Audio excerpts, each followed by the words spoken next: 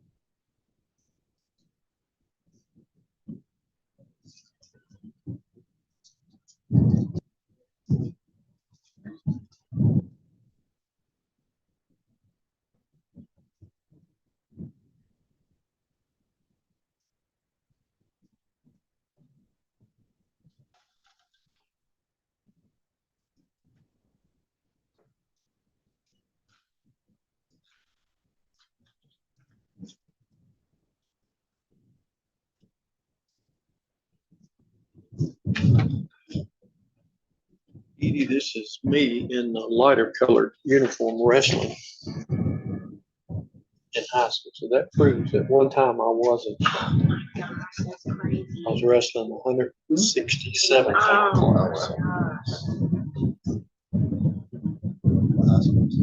Cheatham County. Okay.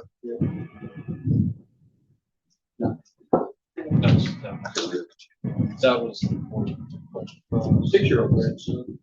Just earned his blue belt. Oh, wow. That's cool. His big brother's the one that showed you earlier. He's already 70-something pounds. If he grows into his hands and feet, he's considered. Yeah, oh, he can kick above his head. It's amazing. Edie can do that. Yeah. She can jump up and kick When the I ceiling. fall down, body parts get all over the place when I fall down. And I fall down a lot. Like I get older, I got to hold on to stuff. Oh, yeah, absolutely. Absolutely. Everything I saw my parents do, I find myself doing the exact same thing. Yeah. You're like, Mom, why are you wearing ski shoes and something else? My feet hurt about the most, and now it doesn't. Yes, absolutely. I got to have some kind of tread too between me and the floor. Oh.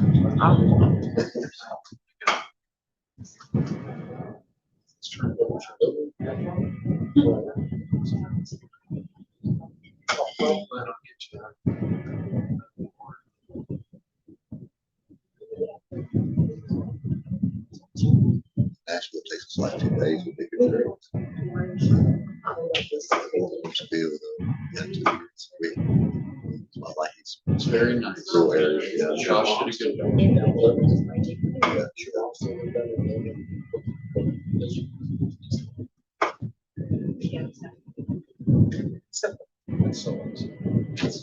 I'm glad you got it.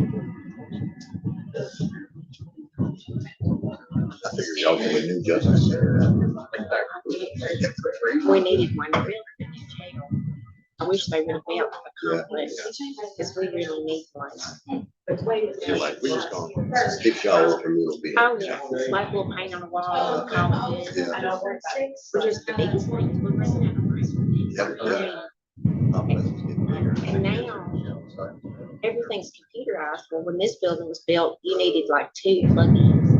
We got 14 things plugged into one outlet trying to make it all work. In the wintertime, you can't run a little space heater, that's for sure. It'll shut everything down. It's little things like that that just don't think so. Back then they had maybe a calculator or something. Now we got oh, way too much. But you need every bit of it. It helps. So much. You know, because when I came, we had that's fantastic. With scanners and resets and case and you don't have to pull the files as much and you can get people what they need supervised. Oh, sure. I mean, there's so many benefits to all of it. But again, 2 plugs. Yeah. Definitely not, we need way more than It that. was a rental property. I would say. Payphone outside. Yes, yeah, yeah. I don't know if it works. I haven't, it doesn't. Yeah, I see the wires just Yeah. hanging. So awesome. I think I had used it as a teenager, I'm pretty sure. Need like 2 I don't know why. You did your Tuesday. But you know, it's safe, you don't see them anywhere, it's been such a That's funny, take a picture. yes, pose in front of it. Yeah, show it to my granddaughter. Vintage. Yes. See if I got one of each. That's not. I actually need little things. I can lose a dime to a quarter. Yeah. Wow. To call people, collect. Yes, yes, yeah. Say the message real quick. And hang up. Yeah. Good times. Oh, yeah. Good times. People don't know it's good times. There's good in technology and there's also much bad. Yeah. Yeah. People drive. I mean, I'm definitely more concerned because it's just, Yeah, that it's is. fair, yeah. Or TV. I used to read a book.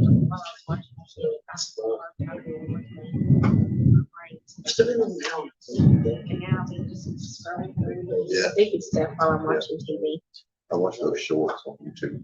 Yeah, I love it. Yeah, I like those little shorts. I don't like it. I can't do the TikTok. It's way too fast. It makes my head way too long. Yeah, But now YouTube's longer, yeah. even though they're still, like you said, they're short, Yeah. but they're not like so fast. My head feels like a lottery. Yeah. Yeah. Spinning. Right. TikTok's pretty good. It must be. Yeah. My eyeballs. But now when somebody sends me one, I mean, I either, if they send me something funny to watch, I can watch it, but I can't scroll. Yeah, yeah, yeah. I don't have a TikTok app, so. I got it, I had to put it on there because they give me, funny things to watch. And for a little while, it would let you watch. Yeah, We yeah. had to download it. I finally had to download it. That's the only time I ever know. It's.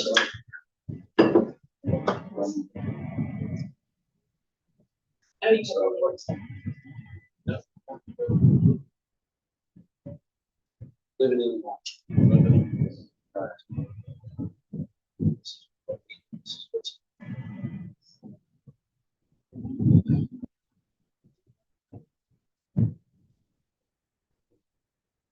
That's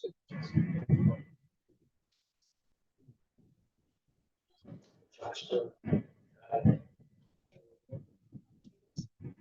Yeah, it's been there.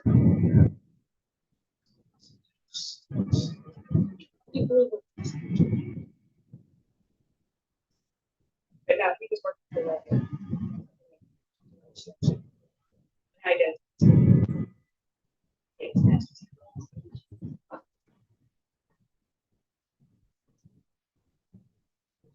That's.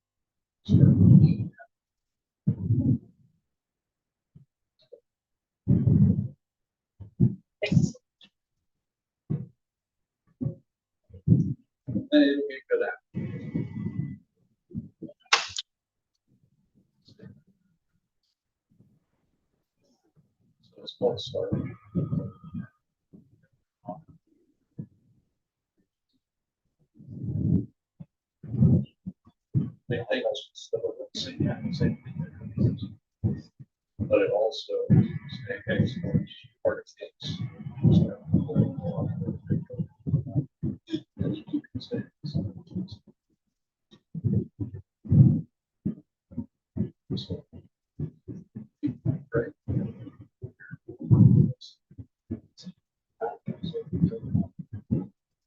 It's exactly when I got the coaches, I should you guys. real quick. It's functional. Trying to stay out. Well, part of it will come across. I'm just watching you, making sure you're behaving over there. It'll say in certain places, it'll say you have to read this. So you're forced to.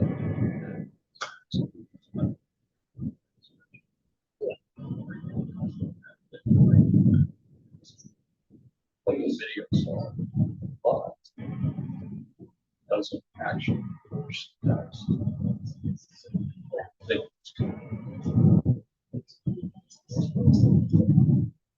Plus, access.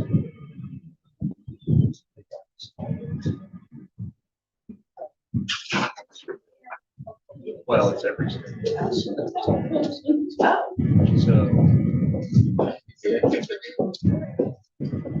That worked.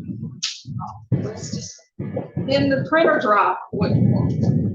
You know, if she put malware on laptops, and it protected every individual file in the driver, yeah, so Oh my it's been goodness. one of those mornings. Well, you can just hand print the final instructions. Hand print. Yeah, So you just want me to write it out? write it out by hand, yeah. Like a monk. We'll try to stretch this out. And I'm sure they have the old carbon copy stuff, you know. where Oh, you yeah, just do yeah. that, and then you Mimeograph. put it in a printer, Right. and, you know, and it Yeah. pops Right. out on, yeah. See, I just aged myself, because We're I gonna know have to these get- two right here probably have never heard of that before. We're gonna have to get you one of those big cool pens where you can handwrite it. Cool pen. Yeah, Nicole, I bet you don't even know about the carbon copy stuff and what they used to do in schools, do. and, you know, they'd have to put it in there and then you roll it. And those copies would come out like that, and you'd have to do it over and over and over So again to I- get extra copies. I have to type my crime report on a typewriter, 2 pages. Oh, wow. But I gave yours.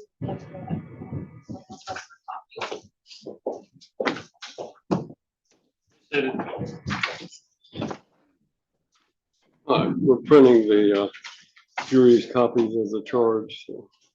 As soon as we have them ready, we'll bring the jury up.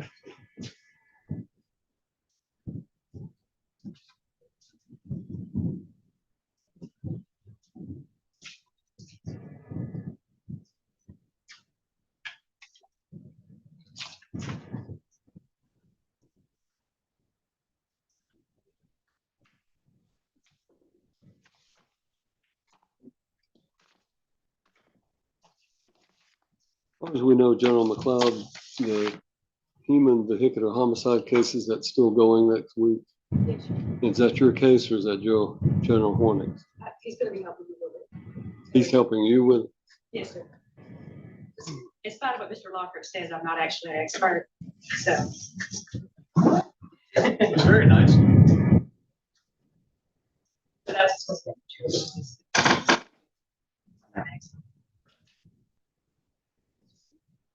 Just great.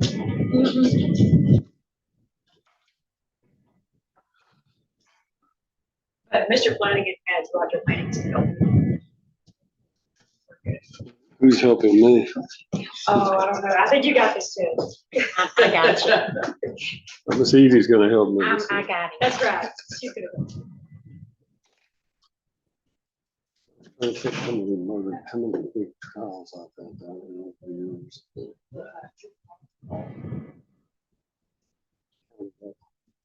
or 5 big jury trials.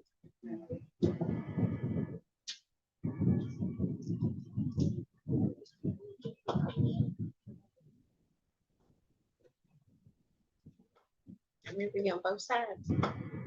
I remember you on both sides.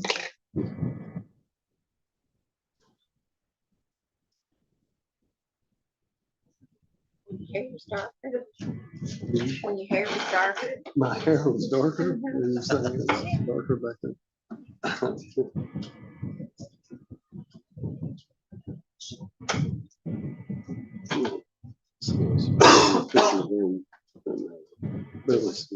It's a picture of you when your hair was brown.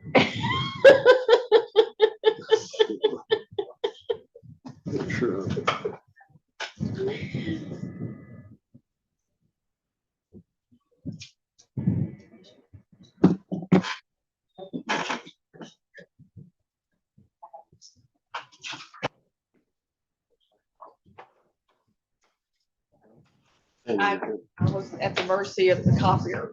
Just, All right, oh, I'm should sorry. be 12 there. We're ready to bring the jury out. Technology is awesome today. Yes.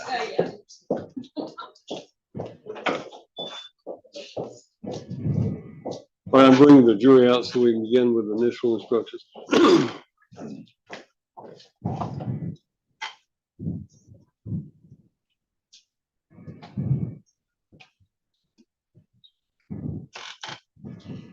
Folks, y'all can sit anywhere you want to now. There's no assigned seating, so.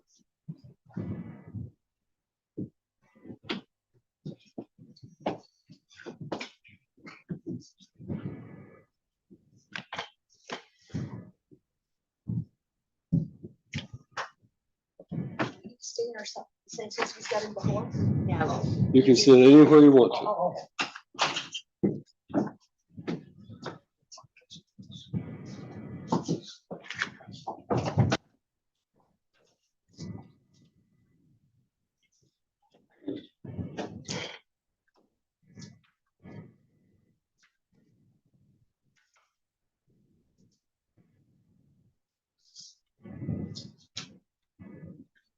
All right, if you'll read along with me, ladies and gentlemen, the defendant, Bobby D. White, is charged in the counts 1 and 2 in the indictment with the crime of driving under the influence. In count 3, the defendant is charged with leaving the scene of an accident. The defendant pleads not guilty to each and every offense embraced in the indictment. Before we begin the trial, I would like to tell you a little bit about what will happen during the proceedings. I want to describe basically how the trial will be conducted and what the attorneys, jurors, and the judge will be doing over the course of the trial. At the end of the trial, I will give you more detailed instructions on how you're to go about reaching your decision. But now I simply want to explain how the trial will proceed. The law applicable to this case is stated in these instructions and those that follow, and it is your duty to carefully consider all of them. The order in which these instructions are given is no indication of their relative importance. You should not single out one or more of them to the exclusion of another or others, but should consider each one in the light of and in harmony with the others. The defendant has been charged with the state of Tennessee with a violation of state law. The document containing the charges is referred to as an indictment. An indictment is the formal accusation charging a defendant with a crime, and it is not evidence of anything. Excuse me. The defendant is charged in counts 1 and 2 in the indictment with driving under the influence. For you to find the defendant guilty of this offense, the state must have proven beyond a reasonable doubt that the defendant was driving or was in physical control of an automobile or motor-driven vehicle, that this act occurred on any public road or highway, that the defendant was under the influence of an intoxicant, and or that the alcohol concentration in the defendant's blood or breath was 0.08%, 0.08% or greater. The defendant is charged in count 3 in the indictment with leaving the scene of an accident. For you to find the defendant guilty of this offense, the state must have proven beyond a reasonable doubt that the defendant drove a vehicle involved in an accident resulting in an injury, knowingly failed to remain at the scene of the accident. The defendant has pled not guilty to the charges. He is presumed innocent and may not be found guilty by you unless, after hearing all of the evidence, attorneys' arguments, and instructions of law, the 12 jurors seated in this case unanimously find that the state has proven this case beyond a reasonable doubt. The first step in the trial will be the attorney's opening statements. The state will tell you about the evidence it intends to present so that you will have an idea of what the state's case is about. This opening statement is not evidence. Its only purpose is to help you understand what the evidence will be and what the state will attempt to prove. After the state's opening statement, an attorney for the defendant may make an opening statement if he or she should so choose. Again, statements from attorneys are not evidence. Next will be the state's case in chief, in which the state will present its evidence. The evidence in the case will most likely consist of physical exhibits, documents, and testimony of witnesses. The witnesses will testify by answering questions asked by the attorneys. Venue of the offense lies in the county where the offense was commenced or consummated.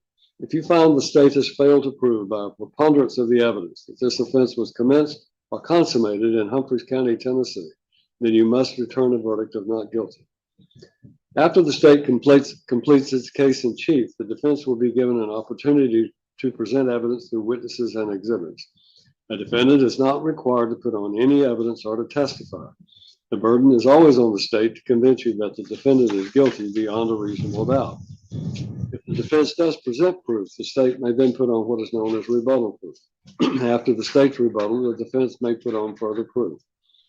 After you've heard all of the evidence, the state and the defense may present final arguments. I previously told you that opening statements by the attorneys are not evidence. Likewise, closing arguments are not evidence. In closing arguments, the parties will attempt to summarize their cases and to help you understand the evidence that was presented. The final part of the trial occurs when I instruct you about the rules of law that you're to use in reaching your verdict. After you hear my instructions, you will leave the courtroom together as a group. You will then begin your deliberations to make a decision in the case. Your deliberations will be secret and you will not be required to explain your verdict to anyone. Now that I have described in outline form the trial itself, let me explain the functions that you and I will perform during the trial. I will decide which rules of law apply to the case. My decisions will be reflected in my responses to questions and objections the attorneys raised during the trial, as well as in my final jury instructions.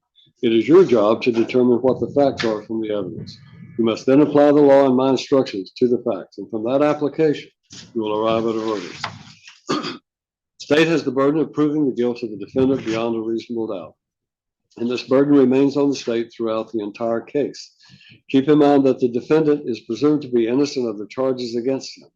Thus, the defendant is not required to prove his innocence, to have his attorney make any statements or arguments, or to produce any evidence. Reasonable doubt is that doubt created by an investigation of all of the proof in the case and an inability after such investigation to let the mind rest easily as to the certainty of guilt. Absolute certainty of guilt is not demanded by the law to convict of any criminal charge, but moral certainty is required. And this certainty is required as to every element of proof necessary to constitute the offense. You, as jurors, must decide whether the state has proven beyond a reasonable doubt that the defendant has committed the crimes charged in the indictment. You must consider the evidence in each count separately.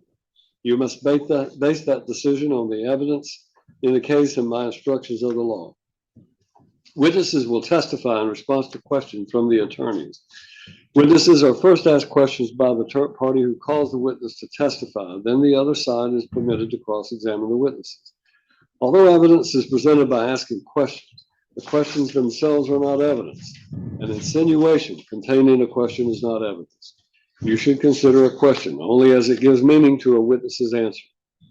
An important part of your job will be making judgments about the testimony of the witnesses who testify.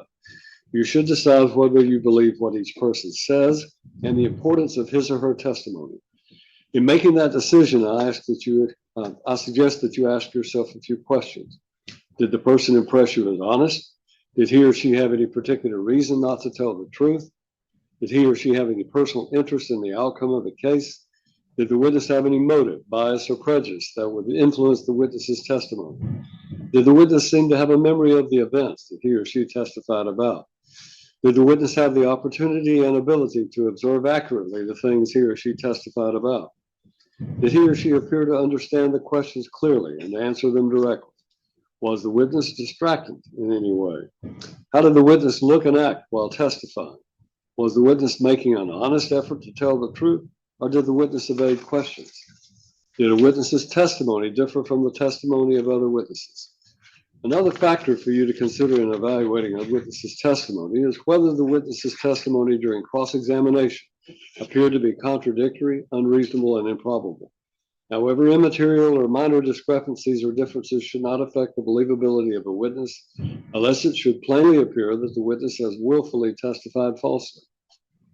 When a witness is thus impeached, the jury has the right to disregard his or her evidence and treat it as untrue, except where it is corroborated by other credible testimony or by the facts and circumstances proved in the trial. As the sole judges of the facts, you must determine which of the witness's testimony you accept, what weight you attach to it, and what inferences you will draw from it. The law does not, however, require you to accept all of the evidence.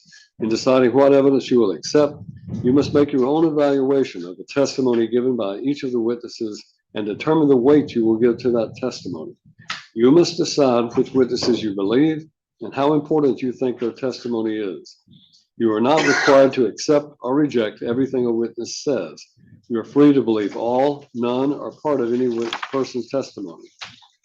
In deciding which testimony you believe, you should rely on your own common sense and everyday experience. There is no fixed set of rules to use in deciding whether you believe a witness. In making up your mind and reaching a verdict, do not base any decisions on the fact that there were more witnesses on one side than on the other. Likewise, do not reach a conclusion on a particular point just because more witnesses testified for one side on that point. Your job is to think about the testimony of each witness you heard and decide the facts. At times during the trial, an attorney may make an objection to a question that is asked by another attorney or to an answer that a witness gives. This simply means that the attorney is requesting that I decide upon a particular rule of law. Do not draw any conclusions from the fact that an objection was made or from my ruling on that objection. My rulings only relate to the legal questions that I must determine and should not influence your thinking. If I sustain an objection to a question, the witness will not be permitted to answer the question. Do not attempt to guess what the answer might have been had the witness been permitted to give it. Similarly, if I tell you not to consider a particular statement that was made, you should put that statement out of your mind, and you may not refer to that statement in your later deliberations. In deciding this case, you may not draw any inference from an unanswered question, and you may not consider testimony that you are instructed to disregard. Any arguments about objections or motions are usually required to be made by the attorneys out of the hearing of the jury. Information may be excluded because it is not legally admissible. Excluded information cannot be considered in reaching your decision. A ruling that is made on an objection or motion will be based solely upon the law. You must not infer from a ruling that I hold any view or opinion for or against any party in this lawsuit. Some of you have probably heard the term circumstantial evidence and direct evidence. These are the two basic types of evidence that exist in law. Direct evidence is direct proof of a fact, such as the testimony of an eyewitness. Direct evidence is those parts of the testimony admitted in court which referred to what happened and was testified to by witnesses who saw, heard, or otherwise sensed what happened firsthand. If witnesses testified about what they themselves saw, heard, or otherwise sensed, they presented direct evidence. Circumstantial evidence is all of the testimony exhibits which give you clues about what happened in an indirect way. It consists of all of the evidence that is not direct evidence. Do not assume that direct evidence is always better than circumstantial evidence. According to our laws, direct evidence is not necessarily better than circumstantial evidence. Either type of evidence can prove a fact if it is convincing enough. A defendant may be convicted on direct evidence, circumstantial evidence, or both. The court will not provide you with a transcript of the testimony at the end of the trial. Therefore, you must listen very carefully to the testimony. Each of you will be allowed to take notes during the trial for your own use during your deliberations. You are not required to take notes. Independent memory can be as accurate as written notes. You will be provided with paper and pen if you decide to take notes. There are several rules concerning your conduct during the trial and during recesses that you should keep in mind. First, do not discuss the case among yourselves during the trial until I instruct you on the law and you start deliberating at the end of the case. You must keep an open mind until you have heard all of the evidence, the attorney's closing arguments, and my final instructions concerning the law. Any discussions before conclusion of the case would be premature and improper. Second, during the trial, you should not talk with any witness, defendant, or attorney involved in this case. Please do not talk with them about any subject whatsoever. You may see them in the hallway, on an elevator, or at some other location. If you do, perhaps the best standing rule is not to say anything. Third, do not permit any other person to discuss the case in your presence. If anyone does attempt to do so, report this fact to the court immediately, without discussing the incident with any of the other jurors. I do not know if there will be any media reports in the newspapers, on TV, or on the radio about this case. If there are, you're not permitted to read, watch, or listen to those reports. You as jurors must base your decision solely on the evidence you hear in the courtroom. I will remind you of your duty and responsibility before all breaks in jury out hearings and trust you will follow my instructions in keeping with the integrity of the case in court proceedings. You may not communicate with anyone or provide any information, photographs, or video by any means about the case on your cell phone, through email, Android, iPhone, text message, video, FaceTime, Google Duo, Zoom, Facebook Messenger, Skype, through any blog or website, through any internet chat room, or by way of any other social networking websites, including but not limited to Facebook, Instagram, Snapchat, X, formerly Twitter, LinkedIn, TikTok, Meetup, Pinterest, Reddit, Discord, WhatsApp, and YouTube, especially including the live stream of this trial. In keeping with the state of Tennessee's open access to the court's public policy, the majority of this court's proceedings are live streamed via YouTube. You as a juror are not recorded on video or shown on camera. You are not permitted to read, watch, or listen to those YouTube streams during the trial. You as jurors must base your decision only on the evidence you hear in the courtroom. I will remind you of your duty and responsibility before all breaks in jury out hearings and trust you will follow my instructions in keeping with the integrity of the case and court proceedings. During the trial, you will receive all of the evidence you may properly consider to decide this case. Because of this, you should not attempt to do any research on your own or gather any information on your own that you think might be helpful. Do not conduct your own private investigation into this case, although you may be tempted to do so. For example, do not visit the scene of any incident, read any textbooks or articles concerning any issue in this case, or consult any other source of information. If you were to do that, you would be getting information that is not evidence. You must decide this case only on the evidence and law presented to you during the trial. Any juror who receives any information about this case other than that presented at trial must notify the court immediately. Finally, during the trial, I may have to interrupt the proceedings to confer with the attorneys about the rules of law that should apply. In some cases, we may have bench conferences in the courtroom outside of your hearing. And in some instances, I may ask you to retire to the jury room while we discuss a matter out of your presence. I will try to avoid as many of these interruptions as possible. I ask your patience because these interruptions are necessary points in the trial where we must resolve legal issues. In the long run, they save time for all of us. If anyone needs a break at any time, please do not hesitate to ask. Simply raise your hand. If I do not see you, get the attention of one of the court officers who will advise me that a juror needs a break. Normally, I will try to conclude the testimony of the witnesses before taking a break. The usual break times are at 10:30 in the morning and 2:30 in the afternoon, with a normal hour between 12 and 1 for lunch. If you need a break at any other time, please ask. A juror who is distracted is not paying full attention to the testimony. Both parties are entitled to your full undivided attention to this case. If after your deliberations you find the defendant guilty of any offense, the court will set the punishment at a separate sentencing hearing. The jury will not be involved in setting the punishment. This completes my opening comments to you, and the next phase of the trial is the formal reading to you of the indictment in this case. General McLeod.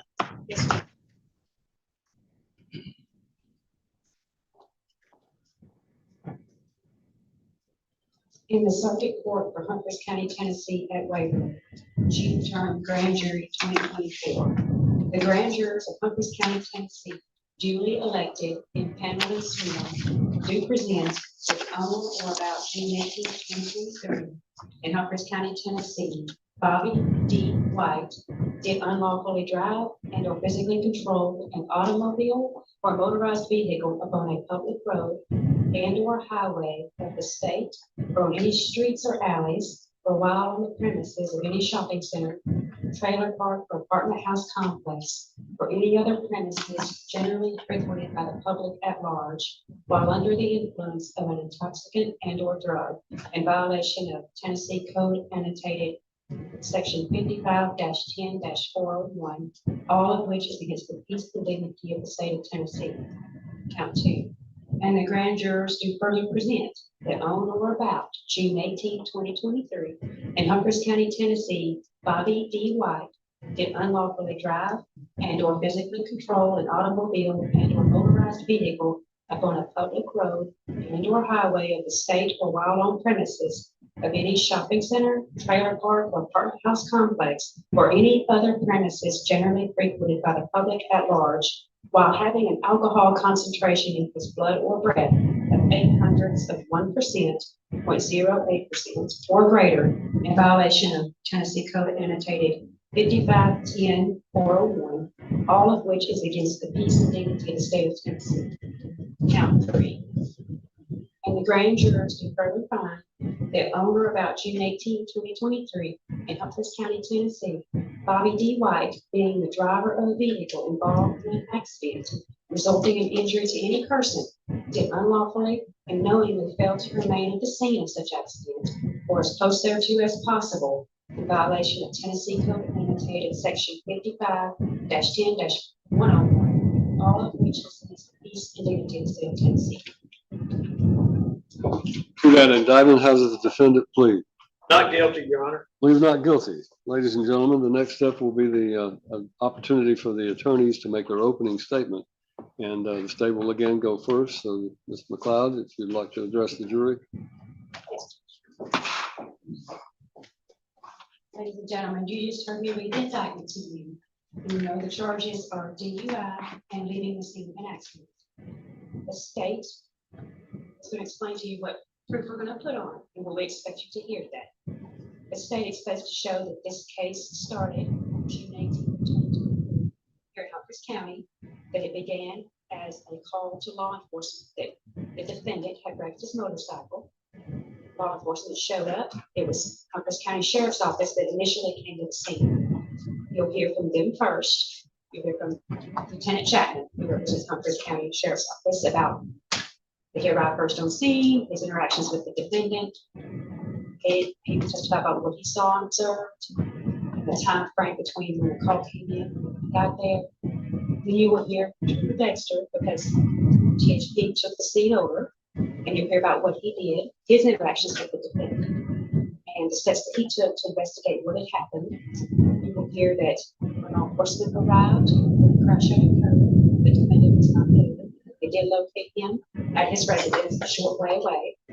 You will hear that they talked to him, as well. He put him in an ambulance. You'll hear that he apparently had some injuries from the incident, that he was transported to Horizon Medical Center in Dickson. You will hear that he gave consent for a blood draw to be done, and that Trooper read him a piece of paper called an implied consent form, which they're supposed to do, which explains what that process is and what they're agreeing to do by getting blood. You'll hear that that blood was sent to a TBI. The TBI tested that blood, and that his BAC at the time of the draw was 0.124, which is above the legal limit of 0.08. You'll also get to hear from the TBI agent, who will testify to the process that they use to test the blood with safeguards they have in place. They do that. And she'll testify about the effects of drinking whilst also operating a motor vehicle and how that can cause impairment and things of that nature. Also, briefly with Deputy DeMark of the Humphreys County Sheriff's Office, his involvement is limited to just serving the warrant on the defendant at a later date. He was injured in the hospital, so he was not taken to jail right away. So you get to hear all that as well. You will see the defendant on video admitting to having drinks the night before this incident, which occurred around 9 o'clock in the morning. The state believes that once you hear and see all of that, you'll be able to look at the evidence and come to the conclusion that the defendant was guilty of DUI and leaving the scene of the accident. Blocker.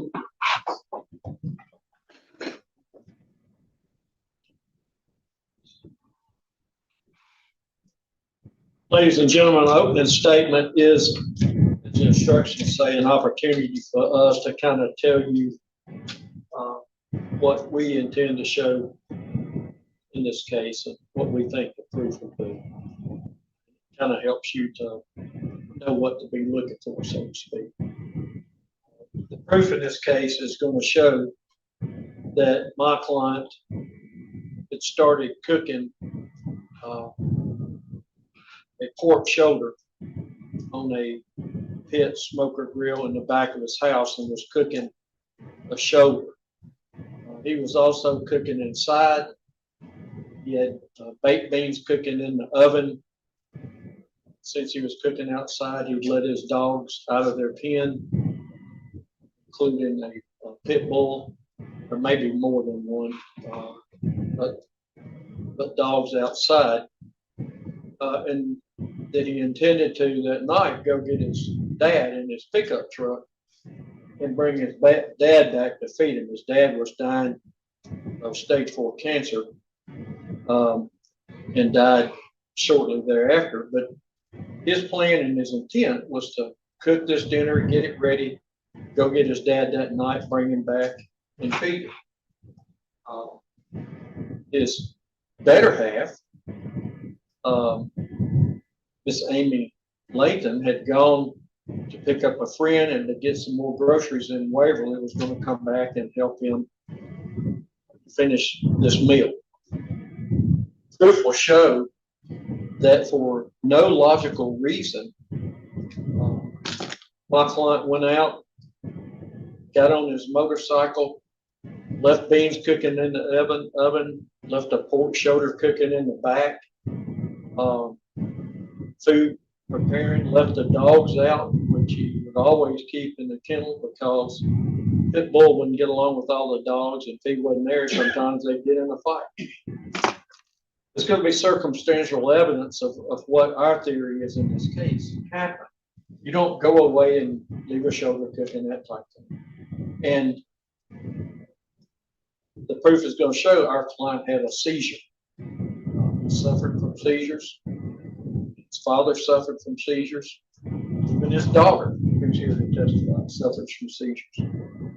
And contention is that post-seizure, when he doesn't really know what's going on, he's confused, he does something extremely illogical and gets on his motorcycle, doesn't go far, and just lays it over in the road and wrecks.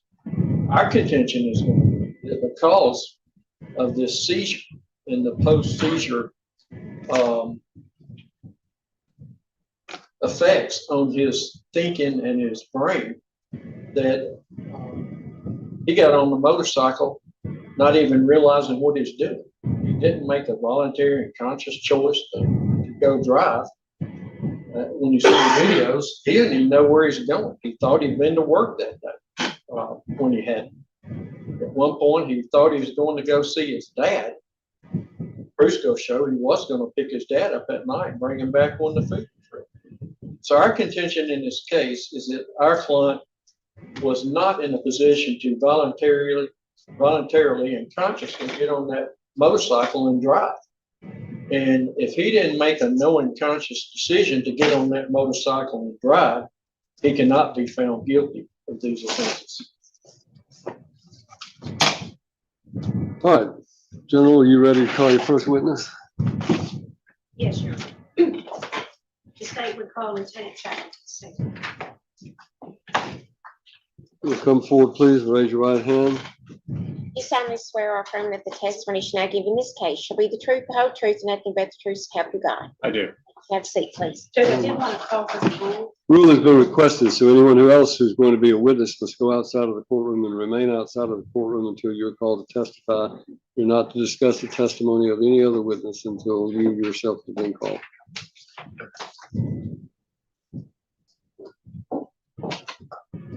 Lieutenant Chapman, can you state your full name for me, please? Yes, ma'am. It's John Wallace Chapman. And where were you employed back on June 18th of 2023? The Humphreys County Sheriff's Office. And what is your rank? I was a patrol lieutenant at the time. And do you remember responding to this incident, Mr. White? I do. Okay. Do you remember when the call came in there? What was the call? The call was a single vehicle motorcycle accident in that area of Highway 230 and Deer Creek between 0905 and 0910. And that's in the morning? Yes. Okay. And is that location, the Deer Creek Road, is that in Humphreys County? It is. Okay. And did you respond to that scene? I did. And what did you find when you got there? When I got there, I found at least one pedestrian standing out at the intersection. A gentleman who I don't remember if I ever identified him, told me that there had been a person who was laid down on the motorcycle. Okay. Did you identify that motorcycle? Did you run the license plate? I did. And who was it registered to? Mr. White. Was Mr. White on the scene? He was not. Where did you locate? I located Mr. White in the registered address for the motorcycle, which is about 150 or 200 yards down Deer Creek at his house. Okay. Is that about how far his house was from the scene of the incident? Yes, approximately. Okay. And do you recall when you made contact with him? I do. When was that? That was at about 9:05 approximately. Okay. And You made contact with him. Did you speak with Mr. White? I did. How much was your interaction with him? It was limited. My primary initial concern was for his medical condition. That's what my primary focus was, but it was fairly limited. Did he have any obvious injuries? He did. Did you offer medical treatment? I did. What did he say to that? He refused medical treatment. Did he tell you that he had had a seizure or anything? No. And do you recall when Tennessee Highway Patrol came on scene? I don't recall the exact time, but I remember him arriving before I even went up to make contact with his wife.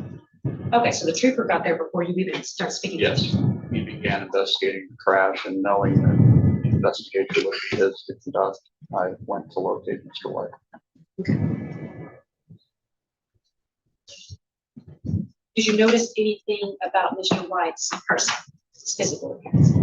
Yes, he was slightly slurring his speech, and he was having trouble standing straight.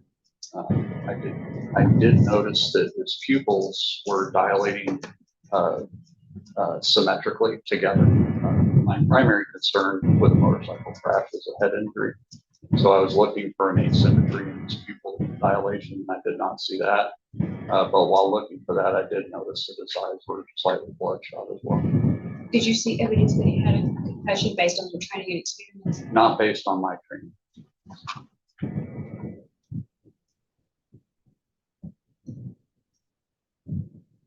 Did you smell alcohol on him? I did not, but I wasn't within contact distance of him. You were what now?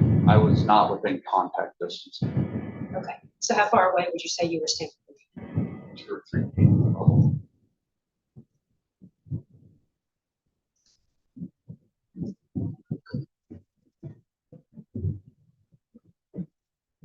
Did Mr. White at any point ask for an ambulance when speaking with you? After he spoke with us, he did eventually ask for it. But he initially refused it. He initially, Was anybody else on the scene with him? no, not when I initially made contact with him. The only people on scene were myself and then another deputy, and then finally the medical or the emergency medical personnel. Did you see or make contact with a girlfriend or daughter of Mr. Wells? I believe I talked to his girlfriend on the phone, I think. But she was not on scene. She was not on scene. And his daughter wasn't or was? Was not. I don't recall anyone being there except him. No further questions. Mr. Lockett, do you have questions? No questions, Your Honor. Thank you. Then you may sit down. You may call your next witness. Your Honor, if I am finished with. He may be excused. Thank you. Your Honor, at this point, I would like to. I don't know if Your Honor will step outside and do that in the paper minutes. Okay. Ladies and gentlemen, we have this courthouse and this courtroom are fairly old, and so they're not really technologically advanced. And to set up for a video to be played, it takes a minute to do that. So why don't y'all step across, have another chocolate donut, and let us get that set up, and we'll call you right back in.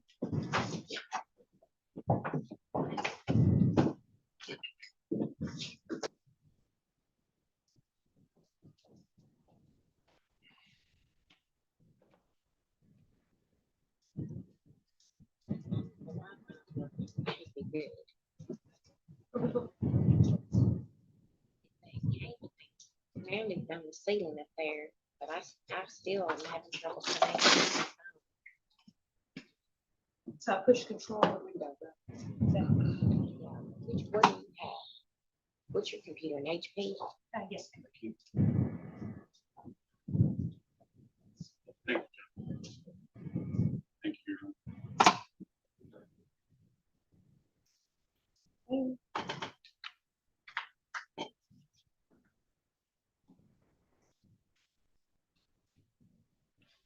Make sure I'm on the right one. Is it so quick? Mine won't reach up here. The signal's not strong enough to reach up here. The DA was saying we were using, and that's the problem that we were having is, and I think they came and mounted it there. It used to say guest access.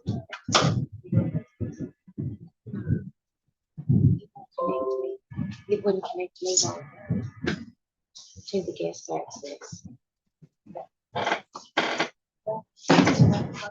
It is. You can, there's an HDMI cable that we can plug it in.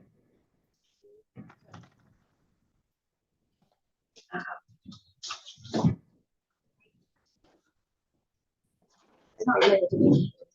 Yeah. Because for some reason, and is that it? I think so.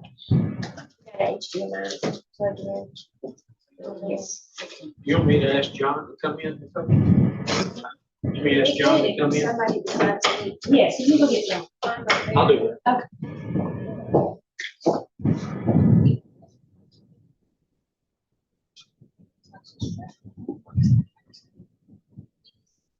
You don't even have to do that. Once you plug in this page, it works better, easier than that.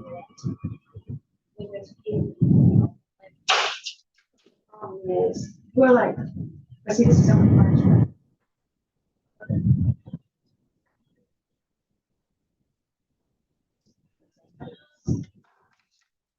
Let's try the other one. Did you go down? Yeah, you can, if you get it to connect to the guest access. Russ is telling me. Yeah, that's the problem we've been having. And Miss Patty even brought somebody to work on it, and they mounted it and moved it, but I still can't get it to. John said it's supposed to. She's trying to get in the guest access is still not working. So, still.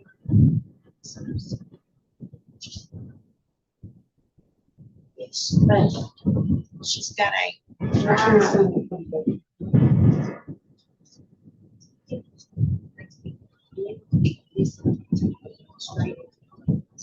That's just one. This part always gives me anxiety. well, if the Wi-Fi worked, it worked great before, but for some reason the Wi-Fi quit working from the.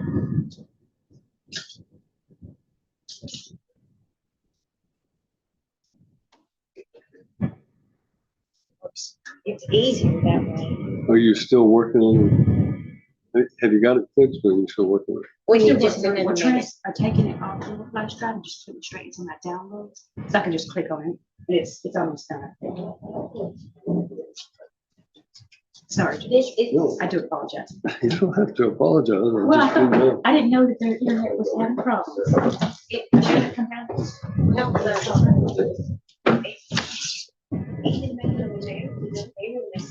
Yes, we got a new user password. Oh, that's your why. issues. That's what your process, I didn't think about this. Okay, so here, yeah. Let me go down on the There's square your and see if I can find anybody Yes, that's technologically please do. advanced enough to do. I'll have to log in up here too. Yeah, I'll give it to you. Where do I go?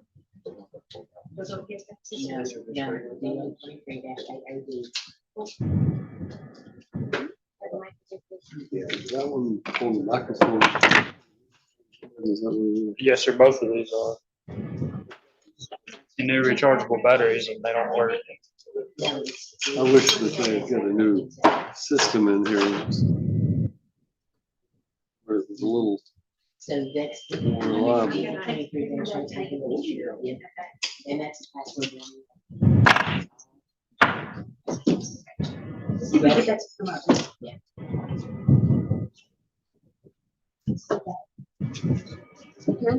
See that? Cover that.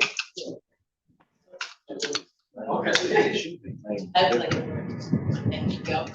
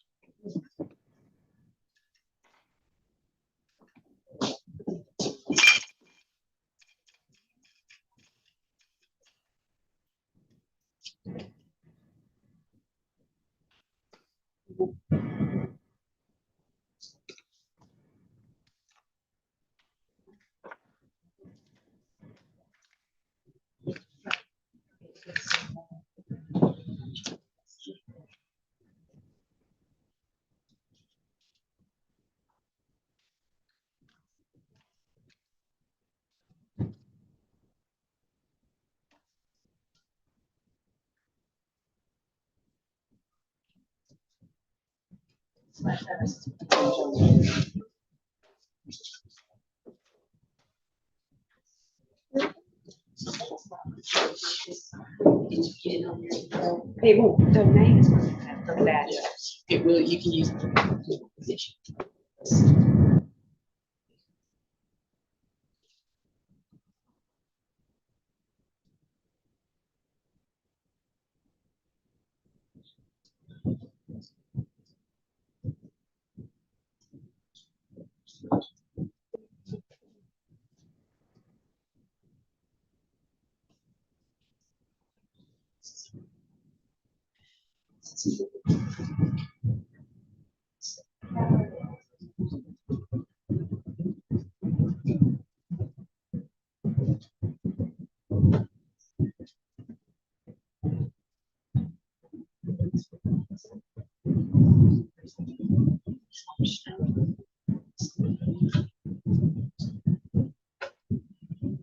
I'm gonna step out. Don't show me over there. Yes, sir. Yes, sir.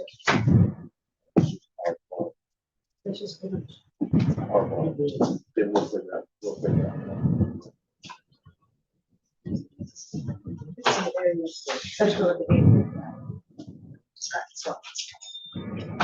But it is the next.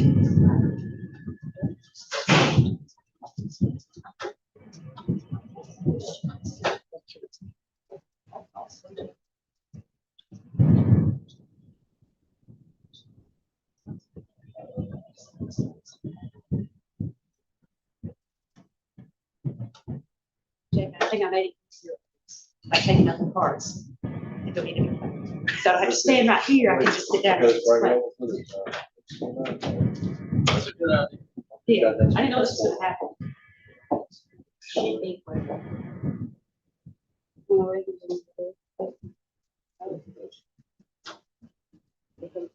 Let me see. I'm sorry, John.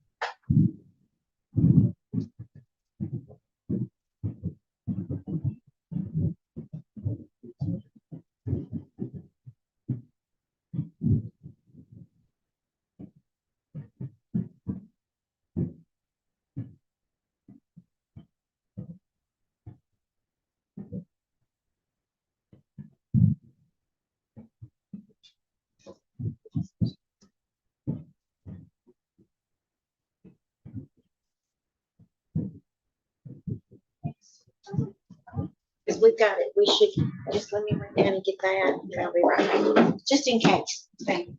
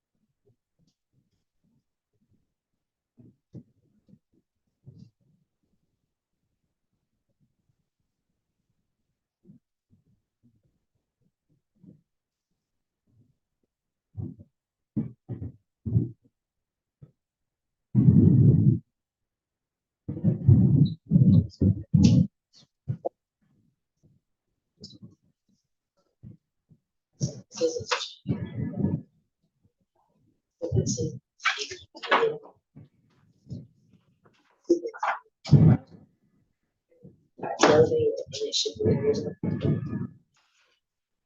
Oh, we just figured out they changed it from T and DA. Yes, they didn't change it from this. It's supposed to be usually.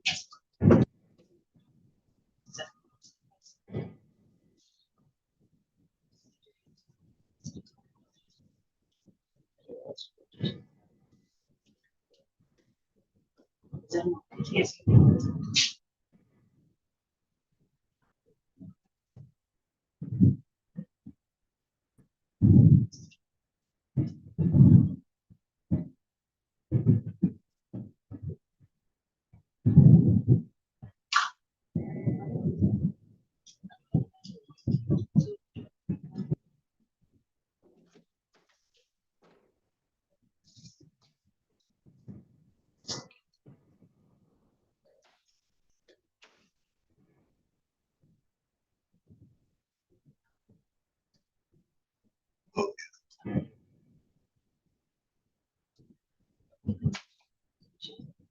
Another strip.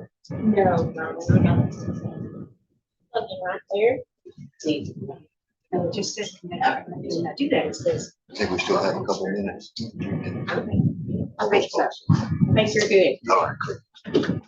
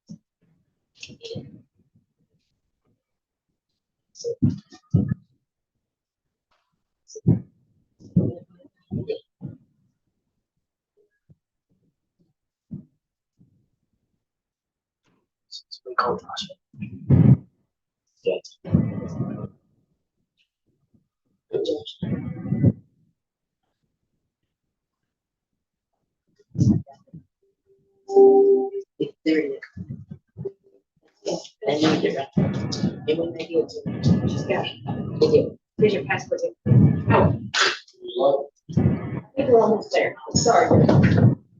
Yes. She's ready. It's okay. Well, I mean, she's recording is working.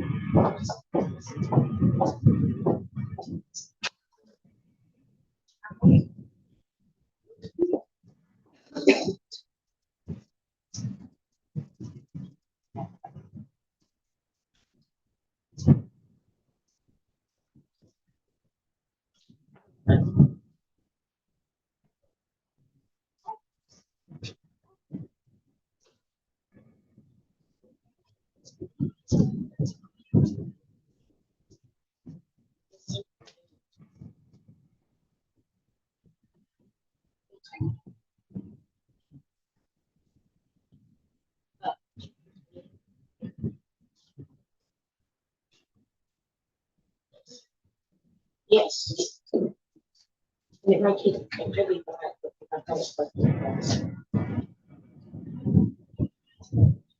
Okay, you're on the, oh, We also got this one here too.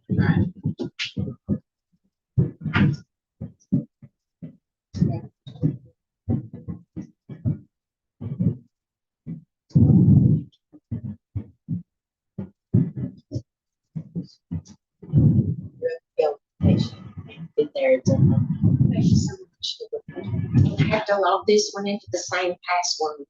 The TV has to be on the same internet. Because for laptops. So this, what you got is not. So let's just see what it does.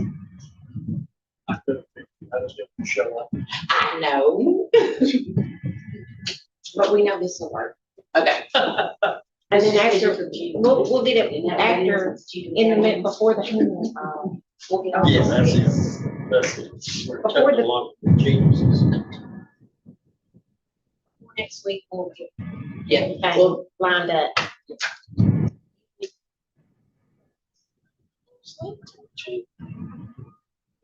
Mhm. And, so even see what I gave you was not right. okay, I'm not, If James. I'll we'll just do it ignore before it. next week. we'll get together before that and And we'll then fix fix it. it. And another thing is, I think she's gonna take her laptops out anyway.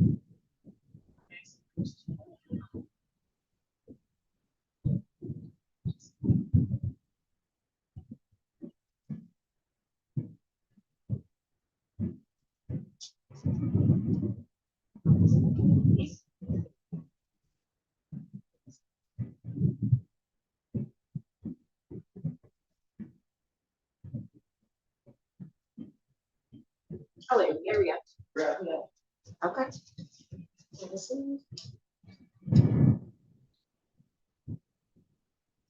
Takes a village.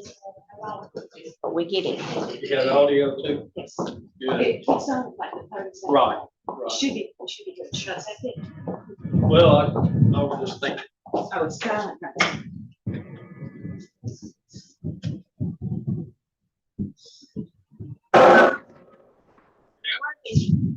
yeah, Somebody tell the judge? Yes. Very good.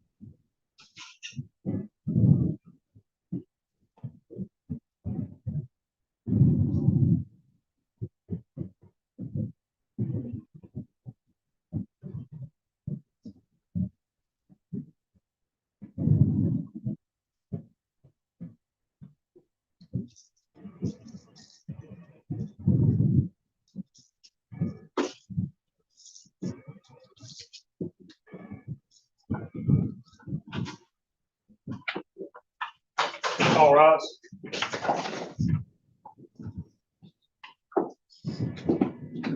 This is, Right, do I understand we have it now fixed? So we are ready to bring the jury in. Bring the jury in,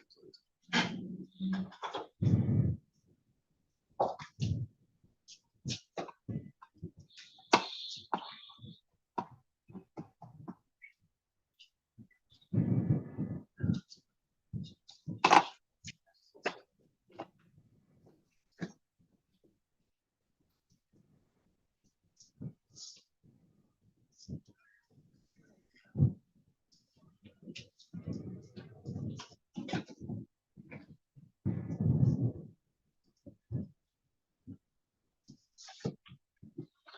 Ladies and gentlemen, I apologize for the delay. We've had technical difficulties again, so we think we have everything squared away. So we're ready to proceed. Are you going to call a witness to introduce this video? Yes, sir. All right, call your witness. Your Honor, the state will call Sergeant Dexter, Tennessee Highway Patrol. All right, Sergeant, if you'll come forward, please. And be placed under oath. Do you solemnly swear or affirm that the testimony you now give in this case shall be the truth, the whole truth, and nothing but the truth, so help you God? I do. Thank you. Have a seat, please. Sir, can you state your full name for me, please? Edward Charles Dexter, Okay, where are you employed? Tennessee Highway Patrol. Were you working for them back on June 18th of 2023? Yes, ma'am. And I'm gonna play a little bit of your body cam. Okay? Yes, ma'am.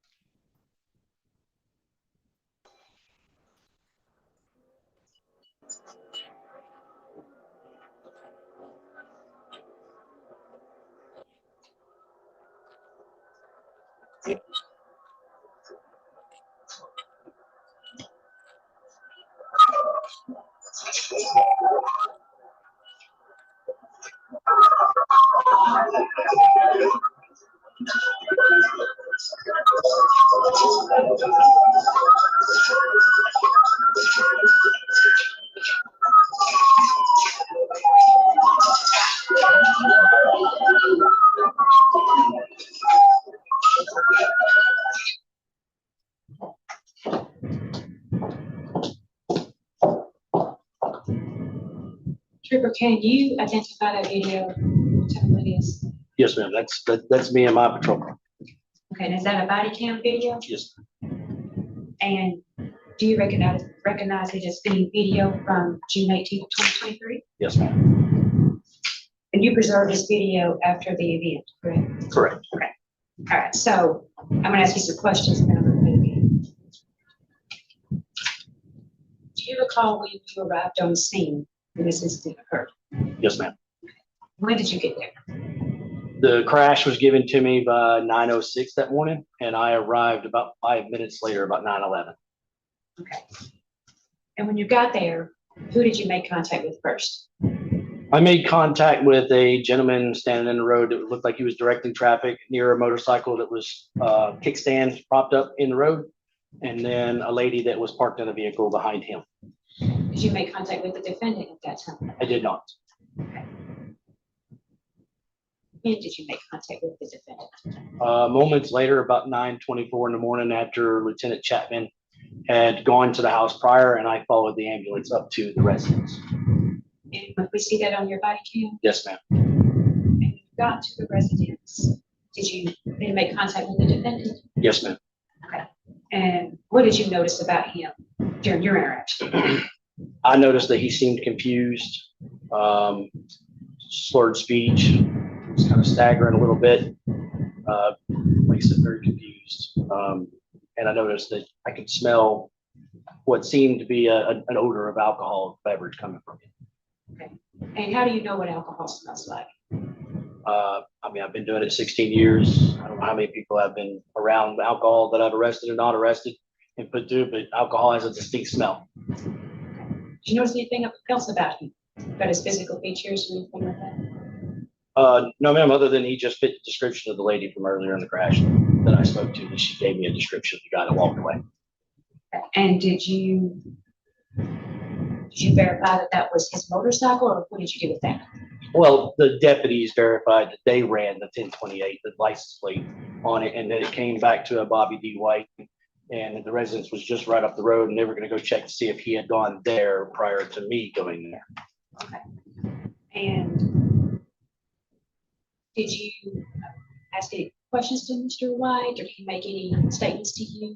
I did. I think I convinced him to get in the ambulance because I wanted to make sure that he was okay.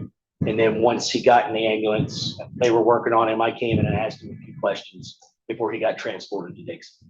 Okay. And do you know where he was transported to, Dickson? Horizon Medical. Okay. And did you go up there and speak with him as well? I did. Okay. And Did you ask him for consent to give blood? Yes, ma'am, I did. And did you read him any form, or how did you do that? Yes, ma'am. The implied consent, I read it word for word. Is that what you're supposed to do? Yes, ma'am. And did he give consent for a blood draw? He did. And did you observe the blood draw? Yes, ma'am.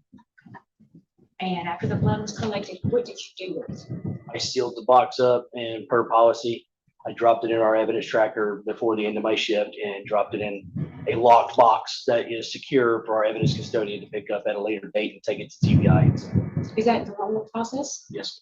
Okay. So you got the blood and you put it in a sealed box. Yes, ma'am. Who provides that box to you? TBI provides it to our evidence custodian, and then he provides them to us. And who took the blood up to the TBI? Trooper Robert Singleton, he's our evidence custodian. Okay. And where's the TBI office? Where's it? It's in Nashville off of Hart Lane. It's right next to our dispatch center. Okay. And was that blood secured in a secure package the entire time? Yes, ma'am. And who all had access to it? Once I dropped it off, just Trooper Singleton. And it remained sealed as far as you know the entire time? Yes, ma'am, until TBI opens it up. All right. At this time, Your Honor, I'd like to play the rest of the back. Go ahead.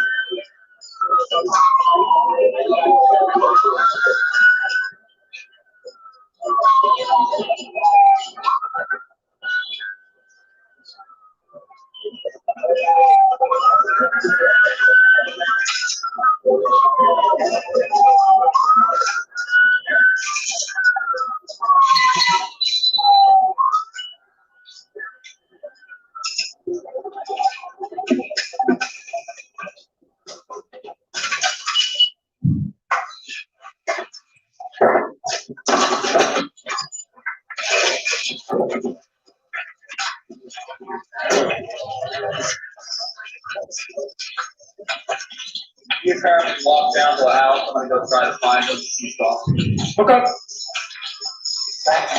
Yeah, we got his bike off the roof and he just kept walking. We heard the sirens and he was just like, no, I'm fine. Okay. He was banged up, unconscious.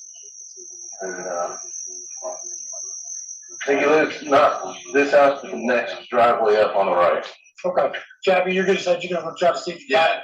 What was he wearing, man? Button-up shirt. Button-up shirt? Ripped up. Was he wearing a helmet? Yes.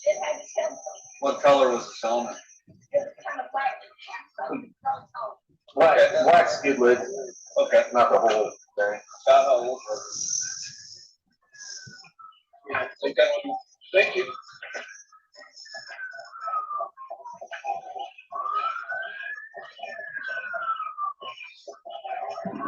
Was he laying over right here? His bike was. Right there where that debris at? Yep. And I guess he was just laid out in the road. 34, 37, 1028 or 10. Tennessee Kilo 45564.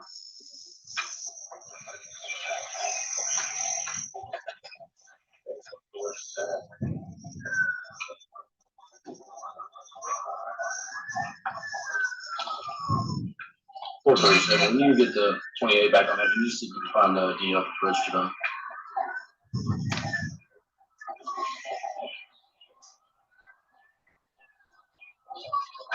Must be advised that riders 1053 got up and walked away.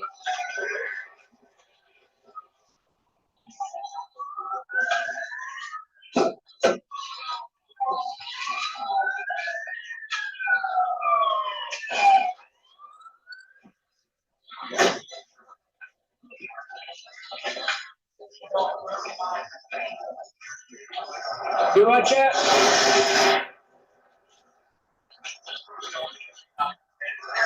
gonna drive down there and see what. Okay. Honestly, I'm thinking about just let's roll the bike off to the side road and get out of the road. That's my bike. Oh, I just came up. I thought, okay, I thought that was the one. No, we rolled him right over there. Oh, okay, 10-4, well then let's just all get out of the road then. Hey, Cody, we're gonna get out of the road. Yes, but did you actually see it happen or did you just come up on it? I found that he was laying in the road, he was unconscious when I pulled up, and the other gentleman, not this one, but the one that left, he was there with him, and we tried to get him to talk, he wouldn't find it. He walked on up to try to stop the traffic, and he began to move out. I tried to get him to lay still, because I started out got naked. Yeah. And he would not. He just jumped up and started moving around. You remember what he looked like? He's kind of a short guy, and he had, I think he had some whiskers maybe, and just, just a young person. He was probably in his 30s. He wasn't too old, and he had some whiskers, and he had jeans on. But, he said he lived right over there. Now, that's what he said. He said, I just lived right over there. When they were talking at home, but he was very wobbly when he was walking. Okay, thank you. No, you can go. I gave him your tag number, but no. I don't want it. 34, 37. You can stick with 9 on that 1028. That is not the right motorcycle. I'll get you the ones involved.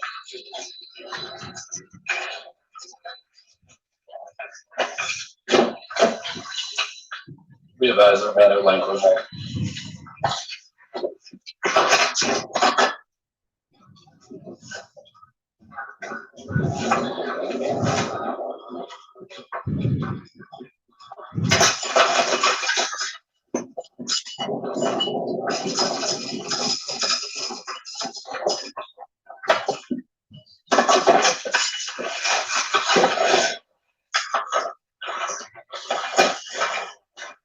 Four 37. Here's a copy 1028 on the correct ones. Tennessee Kilo 59628. If you can find the DL on that one, please.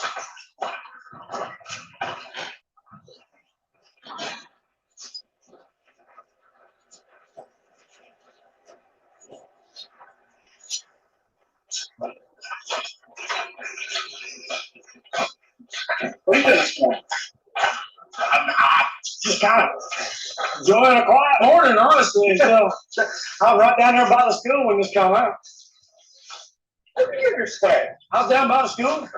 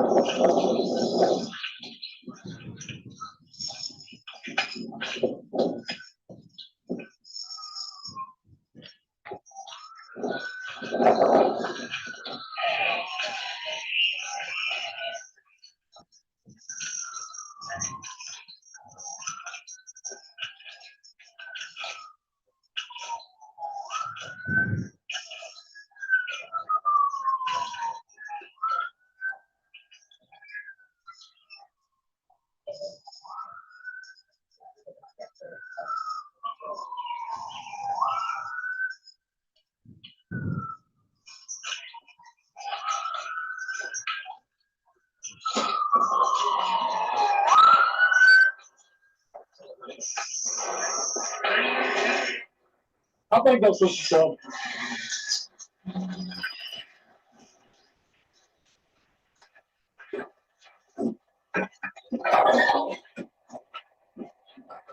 Some more guys, I'm going to 3910 Deer Creek Road. Deputies made contact with me.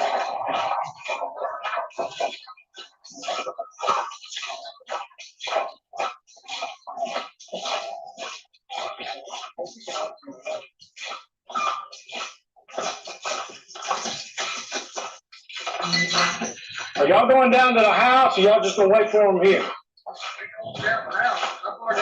I have no idea. I was about to go down there and see if they've actually made contact with him. I think they have. Cody, I'm gonna go down there to the house, see if I think they've made contact.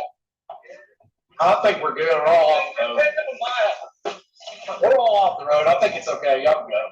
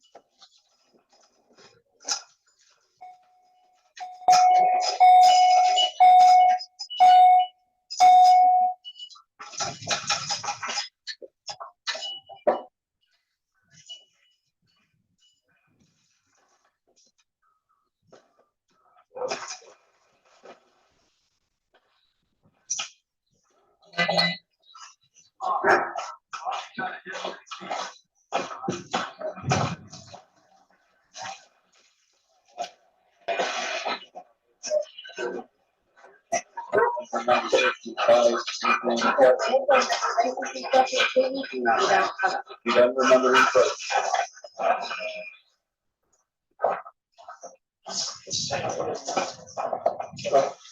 He's saying he has an issue seizures. His wife said he has an issue seizures. So he's taking an IMC. Okay.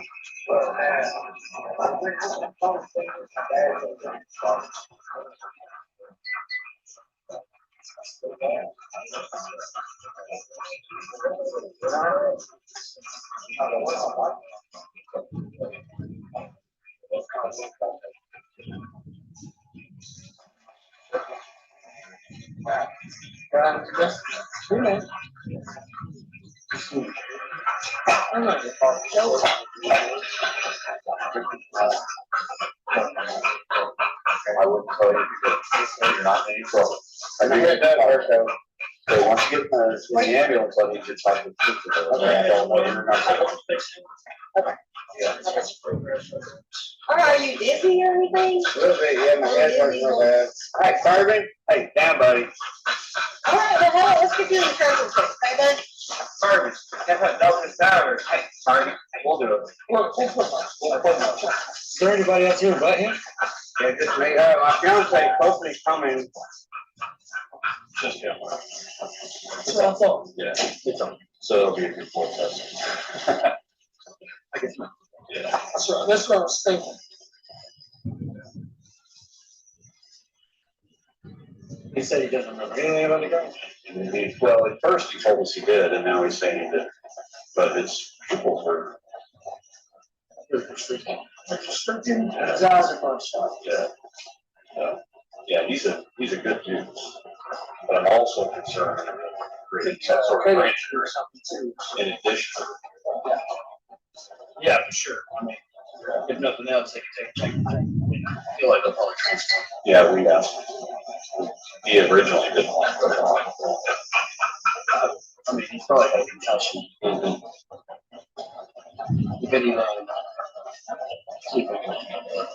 Yeah, They'll probably, if I think it's got her eyes. how bad is this house? I haven't seen it yet. See that motorcycle? I didn't even stop I stopped and looked, but There's some guy holding it, but I couldn't see how bad it was. Trying to just turn the motorcycles if nobody's here. there isn't anybody here. Come get it. It's on someone else's property. I'd throw it.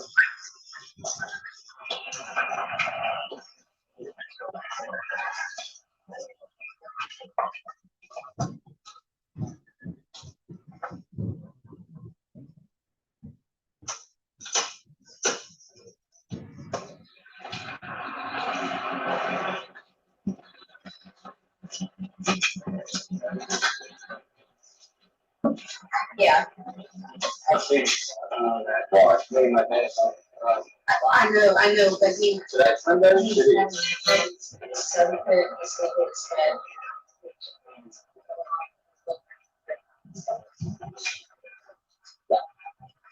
I don't want to have to say that, remember. Right now, yeah. Can I talk to him while y'all are doing anything? Hey, Bob?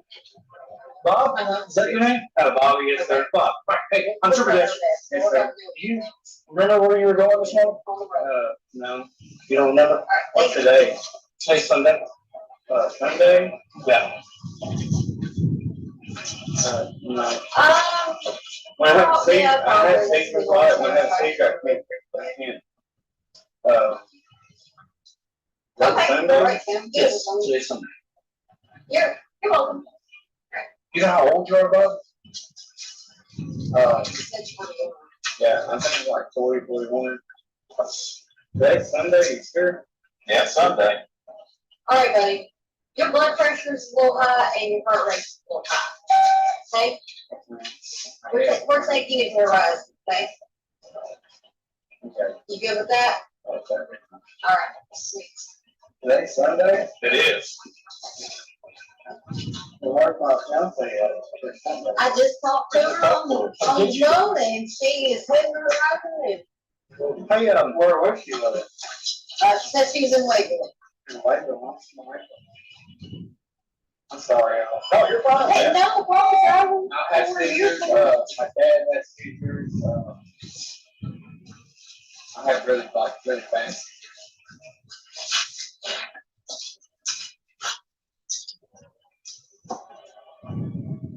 Okay, Dougie, would you mind if we get an IV on you? I hate needles, but I'll be okay. Have you had anything to drink or anything? I don't know. You don't know? Okay. Think so maybe, but I'm Think not so? sure. Okay. Of course, I thought I worked today. I just got off work. All So right. apparently I have seizures. When I have seizures, I can't, Remember stuff? I get days mixed up. Gotcha. I have really fast. Any drugs or anything like that? No drugs. No drugs, maybe alcohol? Yeah. Okay. What's today? Today's Sunday. Next Sunday? Mm-hmm. Oh, what's today? Where do you work? Jurassic Meadows on Airport Road in Waverly. Today's Sunday, and I'm my fiance again. Okay, Alex? Yes. We'll go ahead and head out. Okay. I'll see y'all up there. I'm sorry, sir. Oh, you're good, man. Sorry, Man. Coach. Go get you some medical attention, okay?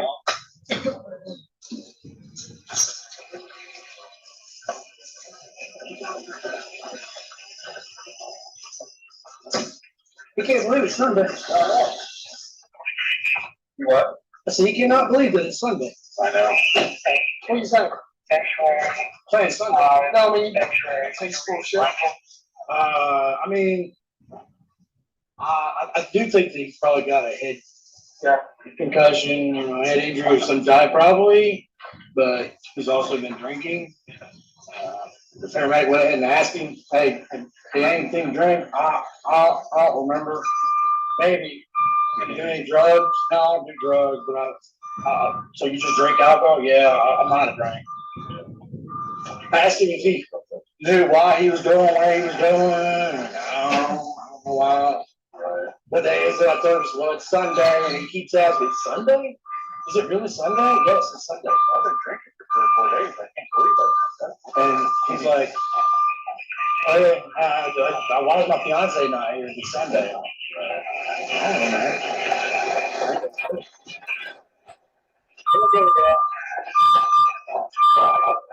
Do you need to move your vehicle up? Or you can move your truck.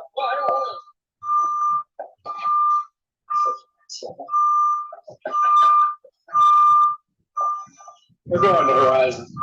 So I'm just gonna go back to the bike. Yeah. Go call a tow truck. I'm gonna call them right now. 34 Thursday. Go ahead and send me next level 5 Delta, John Warren, just advise me one motorcycle. He'll be there at the intersection of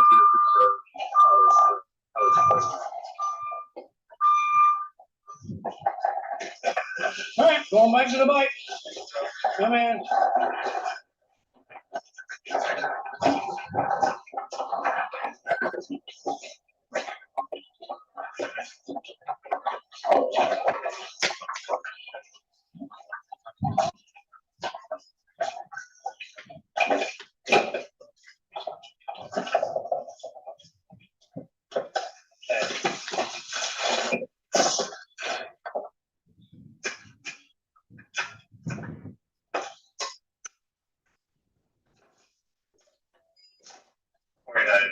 About the criminal history or driving history?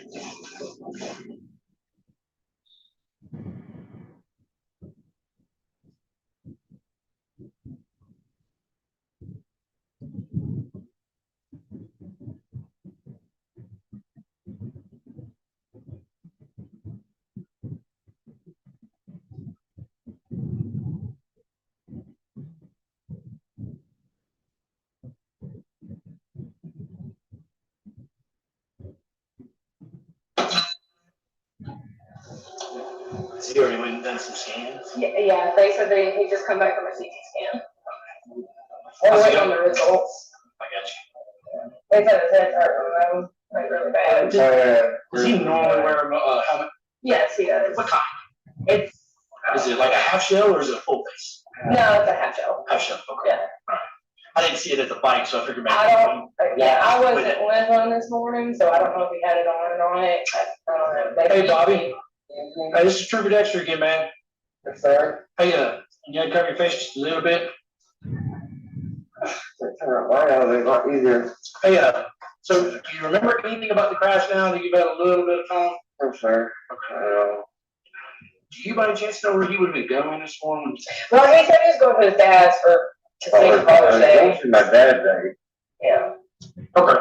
Yeah. Does he live in McEwen or wherever? he lives in Hickman County. Yeah. Hickman County, okay. So you probably just left the house is what I'm trying to figure out. Yeah, I think so, Cause yeah. I don't guess if you were traveling down 231, you probably come off your road there. Yeah, because we live on Deer Creek. Yeah, and- okay. yeah. Okay, cause I didn't see any marks on the road, so we're just trying to make sure that I get a diagram and everything for the crash correct, right? Yeah, yeah, cause I was gonna see my dad's day, cause he's in bad shape, cancer.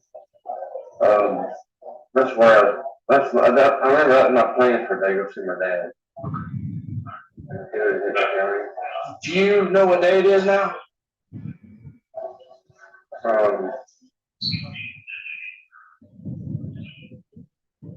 Sunday. I don't know if you remember, I told you earlier, you couldn't believe me that I told you it was Sunday. Yeah. He called me earlier and he thought we was at work and he's like, "Where are you at?" I was like, "I'm here at the lake." I was like, Yeah. he's like, "No, we just left work." I was like, "No, we didn't, baby." I've got some paperwork for you for the crash. Brian Gill came and got the motorcycle. Okay, 'cause it was parked on somebody else's property. You weren't home for me to contact somebody to come get it, take it down to your house. So I just went ahead and Brian Gill came and got it. Okay, I'll let them talk to you, but. No, you're good, you're fine. You sure?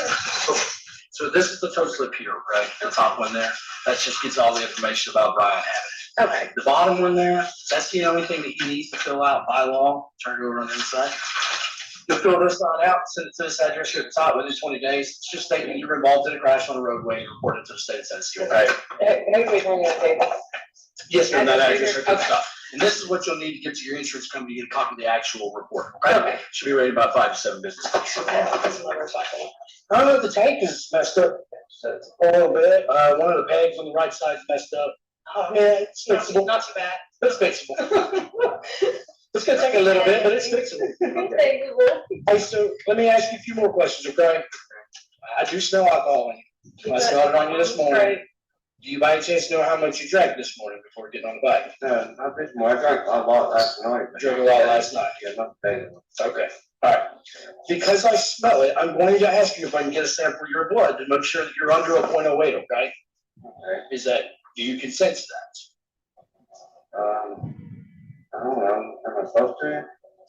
I mean, when you get your driver's license, it's required by law. You can actually be charged with implied consent law, and they can suspend your license for not giving me a blood sample. Yeah, I guess that'd be fine. Okay. Well, I've got a piece of paper here. I'll read it to you verbatim, and then I'll let you sign it saying that you will. Then we'll get somebody in here and they'll draw your blood. And then I'm gonna guess y'all are probably gonna be here for a while. I think so. I'm gonna ask them just to make sure, okay? But I'm gonna read this off to you after they get, I'm gonna let them do it. I don't wanna give you no. Hey, you're not gonna worry, I'll finish. I'm getting blood work for the office today.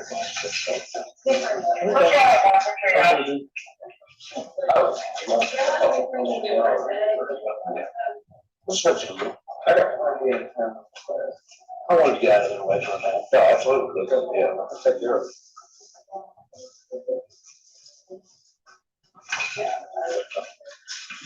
Stand over here. So she's got to turn around and do something. I'm in her way. Shouldn't push you.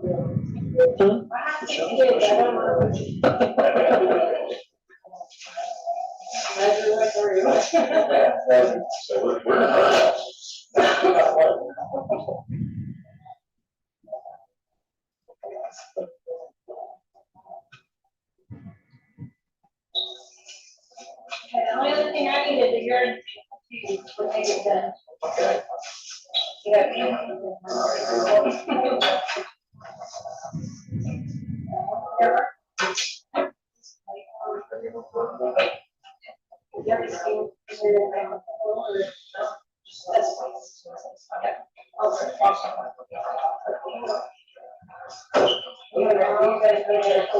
to go?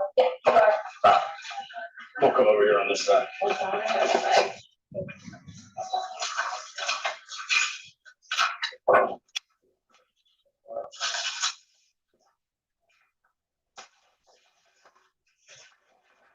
I'm just gonna read this out to you. It's kind of short, okay? Yes, sir. It's just gonna say, you don't have to answer anything yet until I'm done reading, all right? It says, are you willing to consent to provide a blood and breath sample for chemical testing? If you refuse to supply a sample for blood and or breath testing, no test will be conducted unless required by law or authorized by a search warrant or extenuating circumstances. If you do not consent, the law permits me to apply for a search warrant for a blood and or breath sample for chemical testing.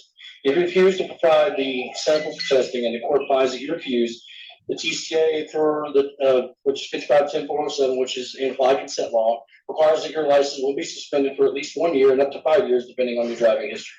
If you refuse to provide a sample, you may be ordered to install and keep an ignition interlock device in your vehicle for 1 year or more.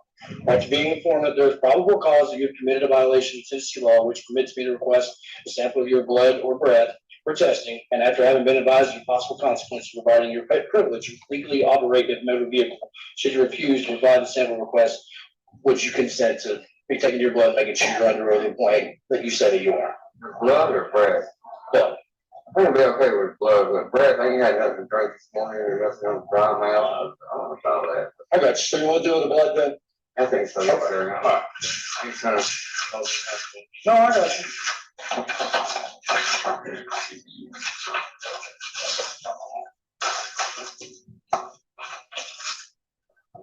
If you can sign, I'm gonna hold it up to you.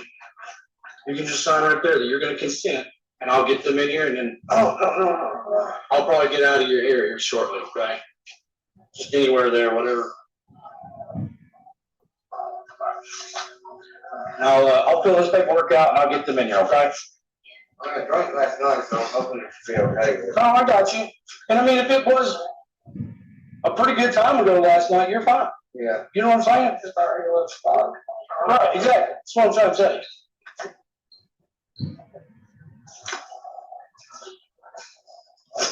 If it is, well, whatever, I get charged with DUI. If it is, yes, you will hear back from me.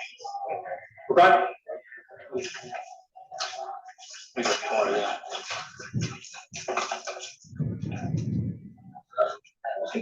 Can I get somebody from my own page down here to get a central blood draw? Yeah.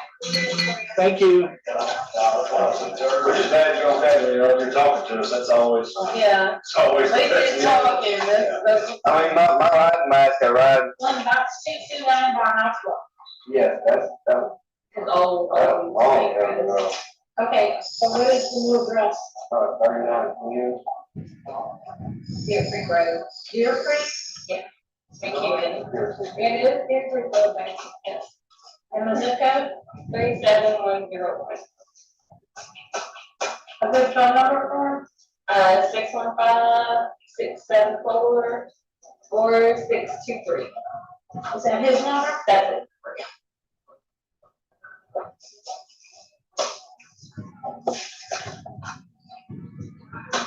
And you said Mary? Well, it's not technically married, but we've been together for 7 years, So so. he's single. Yeah. Is there a religious preference you want on file? No.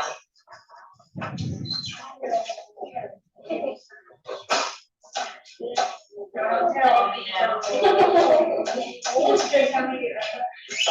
an email address you want on file?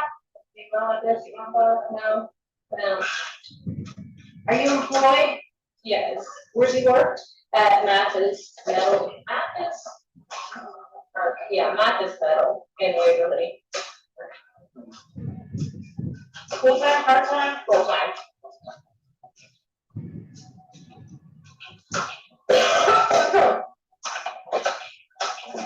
What is your last name? Mine, Layton, L-A-Y-T-O-N. First name? Amy. And you're at the same address as Steve? Yeah. What's your phone number? 615-578-4165.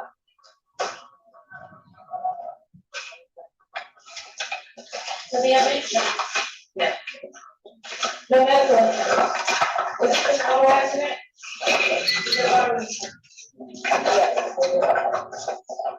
Is that in the vehicle? It was through Progressive when I read it. I didn't actually get the card. Okay. I just read the registration and it said it was through Progressive Life. I didn't get the opportunity to get the insurance card. Yeah. Oh, yeah. Keep your arms straight. That needle right there in your elbow. Right.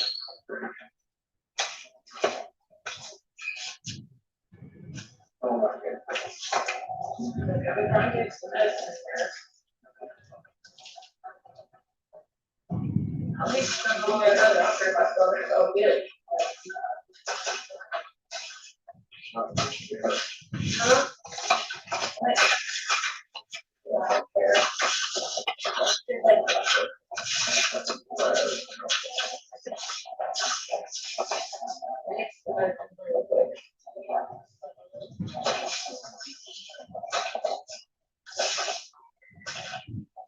My body hurts, but it doesn't every time I go to sleep. Yeah. Change your love and forget everything like I was that. I think that's just too young.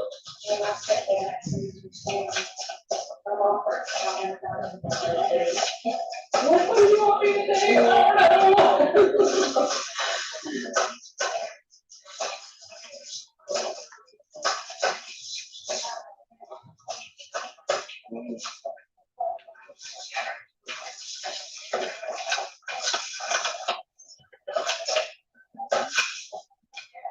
So approximate time this happened?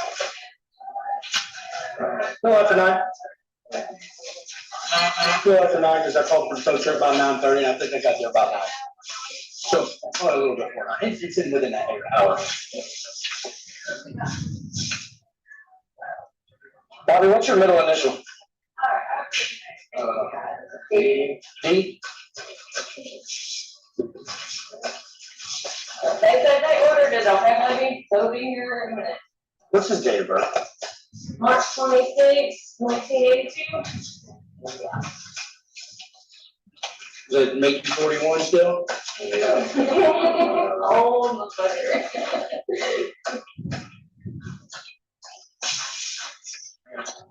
Hey.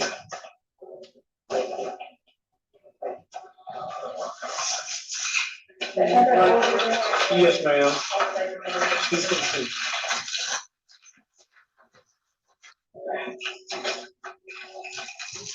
Keep your arms straight. This is one right.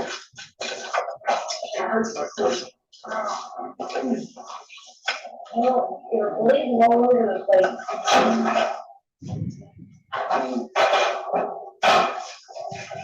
You got full custody of any minor children in the house?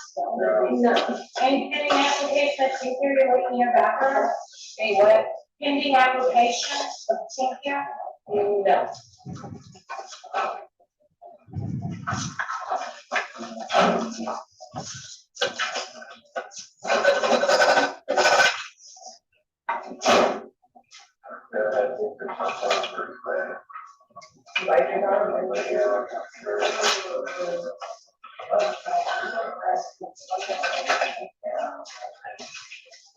Oh, I'm trying to get a blood. Hang on, I'm gonna draw the blood. Other arm. Yeah. Oh, yeah.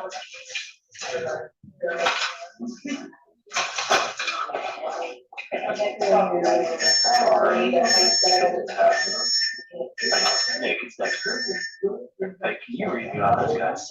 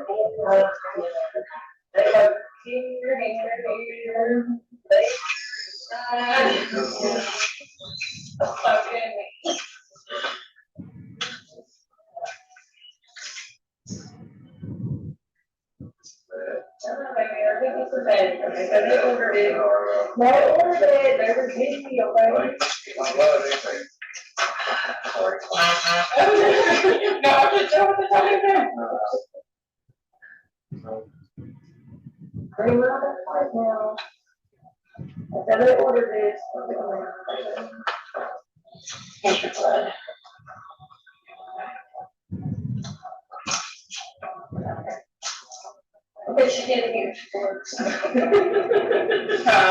It was your fault, but now it's you. Now it is. I know better than more. Thank you. Are you gonna put this, got a tag? I'm gonna have to put some stickers on it because she's already got some.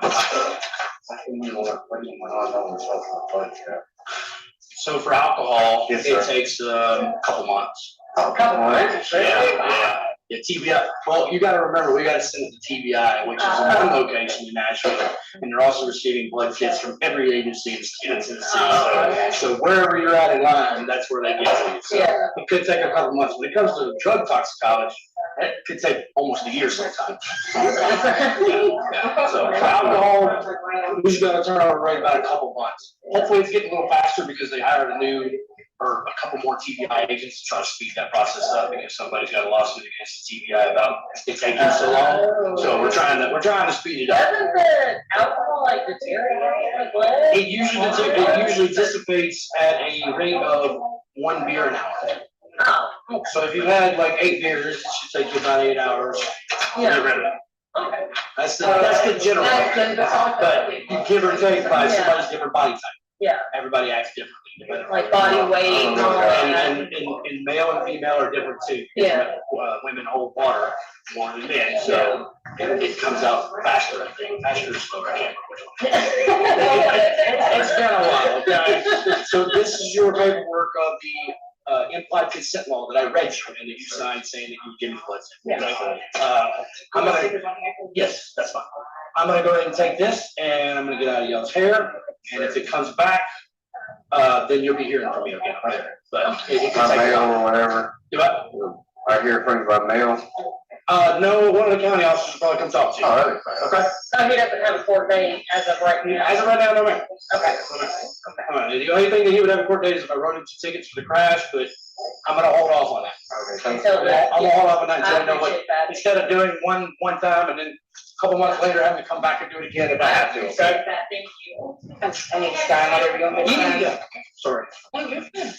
Everybody's is different, Right there, and then, depending on how you do your signature like I do mine, can you print it out next to it? Yes, sir. Because I can't read my own. You want me to Anywhere in there. right here? You know Hunter? That's my brother. Okay. Yeah. Well, now I see what's up. Yeah, I know him, your dad. My big dad. You good things, I can walk you like that. You got good handbags. What those things? Stickers right here. No, the bubble wrap.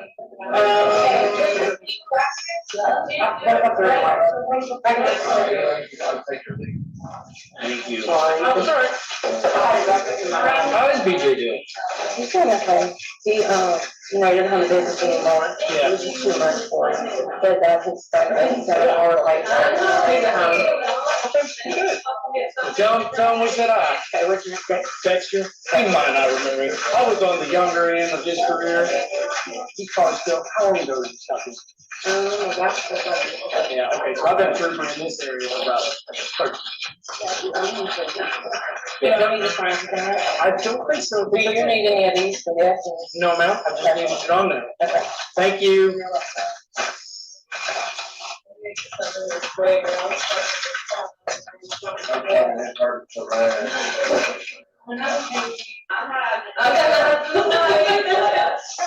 I'm gonna get out of the way before you throw something at me. Y'all have any more questions for me? Any more questions, Debbie? What we discharge, do you need us to? No, I just don't want to go, and then we're gonna wait for these to come back, and then I'll just talk to them later. Okay, There's nobody else involved, nobody else injured, nobody else's property, so. I'm just gonna call it, wait for this to come back. I just wanted to make sure, okay? Thank you. Thank I you. appreciate it. Yes, y'all be careful. No more questions, sir? Nothing? Nope. Okay, all right. We're good. Y'all have a good day. Hope you get feeling better.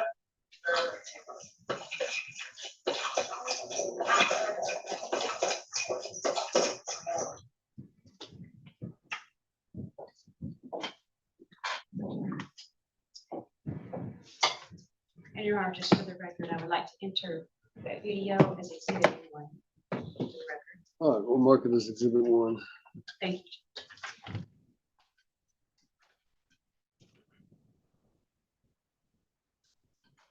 Trooper, sorry, Sergeant Dexter, you watched that video with us.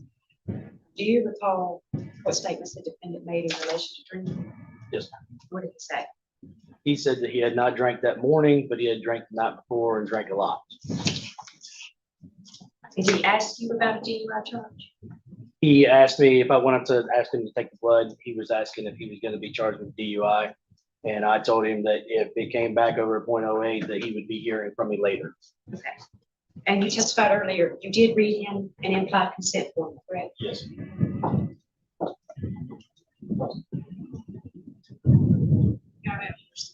You may. Can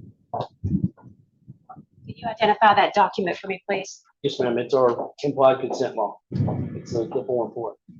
Is that the form the defendant signed on your body cam? Yes, ma'am. Could you please pass that to the judge? Your Honor, I'd like to enter that form as exhibit number 2. Mark it as exhibit 2.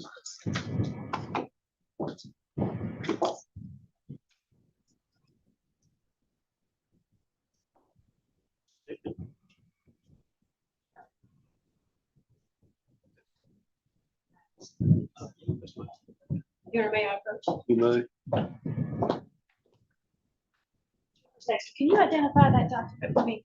Yes, ma'am. It's the alcohol toxicology request that is already prepackaged in the box that you saw on the camera with the tubes of the blood with it. Okay, do you fill that document out? Yes, ma'am, I did. And do you put it in the box with the blood? Yes, ma'am. You put a copy in it with it so that way TBI has the information.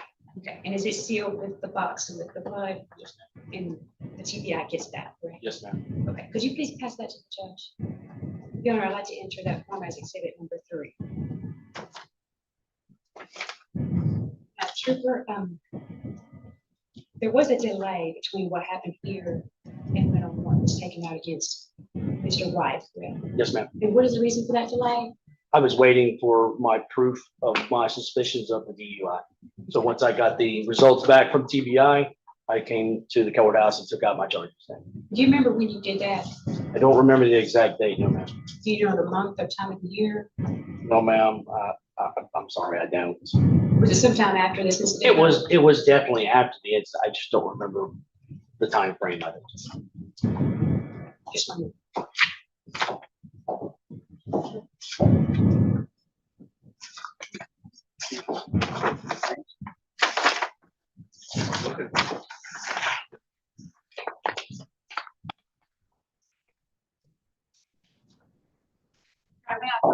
Right. Could you look at this document and hand it back to me, please? Yes, ma'am. It says that I took these charges out on the 20th of November of the same year.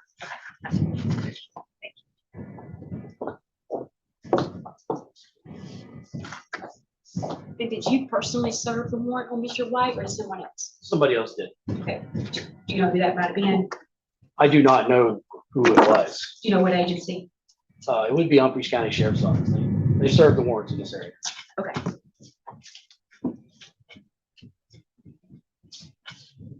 After watching that video, are there any other indications that Mr. White gave you that made you to believe that he was under the influence? I mean, so to me, the confusion. I mean, he made the statements that he was planning on going somewhere and that he was driving. He never did not admit that he was not driving.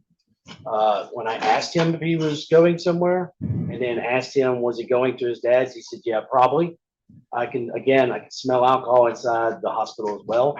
After smelling it on him at the scene twice, once standing next to him, once in the ambulance when I spoke to him for a minute. I don't know if y'all saw in my video, I even kind of made a motion to one of the paramedics. What I was doing there was asking him, kind of making a motion of the drinking symbol.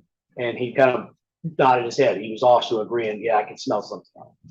Okay, you're talking about another paramedic. Yes, ma'am. The male paramedic that was in the back doing triage.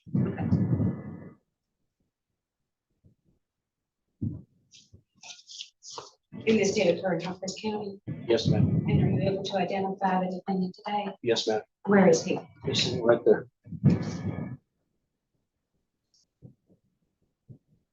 Is there anyone else at the residence when you arrived on scene? I did not see anybody other than him and his dog. He even made the statement, I believe, on the video, that he was the only one.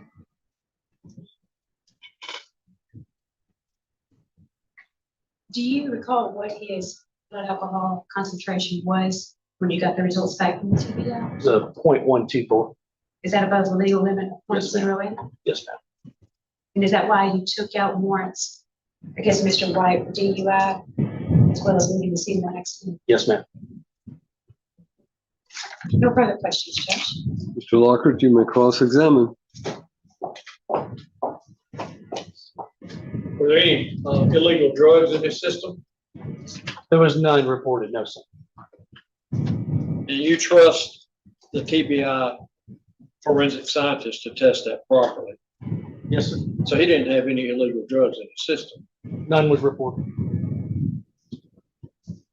So you're saying he may have, but it didn't come out in the I have test? no idea. Once the result comes over a 0.08, they stop testing. Okay, so they didn't do toxicology? No, sir. So you're saying in DUIs, they don't test for drugs and alcohol? After they come over the legal limit, unless it's specified for a vehicle homicide or a vehicle assault, no, sir. Yep.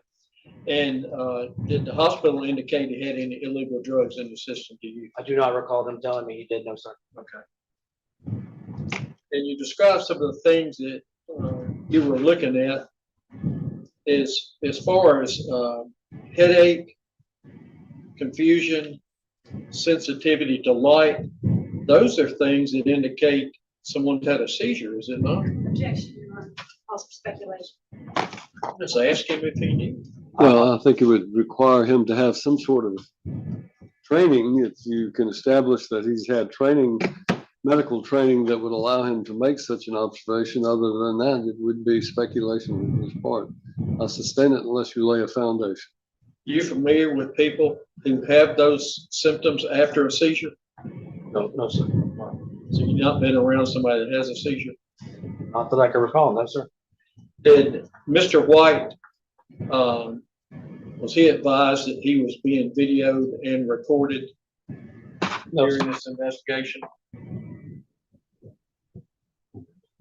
And multiple times he indicated that he'd had a seizure, is that correct? He did say it a couple of times, yes, sir. And he did have sensitivity to light. He said he did. So, I mean, based on what we see in the video, you think he's faking I that have no sensitivity? idea. No idea? So things that make you think he's drunk, you're gonna agree to that, but whether he was sensitive to light, you just can't say he was. I told you, sir, I could smell alcohol. That's all I went on. Okay. And the other factors that I can tell you that are from alcohol. So if he'd had a seizure and didn't even know what he was doing at the time, that doesn't matter to you? It would matter to a doctor, not me. So if he'd had a seizure and didn't even realize he was getting on the motorcycle drive, that wouldn't matter to you. I'm sorry. She said ask and answer. Sustain the objection.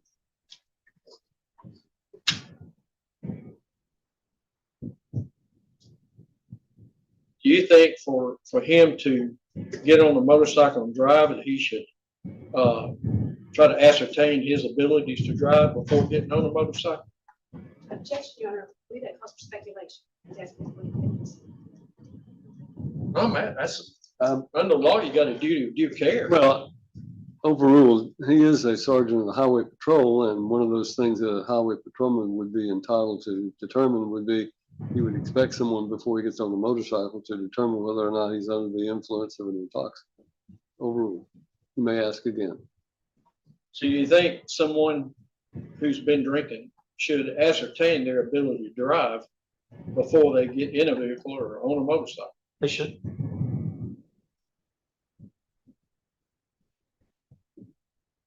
If they've had a seizure prior to getting on the vehicle and don't have the ability to ascertain their abilities, does that make any difference to you as far as the DUI?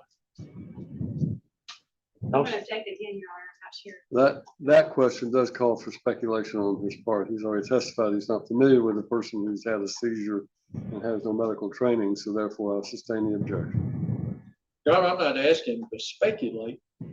I'm asking him under the DUI law as it is, if he has a person who doesn't have the ability to ascertain their abilities and make a voluntary decision to drive, does that make a difference to him as a trooper, so whether he charges? That's not speculation. I'm not asking to speculate he didn't have that ability. I'm just asking if that makes ability, if he couldn't make a conscious decision to drive. Number one, I think it's a legal question rather than a question that a trooper and an investigator would do. So I stand on my sustaining the objection.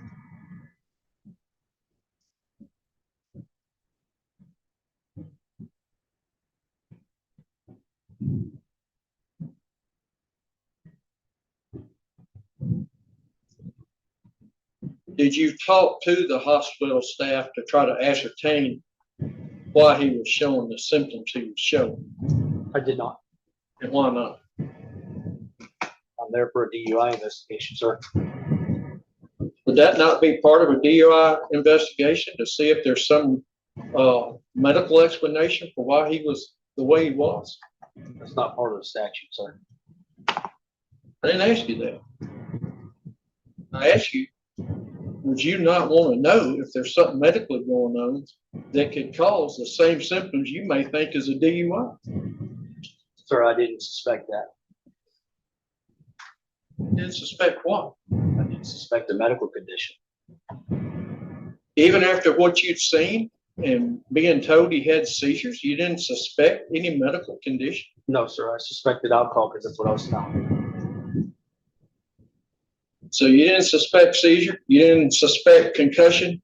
You didn't suspect anything but alcohol made everything happen that happened? Correct. No further questions. Anything further for this witness? Thank you, Sergeant. You may step down. Ladies and gentlemen, we have reached the point where we're going to stop for lunch today. So we will take a recess for lunch until, let's do 1:30. That'll give you a little extra time when you need to come back. When you come back in, gather in the jury room, and I would remind you, don't do any investigation. Don't try to do any kind of research on this situation. Just come on back in when you're ready and gather in the jury room, and we'll take you up that. All right, thank you.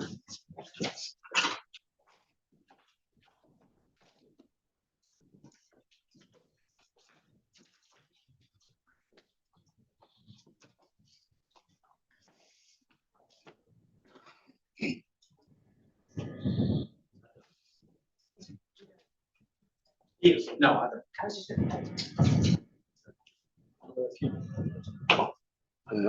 I accidentally turned your video on, so asking you.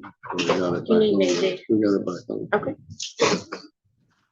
All right, we'll stand in recess until In here. Did you mute in here? Oh, I don't. I just was gonna make sure, let them know.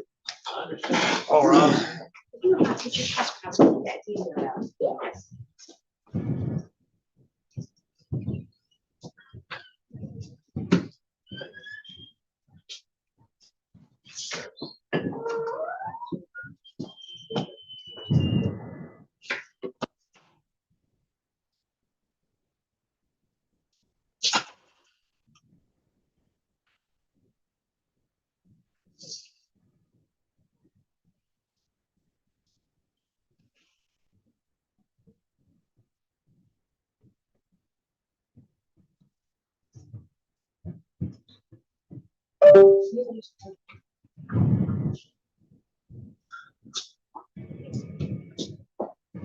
What? I think we're on. So be careful. You just started to 1:30.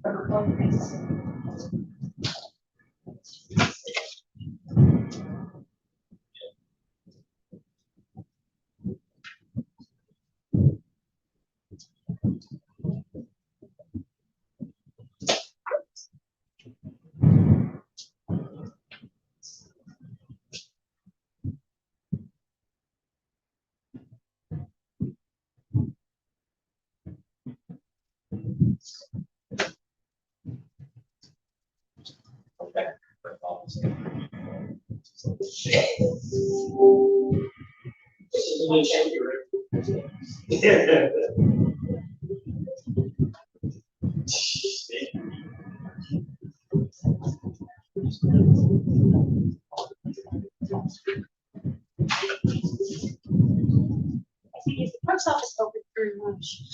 They're actually in a training with the Department of Homeland Security or something. I'm going down though, so I'll be there in just a minute. Oh, no, we're fine. Since I like to use the restroom down there when there's a Cheerio. Oh, sure. Yes, Absolutely. TV agent should be there soon.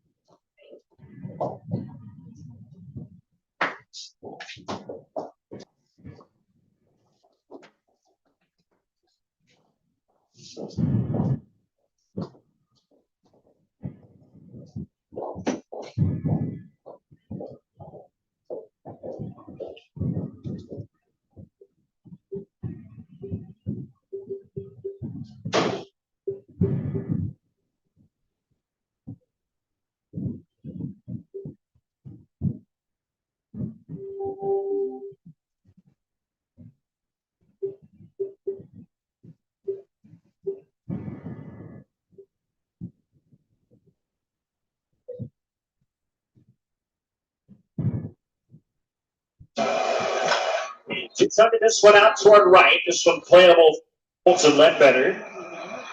The shades on, makes the catch. 2 up and 2 down, and flies to corner outfielders at the ball.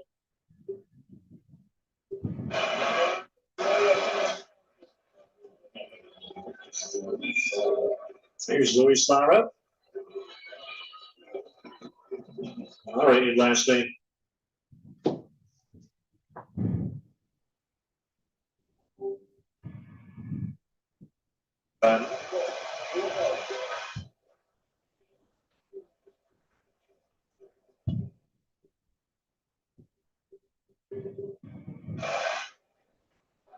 First round pulls back, takes a strike. Change up in there.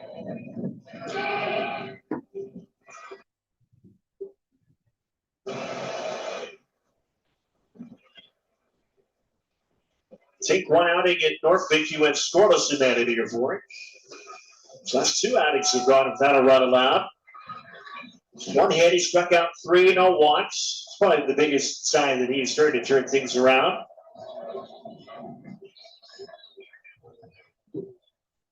Here comes his 1-1.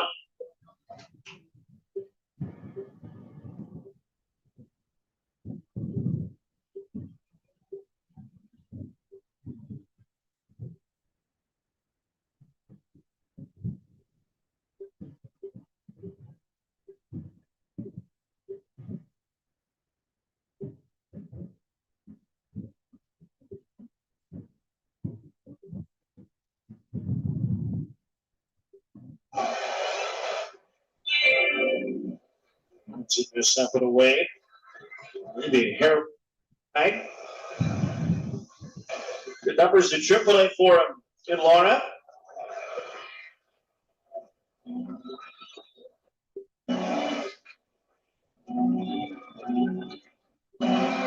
Beats it.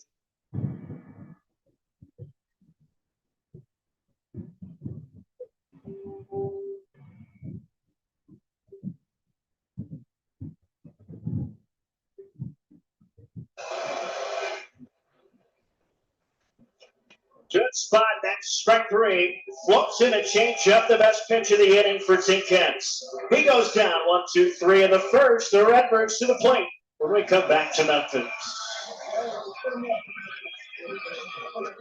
The closest thing to fresh air in this office is your boss's screensaver. But what if he just booked that lake house? Go on, it's easy. Booking.com. Yeah. They say tennis is great for remembering you can customize and save hundreds on car insurance with Liberty Mutual. Do they, Doug? My bad! Only pay for. Figure out why.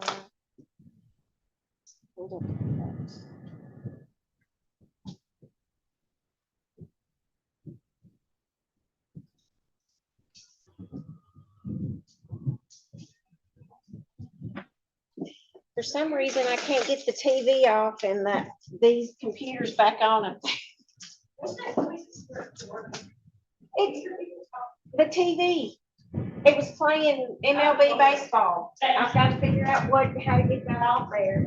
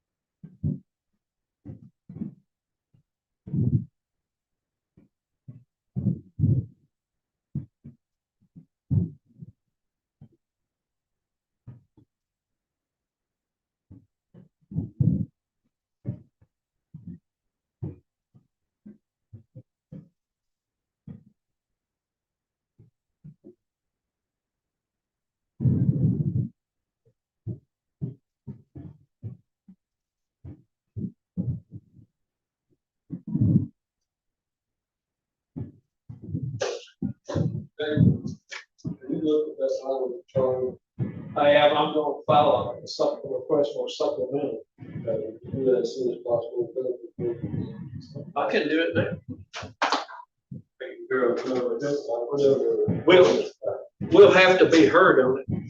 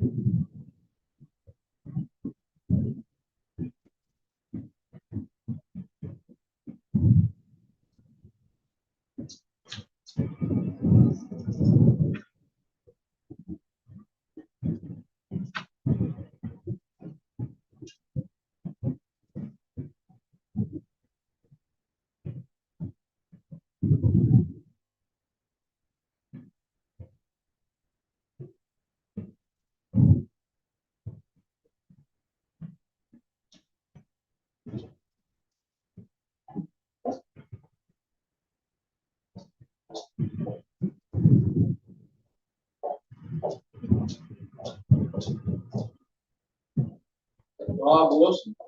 Yeah. Back from the grave, huh? No, it's not. That's great. Is he not dead yet? No. She don't think he's dead.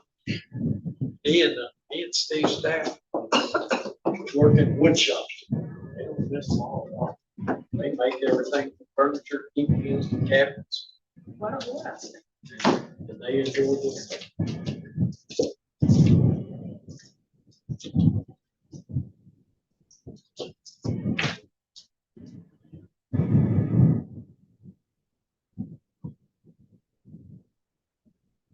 You stipulate that she's missed.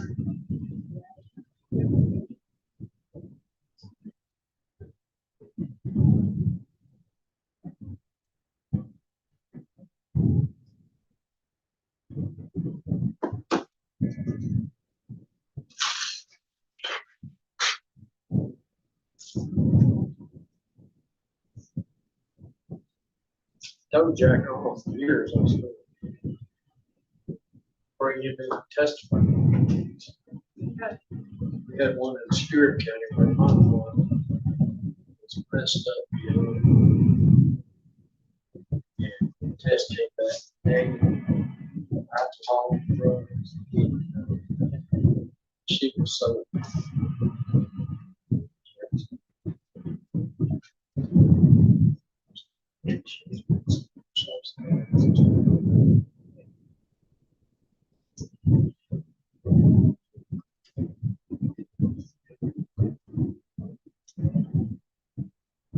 You and Jack are Oh, yeah. Nobody trying to think this Oh.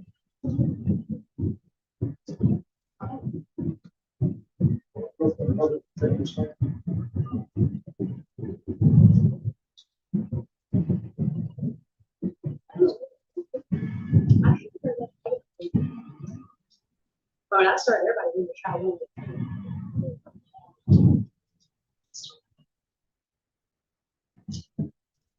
I didn't have any. But I never tried to fix people. So maybe they figured they just need to try. Well, I mean, you get experience, that's.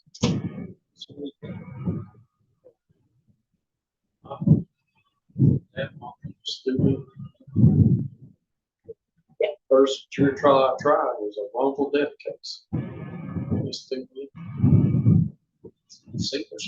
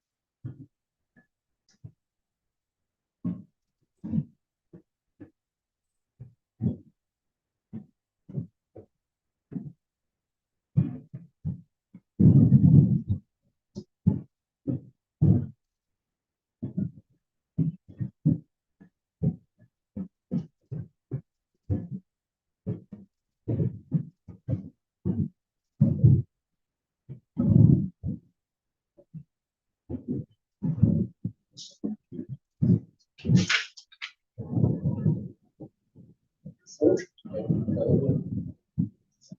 section, all of us came to the DA's office. We all had to start out in child. Oh, yeah. Before we could work our way into the criminal. Never understood that. Yeah, just start out child support. Yeah, George Sexton did, I did. That's funny. That seems like it'd be terrible. Oh. Not difficult, but oh. Oh, yeah, I guess I should take care of it. Did you bring my banana peach pan? I would have done it back now. Oh, I can't. It'd be good.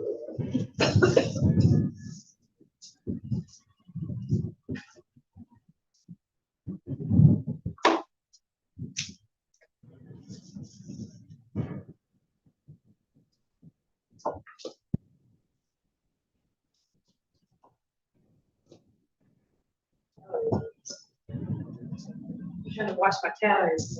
Kind of lose weight after having that baby. Yeah, that's tough. How many you got? Sure.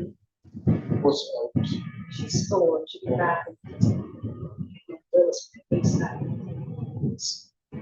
It's kind of what we did ours here. 42, 43, 44. Oh, really? Yeah, that was right. Kind of crazy how fast it goes.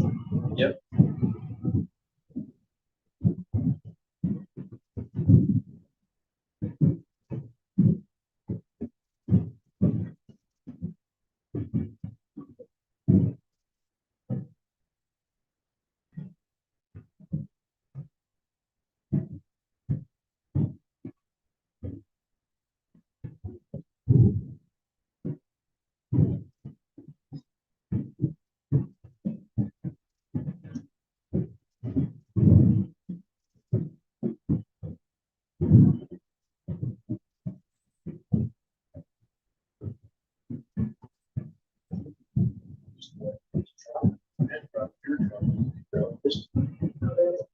Treasurer's office, DA's office, get your trouble. Oh, really?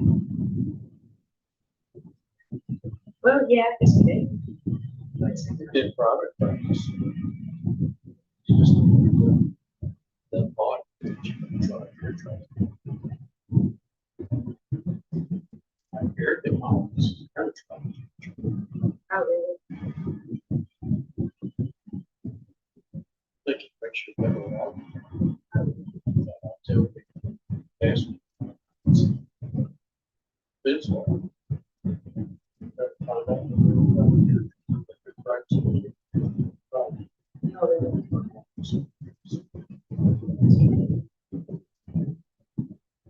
DAs know they're afraid to try.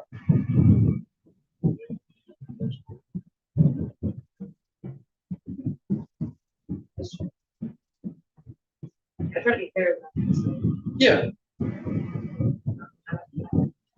I You're can't not say. gonna be intimidated by somebody that's never tried a jury trial. Really? Yeah, I think that anybody's good. I don't know, I just think that I try to be fair to everybody. Yeah. That's the way I should look. Really never go here either. When I was here, I'd be in one office and there was George Sexton in another office. JP Bradley. Shot. Really? It should be. Well, that's just. It's one about things who says. A lot of times. That's not good.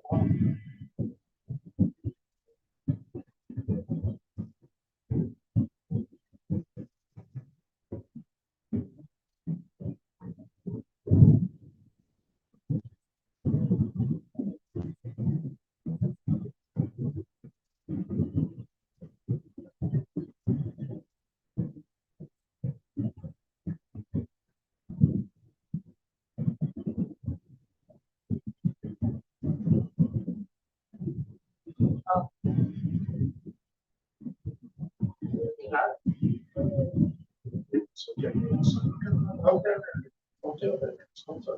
Oh, yeah, we're swapping out feet.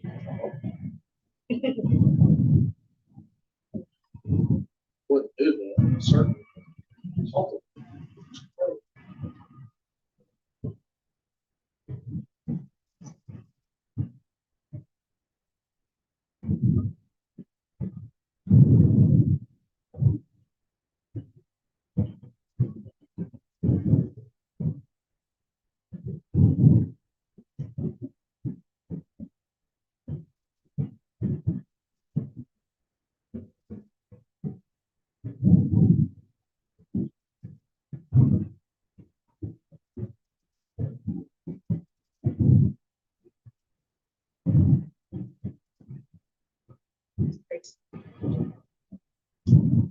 See him, he's still living.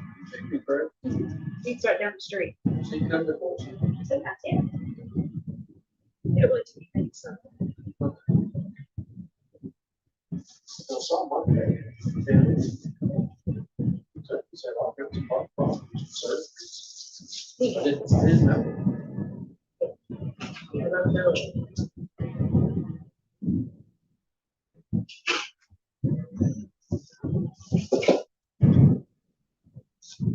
Not bad. Yeah.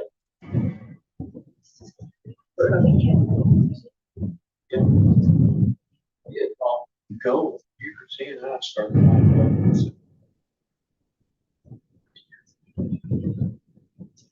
So my son was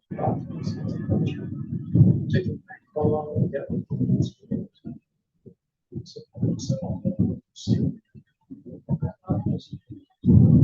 That's all. Yeah. That's the one. He's always been nice. main reason I took a job in DA's office. Middle school, I say, it had 36 brain surgeries. Yeah, all of them, because insurance not very good. They take it. That's insane. I don't think people pay that. Yeah, they wanted me to pay 10% a month. I said, I don't even make 3,000. I started.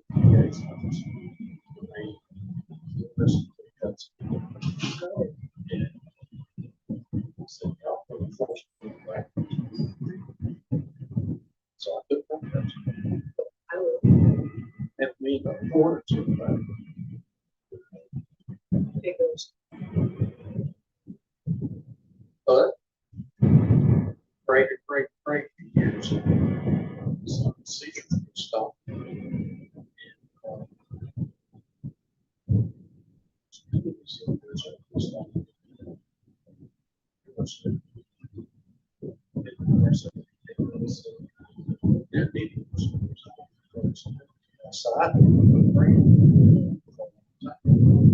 Didn't happen. He's smart, but he can't drive as much skill.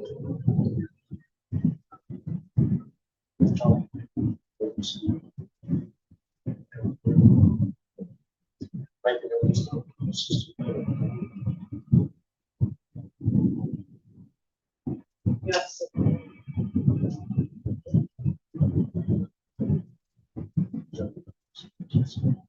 Oh, really?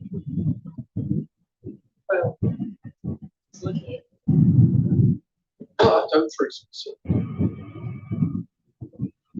Kids in there, like that, she'll do that.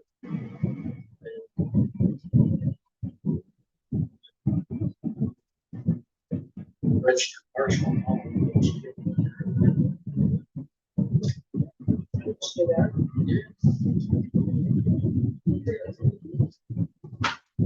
She goes all about it, then, don't she? Then work ER. Has to be a strong person. Yeah, very strong. Medical seeds, good breathing. Yeah. She would do seed. Baby, good breathing, but just like no emotion. Once she got it revived or townspeople got there. Then she'd have her mom come. Steady. She had- But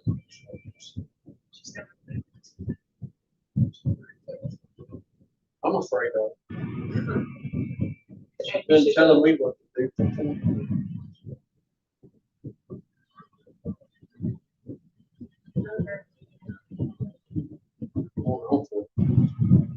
Our first date was fall of 76. That's awesome. Yeah.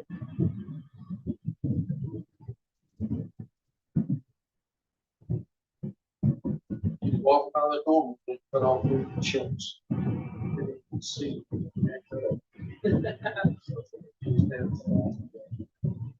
She said, that was not bad. So whatever. It worked out. It turned into a got married. I think.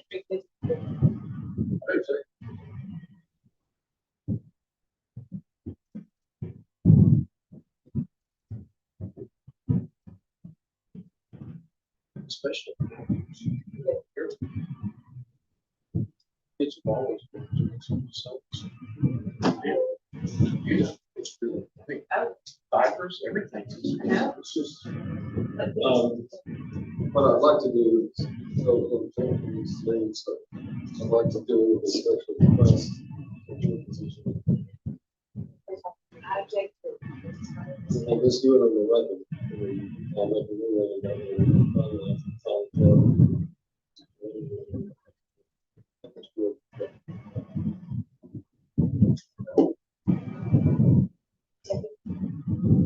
So, that's all.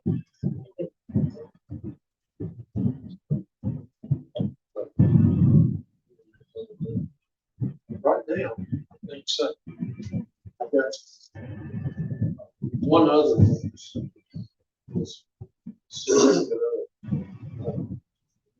Almost get on with this.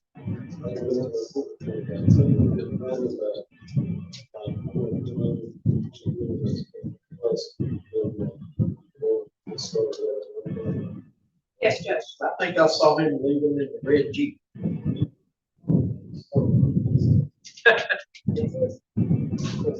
Oh.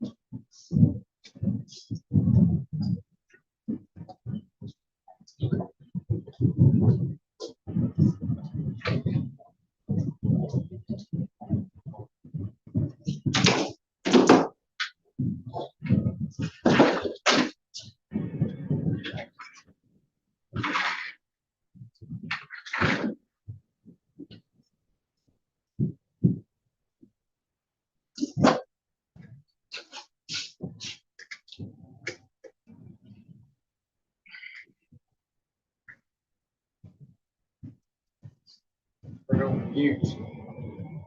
$300 million. I want to give them they're the leading state sponsor of terror. I don't mind helping them out some. I thought the only thing we were gonna allow them to have was money that is actually theirs that we froze. But it was not gonna be all at once. It's gonna be, as time goes on, as they allow us to do what we're supposed to do. The freeze zone to allow Arab nations to give them more reparations. Yeah. Up to about 300. I'm just not counting.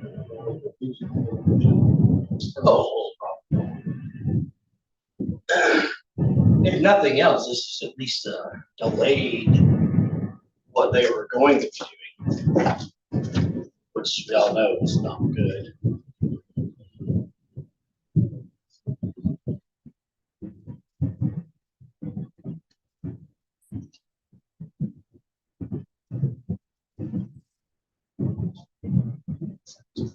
judge was looking.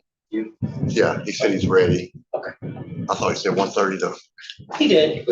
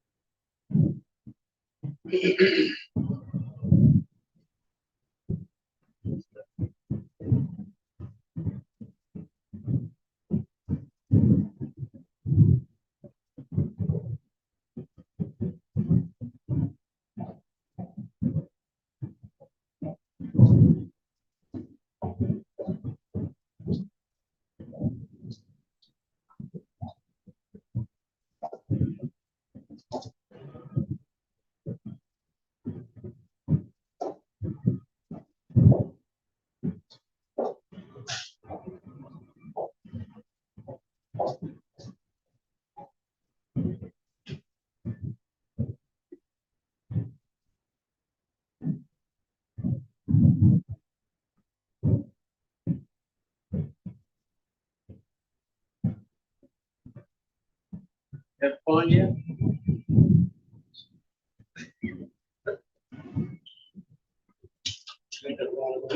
All calls off on charters. What?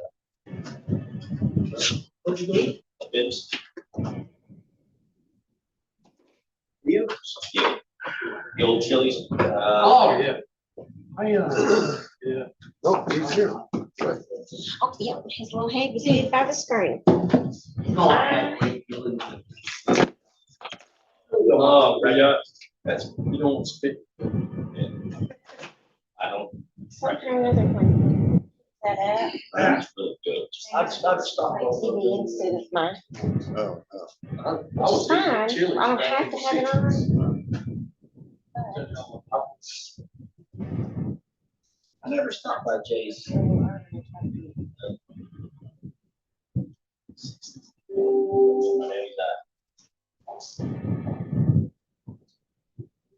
Y'all ever want to bring gifts to Edie? She likes bugs. She does not.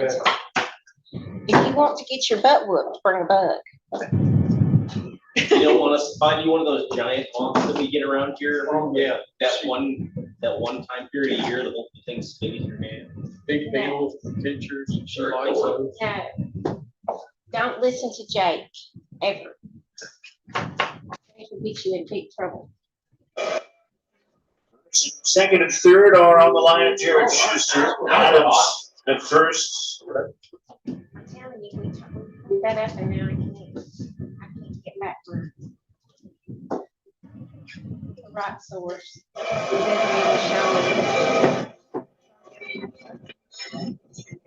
Figure out how to fix that. Well, we don't have a jury. Just my luck. Last time it was a custom chef. Oh, it was. The jury was sitting there and it went from the chef that screams at everybody and cusses to fighting cats. I was like, I'm just gonna turn it off. You know, Judge Birchwood had a ball with me. He would completely give me a hard time, like I did it on purpose. You know, it's been almost 10 years since you. I cannot even believe that. Cannot even believe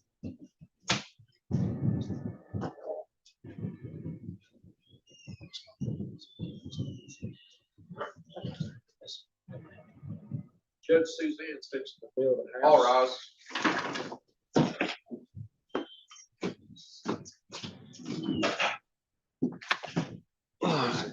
Judge, just to warn you, I didn't turn it back on because after we unhooked it, it switched to a ball game. And I can't figure out how to get the ball game on. All right.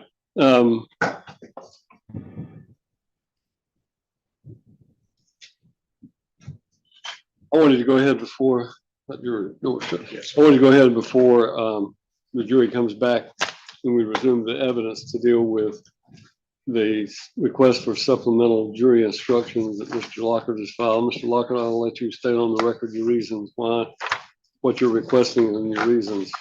And let me point out that looking over the proposed final charge, there were a couple of errors that we corrected. Some things that there was a reference to a possession of a firearm on one page that had to be omitted and another change that we made. So right now, we're just specifically dealing with your motion for supplemental Yes, Your Honor. jury instruction. The case that's in point in regard to a driver having to voluntarily put themselves in control of the vehicle is the State versus Turner case. He did not prevail in that case. And the court in both of these cases didn't have to address a specific factual situation.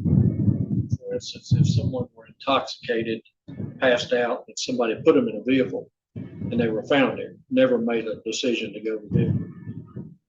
But this case makes it clear that the person has to have the ability to voluntarily place themselves in physical control of the vehicle, in or on the vehicle. In this case, I'll submit there's clear evidence that we've already seen that the defendant was extremely confused, had light sensitivity, bad headache. We're going to put on witnesses that are familiar with what he's like after a seizure, and that they would not let him get near a vehicle after a seizure. But I think there's sufficient proof already for a jury to be instructed that they'll have to find the defendant did voluntarily place himself on that motorcycle. The other case makes it clear, in fact, states the best policy, the Kane case, the best policy is that the driver ascertain their ability to operate a vehicle safely before getting on the vehicle. Submit there's been no proof in this case that he had the ability to ascertain what his abilities were at any time.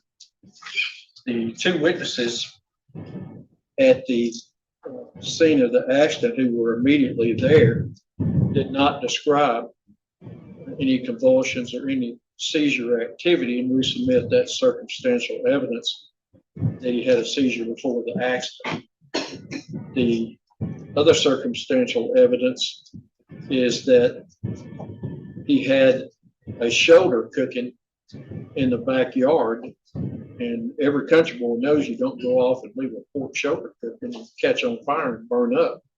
He had food cooking in the house, including baked beans in the oven, and he had dogs that if he wasn't present, he couldn't leave them out together because they would get in fights and tear each other up. All of that indicates that he left for no reason, didn't make any sense, and based on the evidence of him stating he'd had a seizure, what he's like after he has seizures, those type of things. I submit that's at least a jury question to determine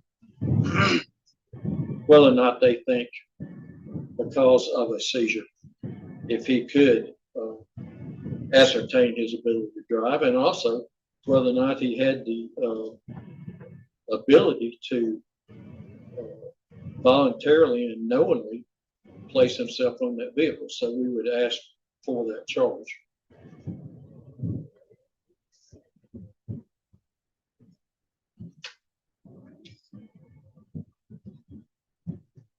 Gentleman McLeod.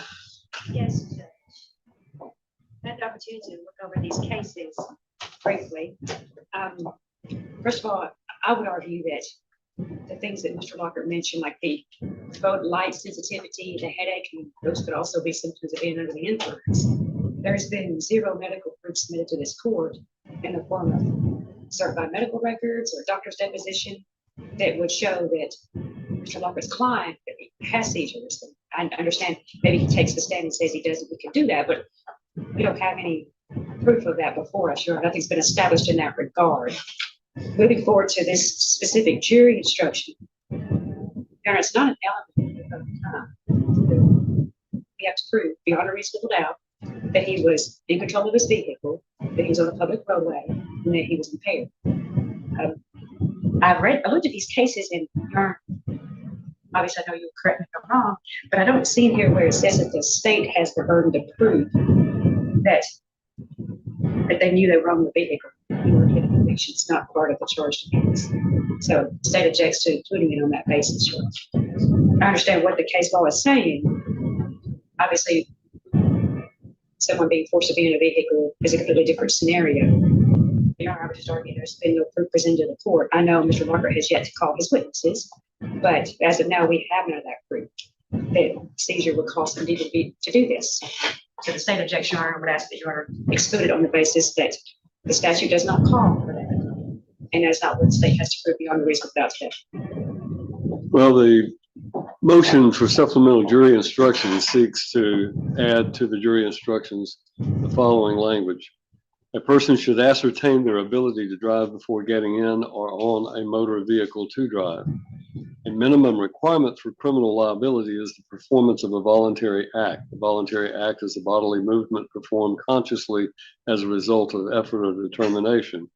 Accordingly, in order to convict in this case, the state must prove beyond a reasonable doubt that the defendant consciously and voluntarily placed himself on this motorcycle to drive. I have reviewed the case law that Mr. Lockert has submitted and find that those cases do not support a charge such as what has been proposed in this case. In the State versus Kane, the situation was that the defendant had been taking, I think it was diet pills, and wasn't advised, according to him, wasn't advised by his doctor that what the effect of combining those drugs with alcohol would be. He had some drinks after being at a Chattanooga restaurant for an interview, and then after he left, his diet pills and alcohol combined to make him unable to voluntarily get behind the wheel of a vehicle. And he was alleging an involuntary intoxication as a defense. that's what that case really involved. Mr. Lockett has taken a portion of the language out of that statute, or out of that case rather, to state that, quote, the better policy is that a person should ascertain his ability to drive before climbing behind the wheel of a car in the roadways. And that's from a prior case that they cited, which was State versus Lawrence, the 1993 session. But that case, the Kane case, makes it very clear. In Tennessee, and I'm quoting from the Kane case, State versus Kane, which is 24 Southwest 3rd, 8/16/2000, on page 818, it states, in Tennessee, the offense of driving under the influence of a drug or intoxicant is a strict liability offense. And it just basically goes on to talk about, in that case, State versus Lawrence, the defendant was found asleep in a vehicle, smelling of alcohol, and he was saying he didn't have the ability to make that decision. So it goes on to talk about other cases where there was no intent, arguing that voluntary intoxication should be a defense, and they found that it was not a defense. Voluntary intoxication is not a defense. Involuntary intoxication, which is what Mr. Kane was arguing, was not proven to be a defense as well, because it involved voluntarily taking the medication along with ingesting alcohol, and therefore it was that. What we have in the State versus Turner, which is the other case that we cited, was again a situation having to do with the ability to voluntary intoxication, in which he was arguing that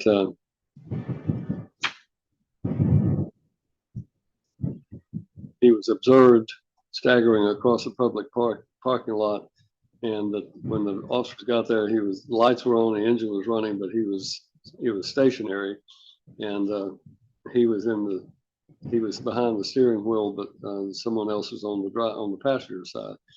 And so they argued in that case that,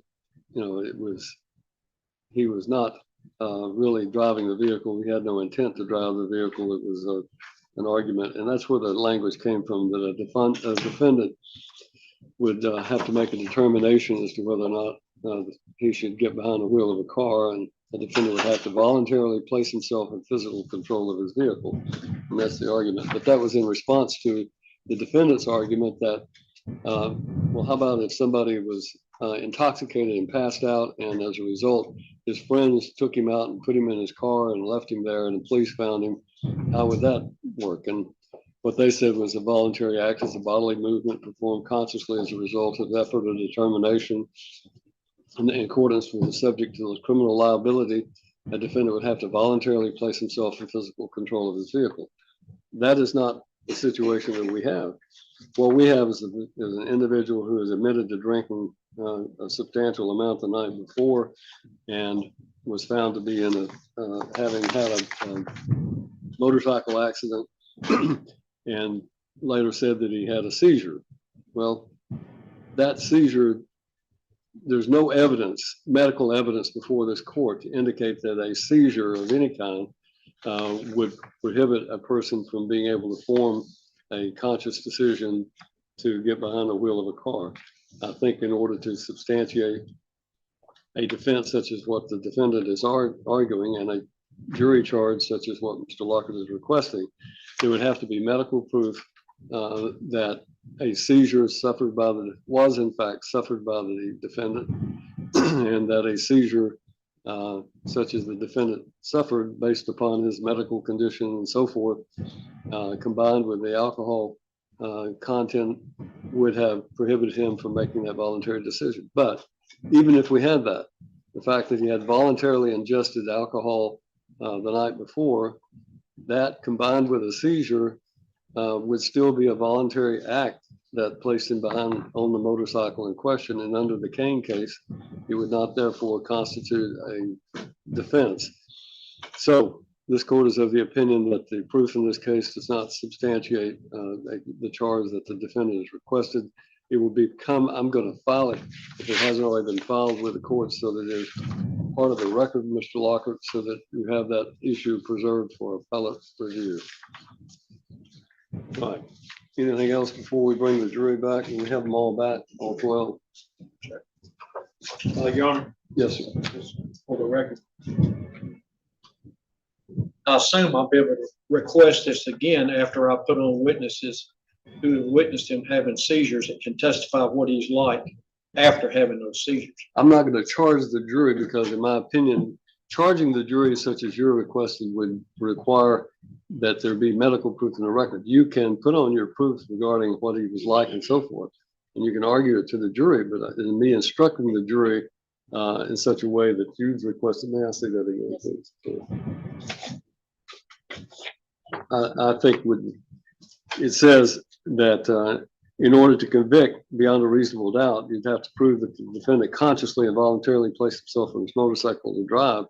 I still don't believe that even lay testimony would be sufficient to allow the court to charge the jury that that's an additional element of the crime of driving under the influence.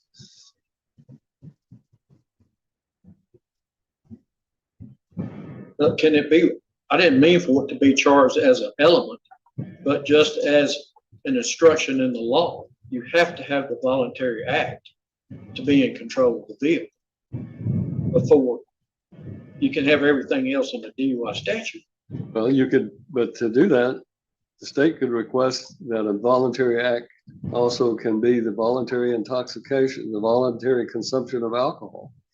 I mean, that would be the argument that they can make. That's what the Kane case says. When it does require a voluntary act to get behind the wheel of a car, it also can be the simple voluntary intoxication that places the person behind the wheel. Here is the language of the Kane case makes it clear that driving under the influence is a strict liability. Strict liability means it doesn't require intent. It just means that you voluntarily get voluntarily intoxicated. And even though you can't make the decision because of medication, intoxication, or anything else, that you get behind the wheel of a car, that's strict liability. That's what strict liability means. At least the way I interpret it. Well, I mean, both these cases address somebody who voluntarily takes substances. Of course. And your client voluntarily ingested alcohol the night before, did he not? Yes, Your Honor. But my point is, this is a medical condition that we're saying caused him not to be able to knowingly and voluntarily get on the vehicle, not the alcohol. Jury can disregard that and say, we think it's the alcohol that caused it. But there's no medical proof that the seizure that you're referring to had any effect on his ability to make the decision on whether or not he was going. That it was that instead of the alcohol in his system that caused him to make that decision. That's where I'm coming back, that if you had a medical doctor who says, I'm familiar with this situation, I'm familiar with his condition, and yes, the seizure alone would have prevented him from being able to make an informed decision about getting on his motorcycle and driving. And that's why he could not have formed it, as opposed to the fact that it was a combination of a seizure and alcohol in his system. That's where I'm coming from, Mr. Lockhart, is that. So you're saying you have to have medical testimony. Lay testimony will not suffice. I'm of the opinion that in order to substantiate a defense based upon a seizure, preventing your client from being able to form the intent which would be required to get behind the wheel of a car, with the strict liability statutes that we have, that it would require medical proof to substantiate that a seizure would alone be the reason why he could not form the knowledge. The Kane case says a combination of drugs and alcohol is not sufficient. And the other cases indicate that, to me, the strict liability statute is pretty clear. So to combat that, you would have to have a medical doctor say, in my opinion, say that it is the seizure alone that prevented him from being able to form a conscious decision to get behind the wheel or get on the motorcycle and drive. And the fact that lay people can testify in regard to people appearing impaired or intoxicated without medical proof, is that not similar? It is similar, but you're asking me to instruct the jury specifically on the fact that the state must prove beyond a reasonable doubt that he consciously and voluntarily placed himself on the motorcycle, and that a person should ascertain their ability to drive before getting on a motor vehicle, and that a minimum requirement is the performance of a voluntary act.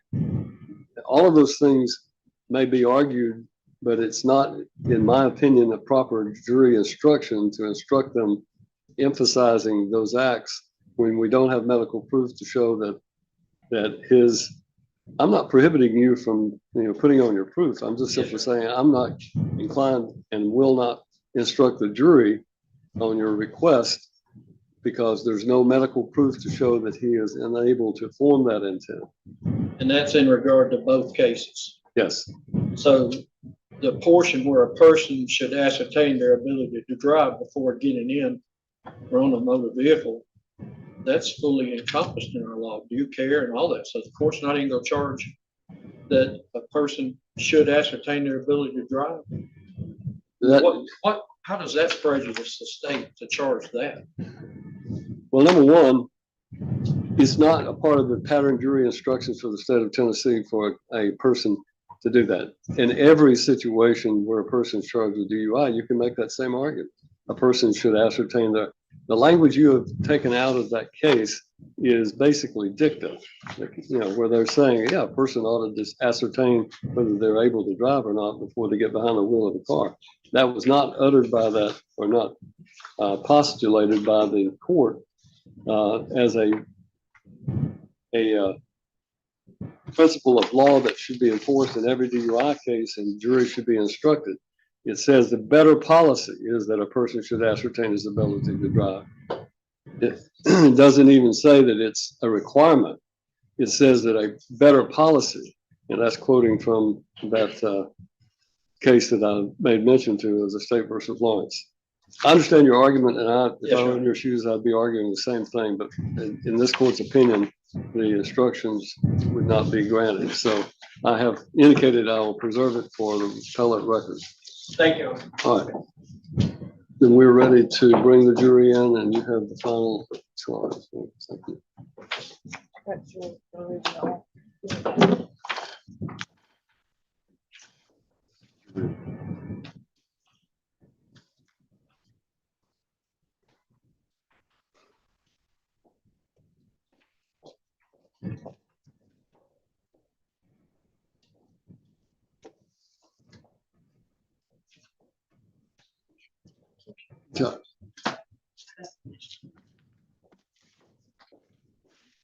All right, then we're ready for the jury. Bring the jury in.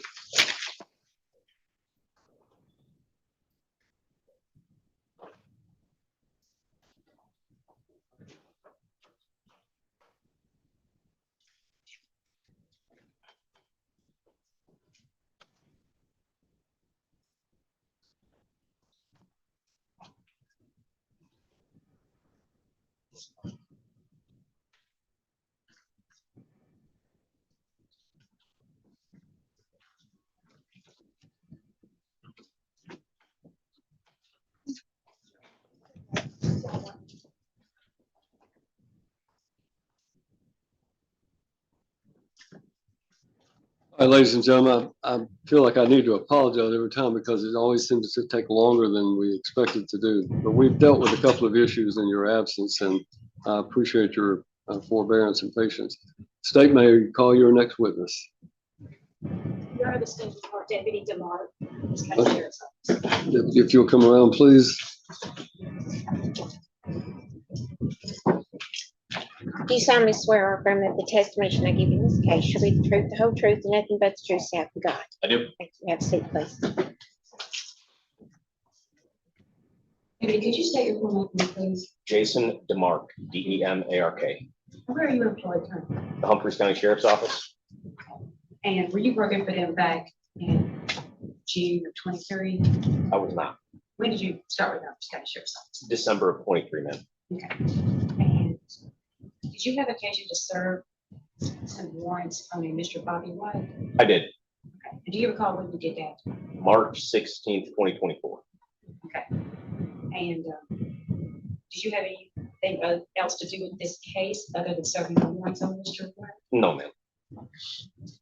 How did you make contact with him? I've been called to, Mr. White's address on Dry Creek Road, I believe it was, on And I behalf. saw him right there. I just wanted to verify that it was Humphreys County. Oh, I'm sorry. Yes, ma'am. Okay, and then you made contact with him, Yes, ma'am. and then served him with the Yes, ma'am.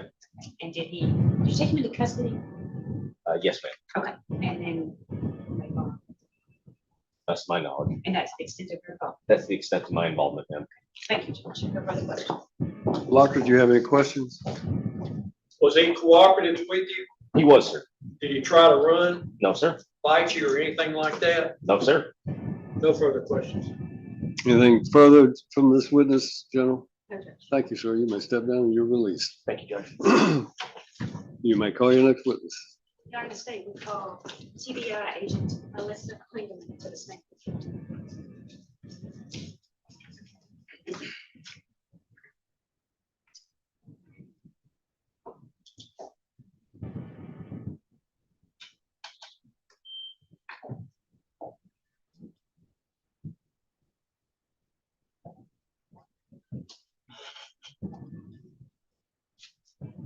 Just step right around here, please, agent. Raise your right hand and face the clerk to be placed on the. You solemnly swear or affirm that the testimony I give in this case shall be the truth, the whole truth, and nothing but the truth, so help you God. Have a seat, please.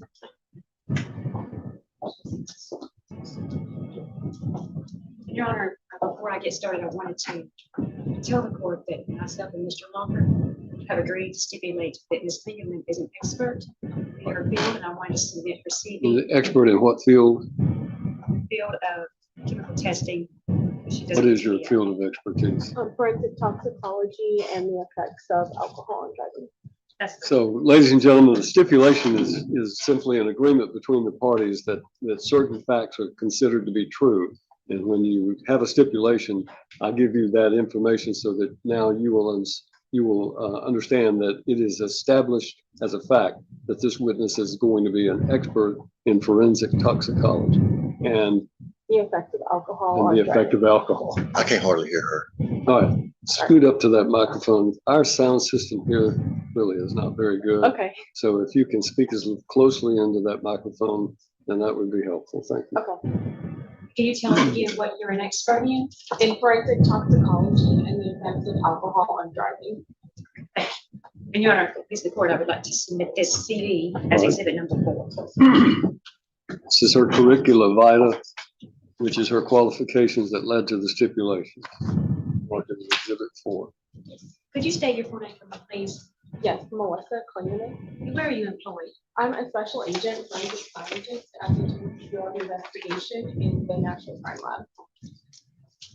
And did you have occasion to perform a test on the blood that was seized as part of this case? Yes, I did. And can you kind of go over the process of how it starts? How do you get the blood and how do you test it? Yes, in this case, it was received through our blood alcohol drop box.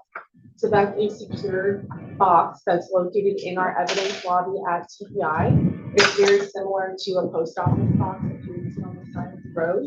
Agencies are granted access from our evidence receiving technicians to come into that secured lobby. They can drop off the blood kits, and once they're placed in the box, they can't retrieve anything out. Only the evidence technicians with the key are able to retrieve evidence from that drop off. From there, the evidence technicians process the blood kit. So they'll open the kits one at a time. They'll verify the information that's on the blood tubes and the alcohol toxicology request form. And then they'll enter everything into our computer system, which is our Laboratory Information Management System, or LIMS for short. And then after that process is complete, it will generate a unique case number that is specific to this case and these samples. They will then transfer the samples to the toxicology unit, where I can take possession of them when I'm ready to perform them. And at all times, is this blood secured in the box? After they process the kit, so opening the kits one at a time, the tubes are no longer located in that box, but they will have that unique laboratory case number attached with a barcode label. So that allows us to track the samples as they move throughout the lab. But prior to that occurring, it's in the box and stays in the box until it's. Correct, yes.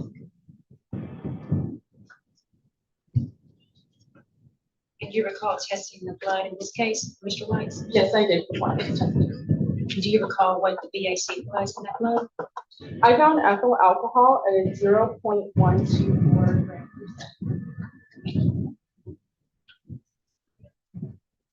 percent. Yeah. You may. Can you identify this document? Yes, this is a copy of the official alcohol report that I prepared in this case. Okay. And what does it say the BAC is? And it's 0.124 gram percent. And that is above the legal limit of 0.08? Correct. Okay. If you don't mind, could you pass that to the judge? You're not allowed to introduce that as exhibit number 5. All right, exhibit 5. Yes.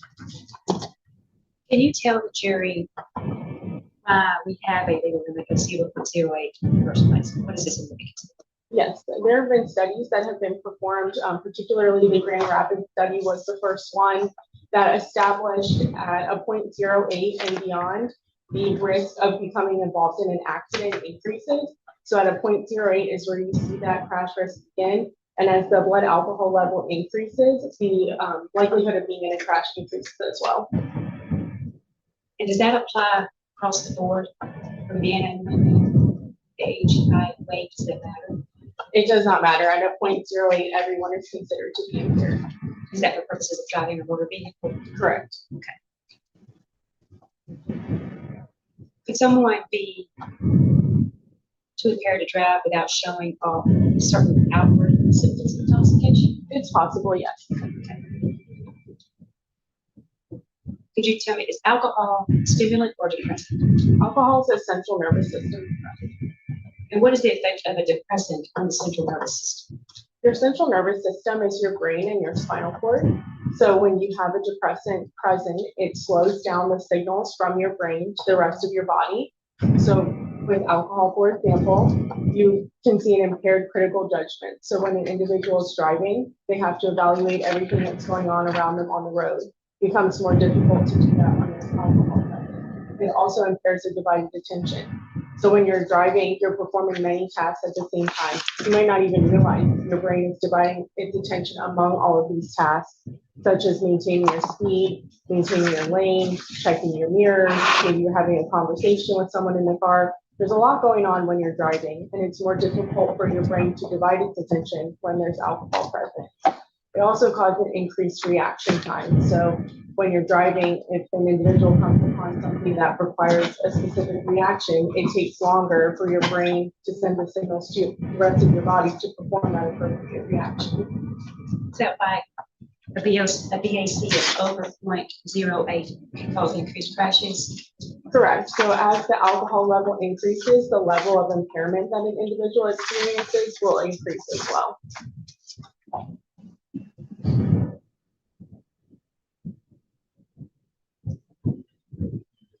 No further questions, sir.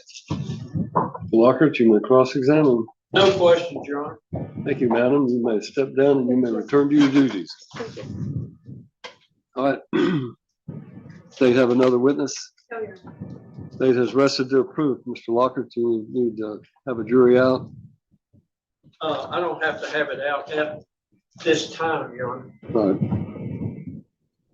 Do you wish to put on your proof? I would call Amy Layton. Amy Layton. Amy Layton.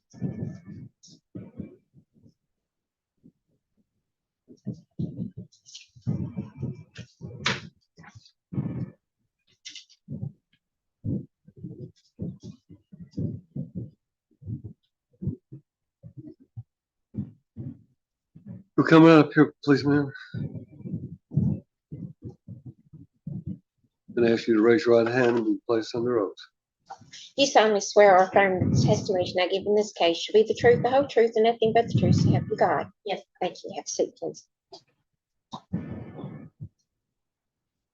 If you would, state your full name for the court and jury. Laura Christina England. And Miss Layton, do you know Bobby White? I do.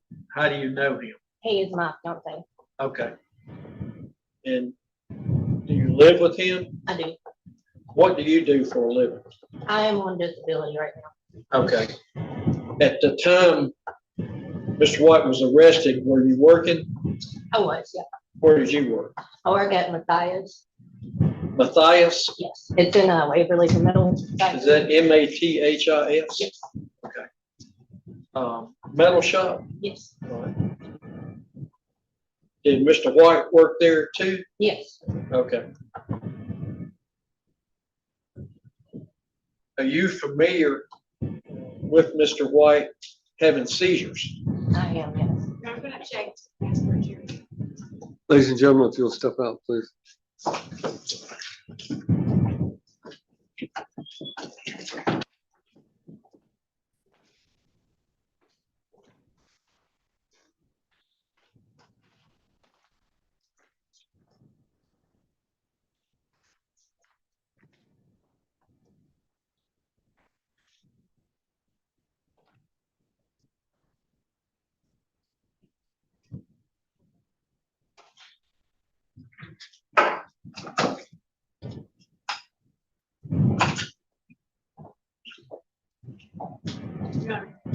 State feels, based on this line of questioning, Mr. Lockhart is going to go into how Mr. White reacts when he has seizures and what the effects of those seizures are on this person, and how they can, based on what Mr. Lockhart has intimated to us, that they can cause him to not be aware of what he's doing. And the state would object to that line of questioning because there has again been no medical proof whatsoever submitted to this court. Number one, that Mr. White suffers from seizures. I understand he says he does, but I believe the burden must be greater than someone simply saying that for purposes of the jury trial. Secondly, Your Honor, we have no medical reports that Mr. White suffered a seizure on the day in question.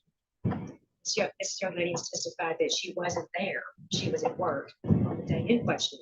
So I would object, Your Honor, because I think we're going to get into speculation as well as into testimony that would require some sort of medical proof.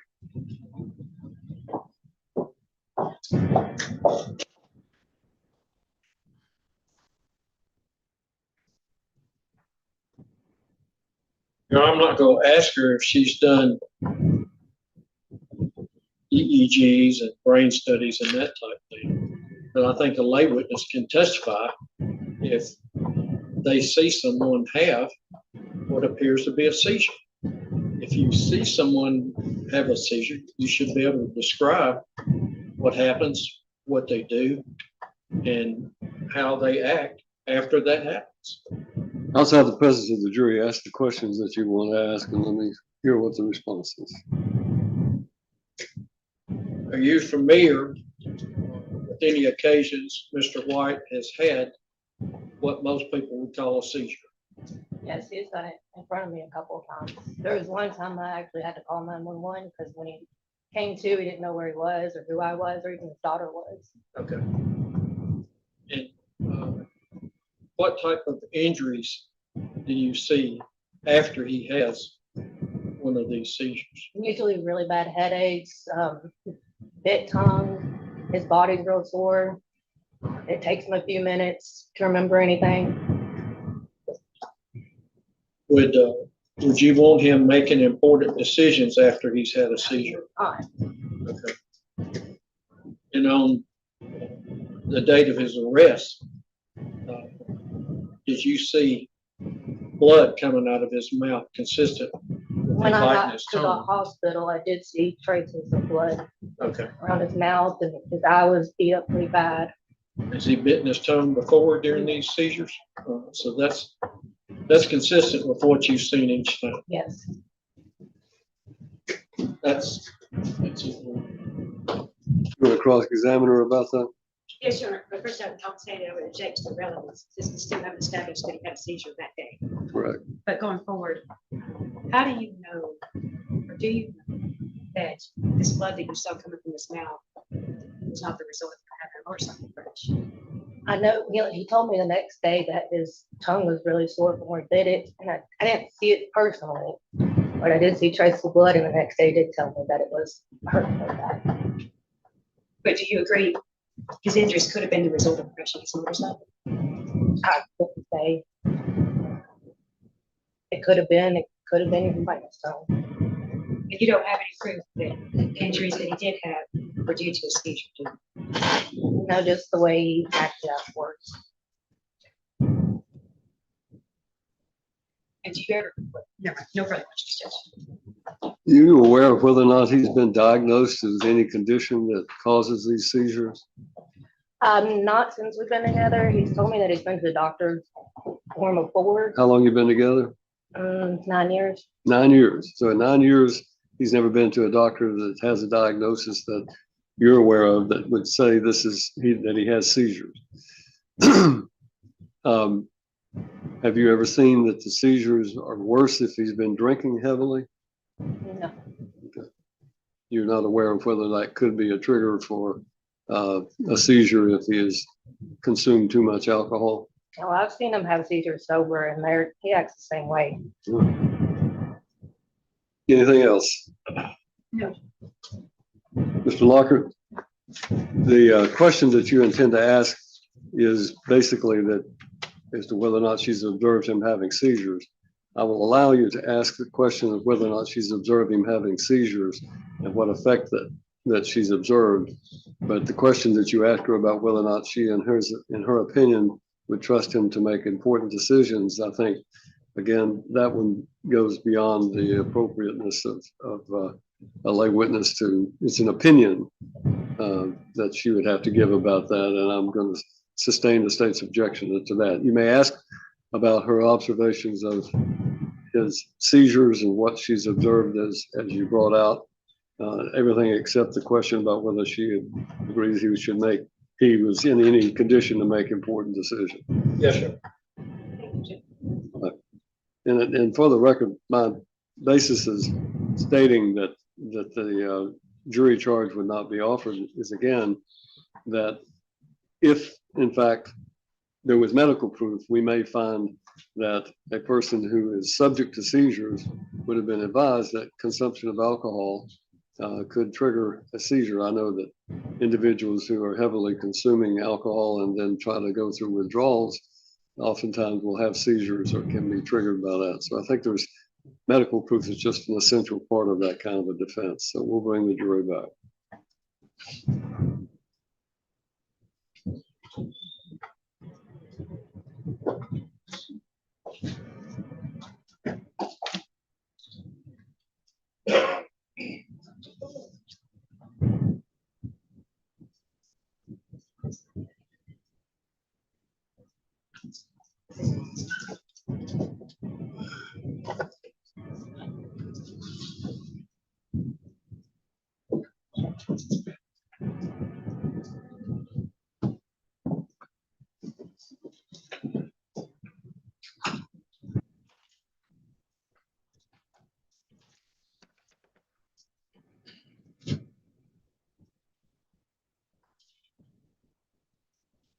And how long have you been in a relationship with Mr. White?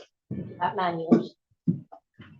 And have you had occasion during those 9 years to see him have a seizure? Yes, I have. And if you would describe to the jury, what do you see that lets you know something's not right? It usually hits before starting season, and then when he comes to, he doesn't know where he's at or who he is or who I am or even his daughters. When you say start season, what do you mean? Show the jury what you noticed with his body. Okay, okay. Convulsions, whatever you call that, season? Yes. Okay, but you've seen that. Yes, I have. And have you seen the same thing when he's drinking or when he's not drinking? Usually when he's sober. Okay, okay. He doesn't really drink that much, so. Okay.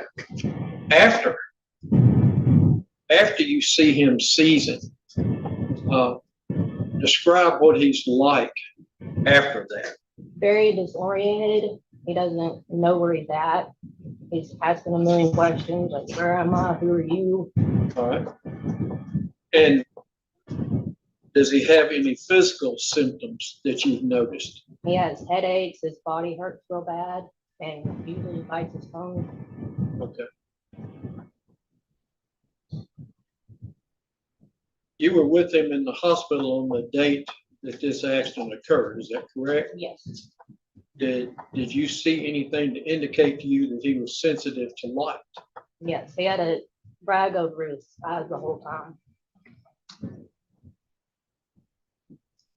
Have you seen that sensitivity light in previous seasons?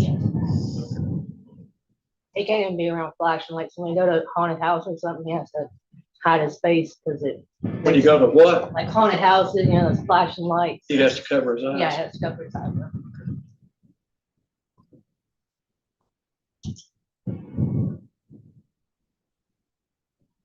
On the date of this accident, when you saw him, what were some of the things he was saying that you believed indicated he was disoriented? Well, I got a call from the ambulance. Hold on just a second. What you're saying.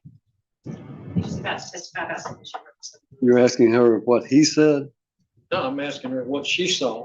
what she saw. That What she saw would be one thing. I thought I understood you to say that he said. So, all right. She can testify what she observed. You cannot repeat what he said to you. Okay. Well, when I got. Just a minute, the things he's already said on the video, can I ask her about that? It's sort of been introduced. Still, it's hearsay.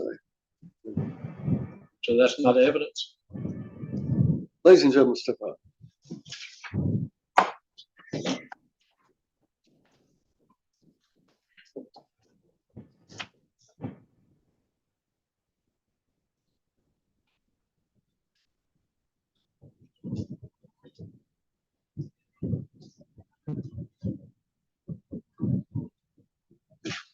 Mr. Lockhart, your statements about whether or not that is or not evidence in front of the jury is, in my opinion, not appropriate. I will simply state that the video contained evidence that of showing him in the hospital ER, and the jury observed that. What you're asking her is to simply repeat the things that he said to her, which were on the video, and it is nonetheless hearsay, even though it was admitted without objection by you at the time or objection by the state at the time that the video was played.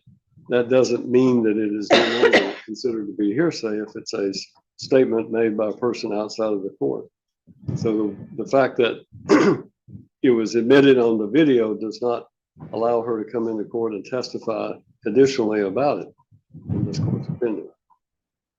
Your Honor, if the purpose is not for the truth of the matter asserted, in other words, him telling her he thought he was at work that day, him telling her he didn't know what day it was, things that he's saying to her that we're not trying to prove that he was at work that day. All right, so the basis of your argument then is that it's not considered to be hearsay because it's not being admitted to prove that he went to work that day, or what the truth of what was said in the statement that he went to work that day. Yes, All sir. right, then I will reverse my ruling and allow you to ask those questions. Yes, sir. Hold on. I was just gonna say the ambulance driver called me, and then I went to the hospital. When I got there, I didn't see anything in the ambulance. I don't know. She just. Well, it's in what we're talking about. You only saw it in the ER room, right? So you're limited to just saying what. Okay. What Mr. Lockhart is asking you are the statements he made to you. From the time I showed up. Right. Okay. All right, I'm going to allow you to ask those questions of Mr. Lockhart. Bring the jury back.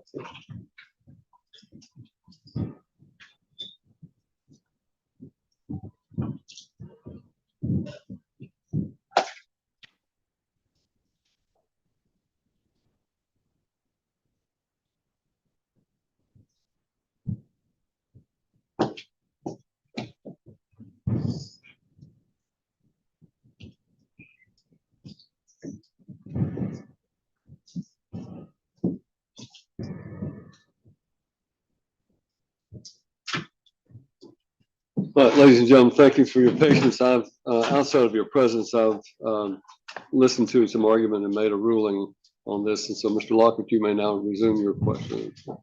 Yes, Your Honor.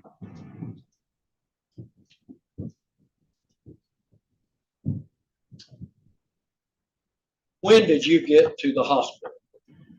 After he arrived, he was already there. After Mr. White arrived? Yeah. Was that before the officer arrived? Yes. It was. Did Mr. White say anything to you about whether he'd been to work that day? No, Did he at any time say, that he thought he'd been at court? not that I can recall. Okay. Did he tell you that you can recall where he had been? He said that he was at the house. Okay. And, where were you at when he was at the house? I was in Waverly. I was picking a friend up from the lake, and then I was going to Walmart to get some groceries. And were y'all planning on doing something? Yes, we was having a dinner him for his dad and everything. His Okay. Father's Day, so And do you know if Mr. White was cooking at the house when you left? yes. You know what he was cooking? He had a pork shoulder on a grill, smoker out back, Okay, and I put some beans in the oven. okay. Do y'all own some, dogs? Yes, we do. What We kind had 4 at the time. If, do y'all have to keep those dogs separated at any time? We did our bully and our Great Pyrenees, because they didn't get along. They're both males and neither one was fixed, so they just always at each other's throats. Did So we Mr. kept White, one in the kennel and, if y'all weren't there, did he keep those dogs or one of Oh, those yeah. dogs in the kennel? yeah, he always keep them locked up. So that was consistently done. Yes.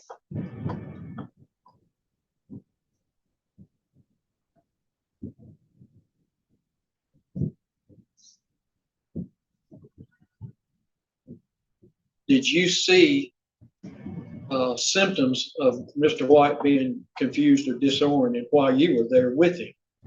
Not while I was there. He seemed fine. when No, I left. mean at the hospital. Oh, at the hospital, yes. Okay. Before you left to get supplies, was he acting disoriented or confused? He was acting fine, Okay. like normal. Do you know what time y'all were gonna have dinner that night? I think he said it was supposed to be ready about 5 or 6. Okay.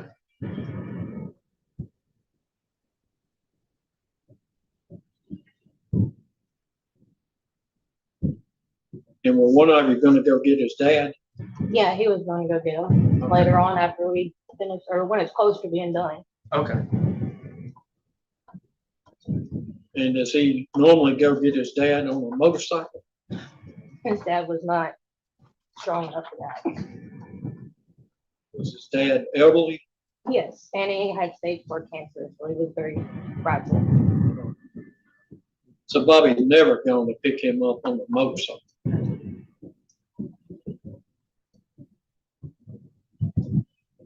Did you notice any blood in Mr. White's mouth?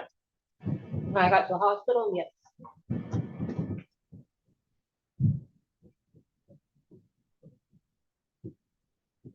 On previous occasions when he'd had seizures, did you notice blood in his mouth? And do you know where that blood came from? Usually from his microphone or his gums or something. That's all the questions I have. You may cross-examine.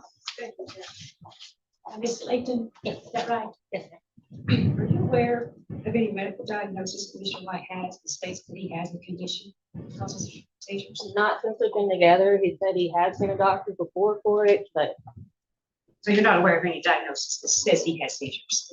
Okay, and how long have y'all been together? 9 years. And you, I believe you testified, you weren't there at the house that morning that you had left. No, I wasn't there. Did you leave before this incident happened? Yes. Okay, so you weren't around when you ragged and came back to the house. And it's your testimony that he was acting and appeared to be like he does have seizures. Yes. You testified that you saw blood coming from his mouth. Yes. Could that have been from the injuries he suffered when he wrecked his motorcycle? It could have been. I didn't see exactly that he did his tongue. I didn't really look. You don't know for sure that that was because of the seizure. And again, you're not a doctor or anything like that. No.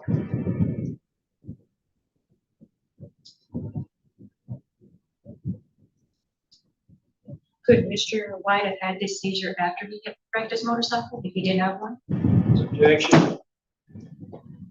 I can rephrase, Judge, that'd be better. Sustain the objection. You don't know when Mr. White had a seizure that day, do you, if he did have one? No. I mean, it had to happen after I left because he seemed fine for a while. But you don't know when it happened? No.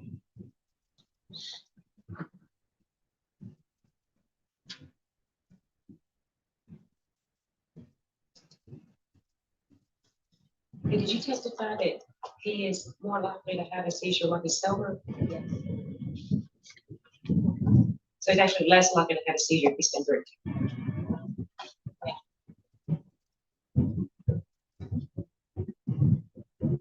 Did you hear him say that he'd been drinking that night? Well, we did have some drinks the night before. And this did happen like 9 o'clock in the morning? Yes. And you and both had drinks the night before? Yes. Do you remember when y'all stopped drinking? It was probably like 10, 11, something like that. What were y'all drinking? Just some mixed drinks. Like liquor? Yeah, like Jack and Coke or something like this, something like that.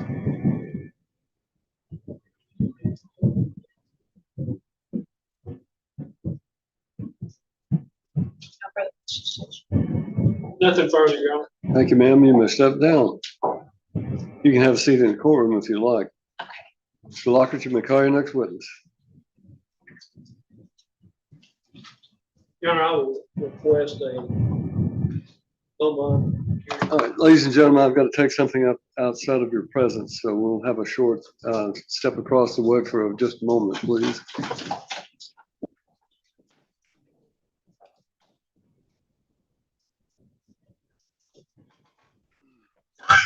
I never remember to turn that off. The jury starts going on.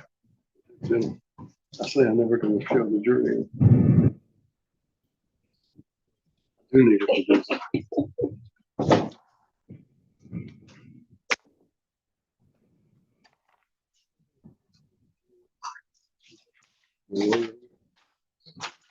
Before I do the moment, Your Honor, I move for judgment for the court. I'm not going to argue it, but just to preserve that for the record. All right, respectfully, I would deny your motion for judgment of acquittal based on the fact that I believe the evidence is sufficient for a jury to find the defendant guilty based beyond a reasonable doubt. All right, then if Mr. White will come to the podium.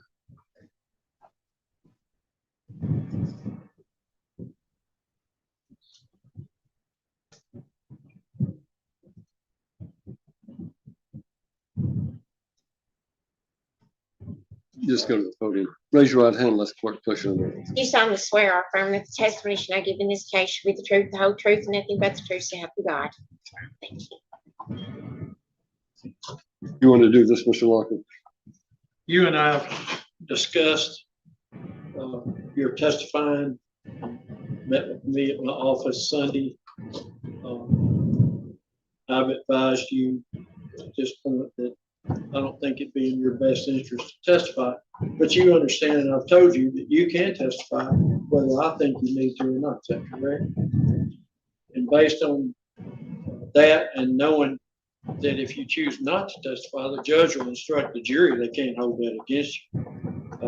You've decided at this point that you do not wish to take a stand and testify. Is that correct? You'd make that decision knowing that you could. I can't force you not to testify. That's your choice. You're choosing not to. Okay. Mr. White, I'm gonna have you sign this form, but you understand that, as Mr. Lockett says, if you want to testify, no one in the world can stop you from testifying on your own behalf. If you want to do it, you have that right. You understand that. Secondly, you understand that nobody can force you against your will to testify, and there's no inference of guilt that arises because you didn't testify. You understand that? Fine. Having discussed this with Mr. Lockett, do you believe it's in your best interest to decline to testify? All right, if you'll sign that form, please, along with Mr. Lockett.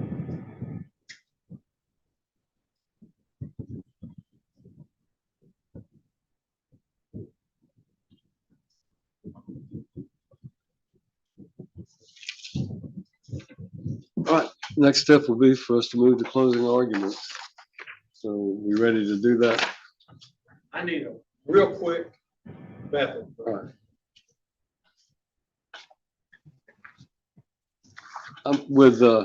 Why don't we give the jury a bathroom break too and just tell them that when we start back, we'll be going directly to closing arguments and then charging them.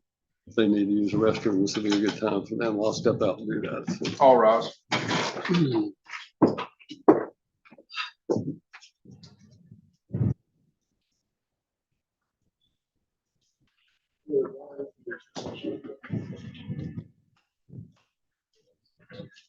Oh, yeah. Yeah.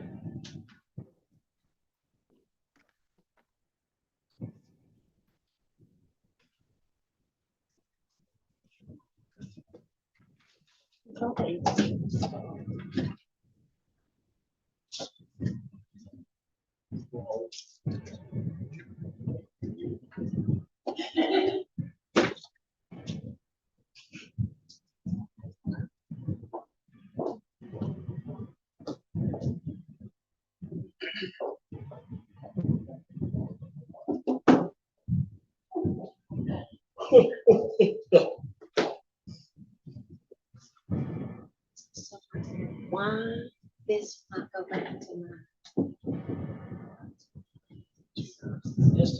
Yeah, the source, you have to select a source and there needs to, and what it's doing is it's going to the TV and it's not giving them the option to go to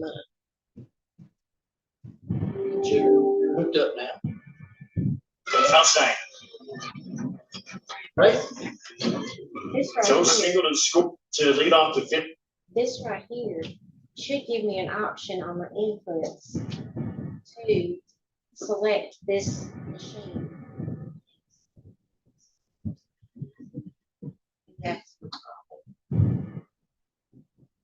Yes, look at there. I just needed a minute. Sorry, I'm glad you got up. You getting up helped me tremendously. Still in the right place for the You just universe. stood in the right place and the wheel of the world spun in the right direction for just a minute. So thank you for that. It's driving me You are crazy. more than welcome. That's what I was put here. That's what you were put here for, and we are appreciative of that. I'm gonna run down real quick and All right, I'm gonna stay here. hold down the fort till I get back. Wonder why this.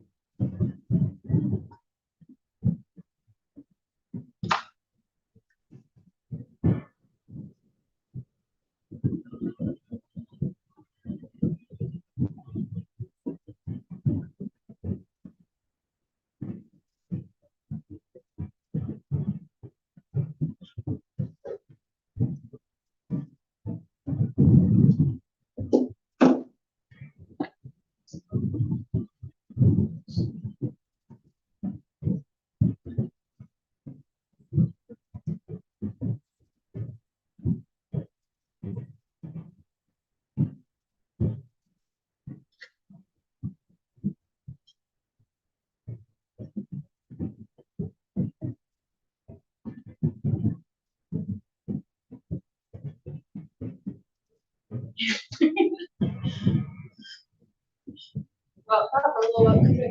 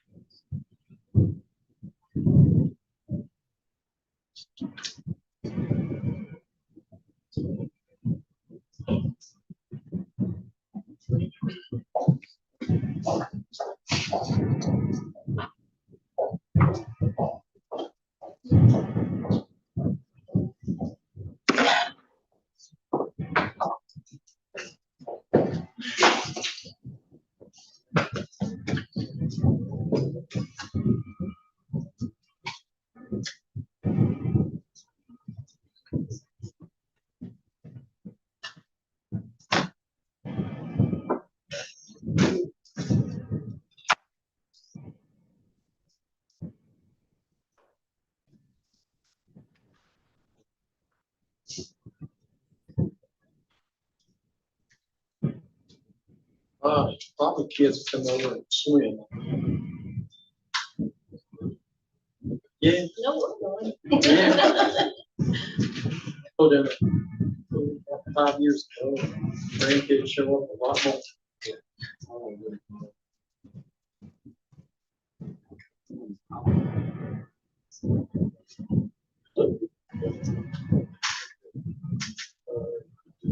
You gonna use a knife or fork, you just go grab it by the bone.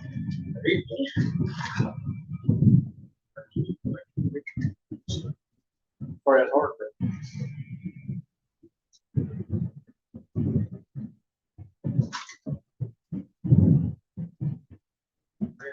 That's why I see them showing pictures. Cut off blue jean shorts. Look at you, blue jean shorts. Yeah, yeah. That went through her. Yeah. King and Amy. Yeah, sweet tones.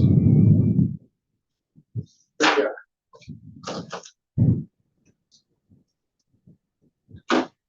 See, you always showed up on time. Always did.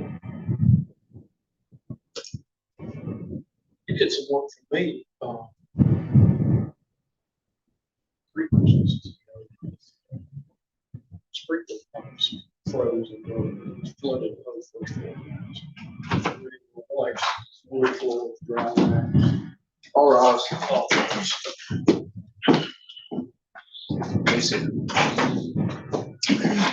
All right, I think we have all 12 of the jurors back, so we'll go ahead and get started with closing arguments. So bring the jury in, please.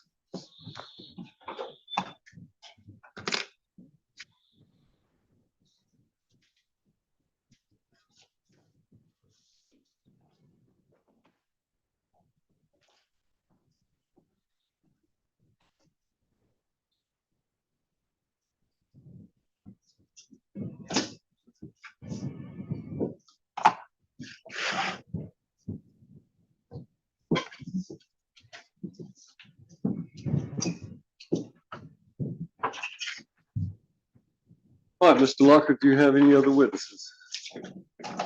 No further proof, Your Honor. All right, then both sides have rested their proof unless the state have any rebuttal proof, I should have asked, sorry. Okay. But now you have heard all the evidence and exhibits that you're going to hear to be able to help you decide this case. The next step will be for the lawyers to make their closing argument. As I've told you before, the state will always go first, so General McLeod, you may address the jury.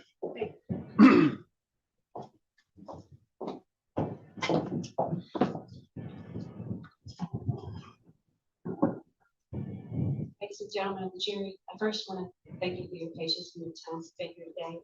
Listen, let's go back and forth and argue about this. I'm sure you did have other places you'd rather be, so I appreciate you doing this for us today.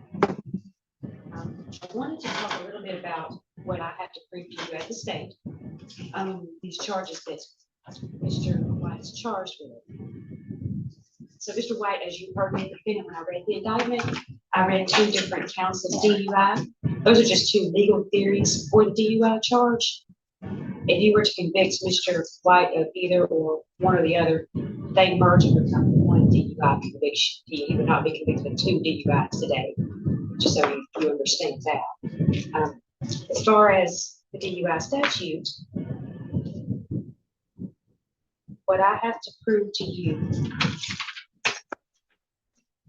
is that Mr. White was in physical control of his vehicle, that he was on a public highway, and that he was intoxicated while pursuing that, and that his BAC was above 1.08. State believes it's met each one of those conditions. We heard testimony from Lieutenant Chapman, Sergeant Dexter, the Tennessee Highway Patrol, that the defendant was operating a motorcycle.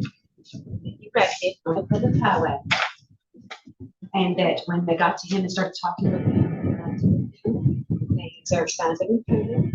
He gave consent for his blood to be drawn. It's a .124, which is above the legal limit, .08. And by his own admission, as well as that of his girlfriend, was that they had been drinking. He expressed concern on the video that he hopes his blood was good by now, that he had been drinking.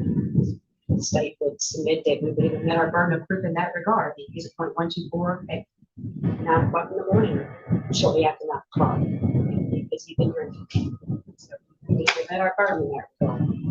As far as leaving the scene of an accident, in order to find the defendant guilty of that, we'd be looking for that the defendant, for me to show that the defendant was involved in an accident resulting in injury to a person, which is what happened.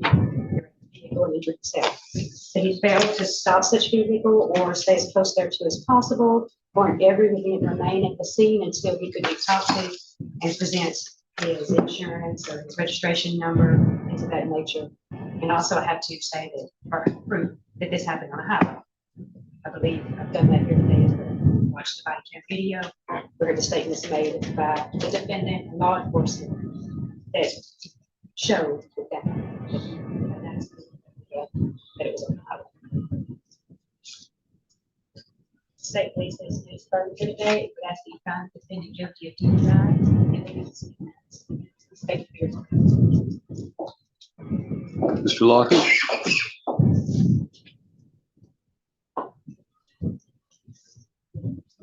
I want to thank you all for your time and attention. I guess at least we can say that we did finish this today, which we talked about in Jordan. There's no doubt my client was a .124 blood alcohol. We don't contest that.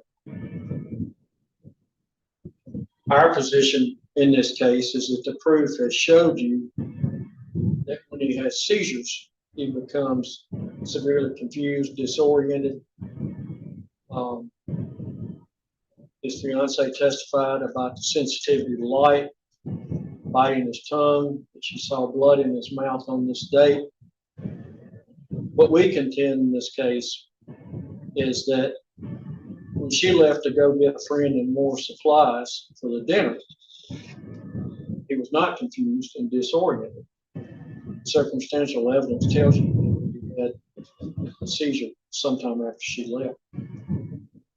The two eyewitnesses that came right up to him in the road after he wrecked did not notice what his fiance described as seizing. She showed with her body the shaking. I don't, if any of y'all have ever seen a seizure, you know what I'm talking about. But neither of those witnesses saw that at the time of the wreck. And circumstantial evidence, I would submit, that tells you he had a seizure before he got on the motorcycle. So our contention, he was disoriented, confused. He didn't realize what he was doing. He wouldn't have got on the bike to go get his elderly father dying of cancer. He wouldn't have been strong enough to ride on the bike. He didn't get on the bike knowingly and leave a pork shoulder cooking or baked beans in the oven, food preparing, and those type things. He wouldn't leave those dogs out. The testimonies, they always kept one of those dogs pinned if they weren't there, because the bulldog didn't like the Grand Pyrenees. And I wouldn't want to be between the bulldog and the Grand Pyrenees and try to wake them up. So it makes sense that he habitually kept those dogs up. That's another thing that shows he was disoriented and confused when he left the house. He left the dogs out. He left a pork shoulder cooking. And if any of you ever cooked a pork shoulder, you know what can happen when the fat drizzles down on coals. You can lose your shoulder and grill and your pit all at one time. Nothing in this case indicates he just went out and decided, I'm going off on my motorcycle. I submit to you that there's at least reasonable doubt in this case that would indicate he had had a seizure and went out and got on the bike in a state of disorientation, didn't knowingly exercise control, didn't knowingly get on that bike and decide to drive. I would submit to you that there is sufficient evidence that that's what happened in this case. Trooper pretty much was zeroed in on the alcohol and really didn't appear to care if he had had a seizure and didn't know what he was doing or not. I mean, he was going to charge DUI, he smelled alcohol. So I submit to you, at the end of the day, you have to make a decision that you can rest easy with. You've got a man here that works hard at the machine shop, got a license, insurance, a good citizen, and he did something by leaving on a motorcycle, leaving the dogs out, barbecue shoulder in the pit. All that indicates this wasn't something he was knowingly doing. So I submit the evidence is there. At least you can find out as to whether he voluntarily, knowingly went out and got on that motorcycle. And because of that, we'd ask you to find, in this case, not a verdict. You don't have to find that he's innocent. When you listen to the jury's charges, you can find that you have reasonable doubt that the state proved him guilty. If after hearing all this, if in your mind you think he may have had a seizure, and if the evidence indicates that, and that caused this disorientation, you can go back and say, look, I'm just not going to find that he knowingly got on that motorcycle and drive. So I'd ask you to find him not guilty. Thank you.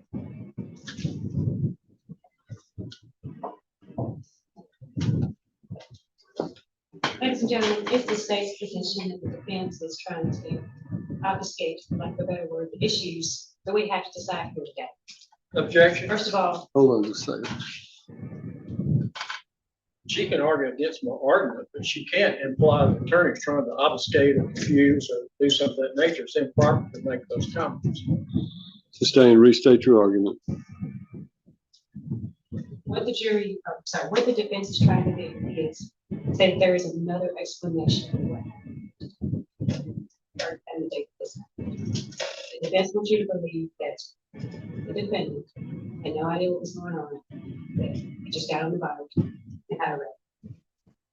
Ladies and gentlemen, you heard the testimony for today. You heard what the witness, the girlfriend of Mr. White said. She testified that he's less likely to have seizures when he's been drinking, more likely to have them when he's sober. She testified that she didn't know never if he had a seizure that day. So we don't know that Mr. White had a seizure that day. What we do know is that Mr. White went to the doctor. We hope he was examined and seen by a doctor, but we have nothing to show. Mr. White had a seizure that day. We have nothing to show that he did anything other than what the state argues he did. But the evidence shows that he had been drinking by his own admission. He had been drinking. He got on the bike. I've heard the evidence does show that he got on the bike and rode, because that's what he did. We have no idea what he was doing on the bike. I believe the testimony from the girlfriend was that he was meeting with his father that evening. So we don't know that he was on the bike to go pick up his father. He could have been doing something different, which is neither here nor there. We just don't know that he was going to his father, which is the argument made by the defense. We know what we know and what the statute requires us to prove. Was he on a public highway? Yes. Was he operating a vehicle or a motor vehicle that he had? Yes. Was he impaired?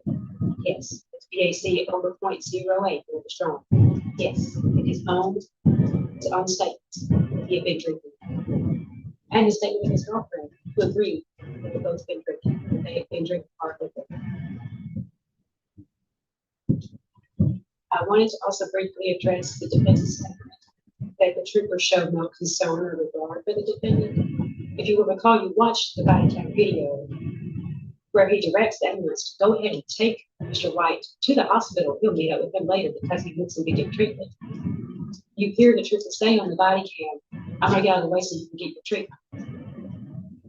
Evidence doesn't show that the trooper was disregarding any medical injury that Mr. White may have suffered. The trooper was simply doing his job because he smelled alcohol and heard him make the comments that he had been drinking. The trooper's not a doctor.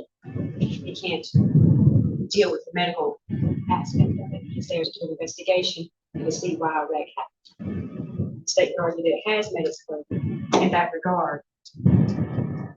That a seizure, if one even did occur on this date, is of no relevance to the issue of continuing to provide record.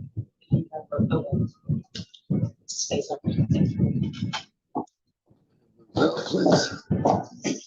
Ladies and gentlemen, I'll pass to you your copy of the final charge. Excuse me.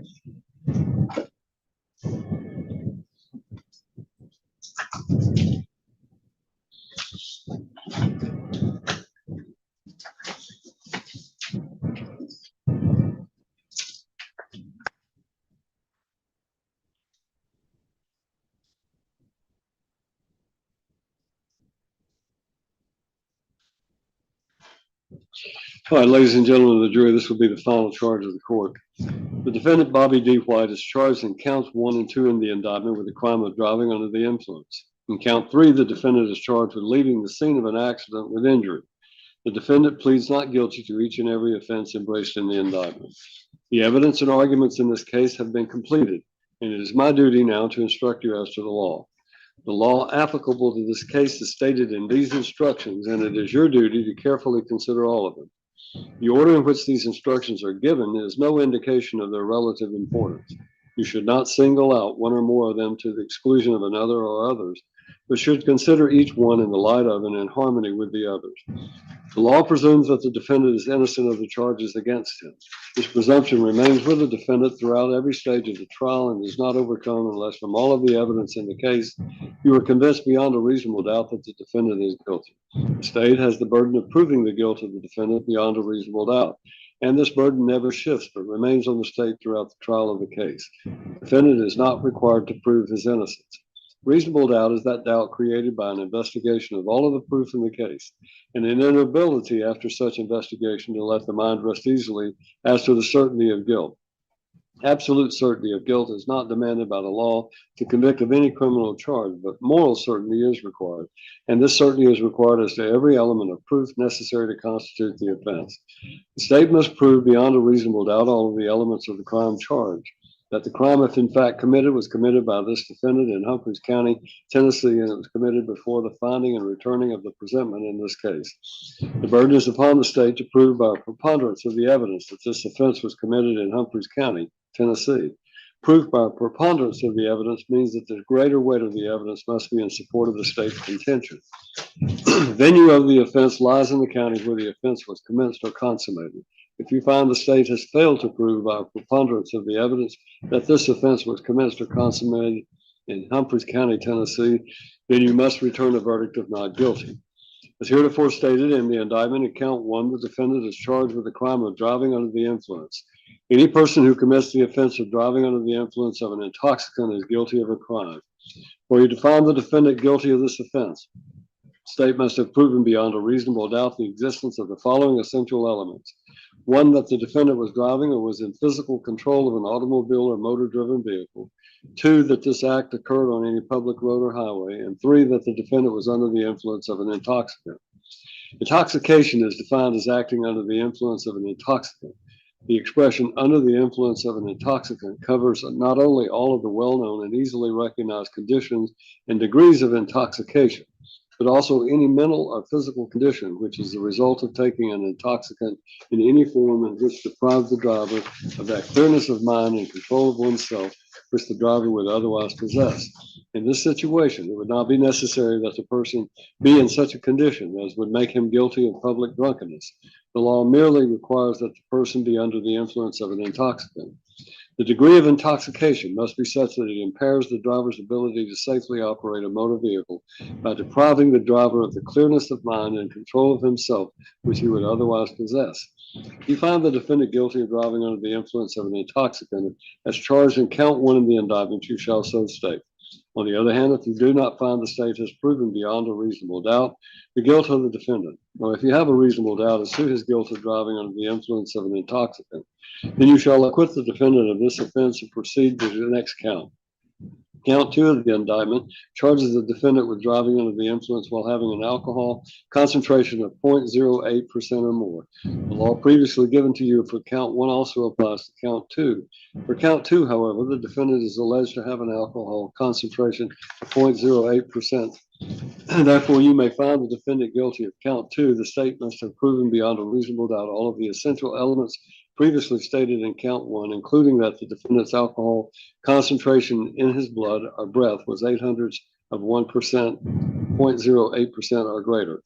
If you find the defendant guilty of driving under the influence of an alcohol concentration of 0.08% or more, as charged in count 2 of the indictment, you shall so state on your verdict form. If you do not find the state has proven the defendant's guilt beyond a reasonable doubt, or if you have a reasonable doubt as to his guilt, you shall then you shall acquit the defendant of this offense and proceed to consider the next count.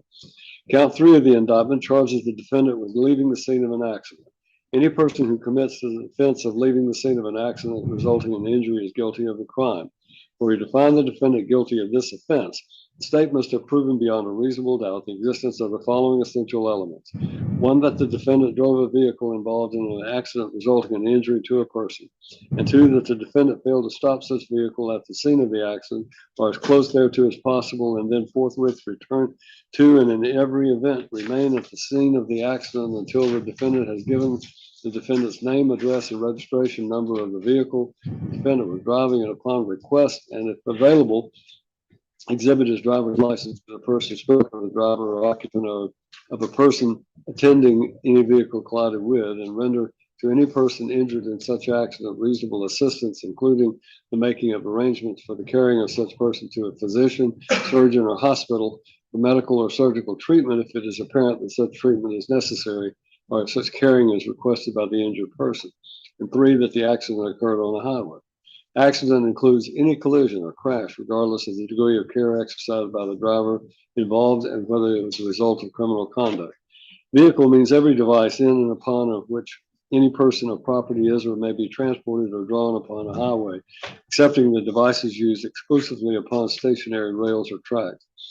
If you find the defendant guilty of leaving the scene of an accident as charged in count 3 of the indictment, you shall so state on your verdict form.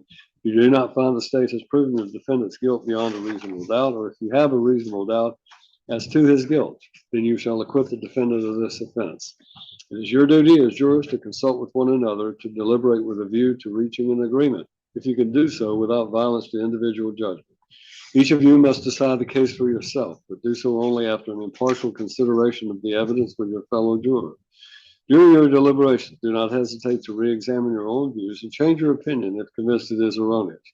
But do not surrender your honest conviction as to the weight or effect of the evidence solely because of the opinion of your fellow jurors or for the mere purpose of returning a verdict. The verdict must represent the judgment of each juror. To return a verdict, it is necessary that each juror will agree thereto. Your verdict must be unanimous. You can have no prejudice or sympathy or allow anything but the law and the evidence to have any influence upon your verdict. You must render your verdict with absolute fairness and impartiality as you think justice and truth dictate. When you retire to the jury room, you must first select one of your members as the foreman or forelady who will preside over your deliberations. When you've reached a verdict, you will return with it to this courtroom and your foreman or forelady will announce it. If you find the state has proven the defendant guilty beyond a reasonable doubt, then you should find him guilty. On the other hand, if you find the state has not proven beyond a reasonable doubt the defendant's guilt, or if you have a reasonable doubt as to his guilt, then you must find the defendant not guilty. The crime charged in each count in the indictment is separate and a distinct offense. You must decide each charge separately on the evidence and law applicable to it. The defendant may be found guilty or not guilty on any or all of the offenses charged. Your finding as to each crime charged must be stated in your verdict. You will be provided with forms for all possible verdicts in this case. The jury shall complete the appropriate verdict form and your foreperson shall sign the form reflecting your unanimous verdict. If after your deliberations you find the defendant guilty of any offense, the court will set the punishment at a separate sentencing hearing. The jury will not be involved in setting the punishment. Ladies and gentlemen, I have a verdict form that I will send back with you, and it essentially has instructions on it that will help you in determining your verdict and going through this process. And if you'll follow those instructions, then I think that'll assist you in reaching a verdict. So you may now retire to the jury room if you wish to see. We'll send back all of the paper exhibits. You'll be allowed to take those back with you. If you want to watch the video again, then you'll have to come back into the courtroom to watch them. All right, thank you. You may now retire to begin your deliberation.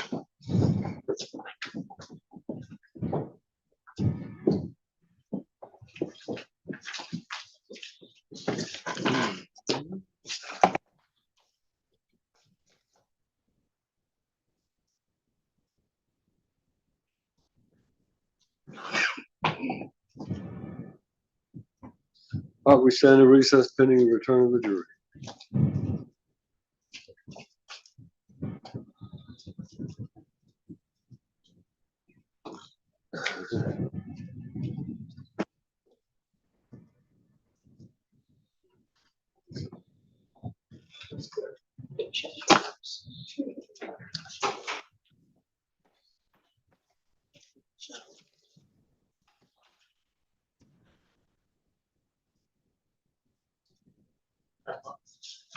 So, Monday on Chancery, Tuesday have motions, criminal motions. You have Dr. Call That Tuesday. one is criminal Dr. Call Tuesday, and then the human file starts Thursday. Wednesday. 3 days.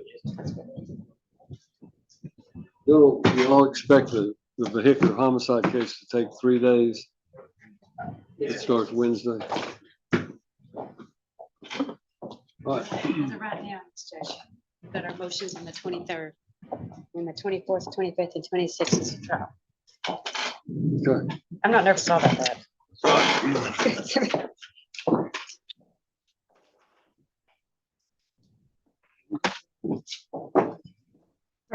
Nervous.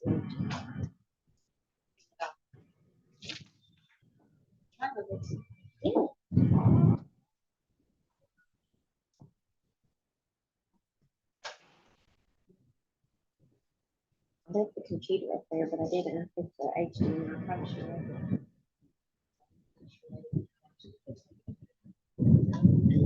remember when we tried that, here's the side, New Year's Eve and New Year's Day. Yes, Judge Birch.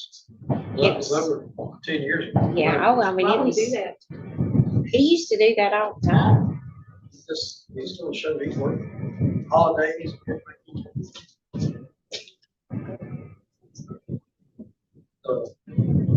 New Year's Day, he let them come back at 10 in case they were out partying. That was nice. He did mellow right before he left and went just to Dickson. Right, so I think his,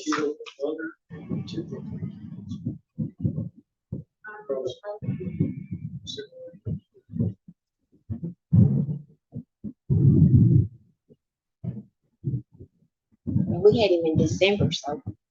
It's similar to this.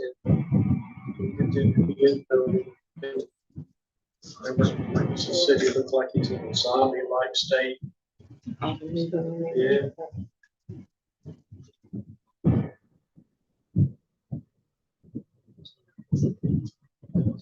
Never know. They came back. More frequently, party.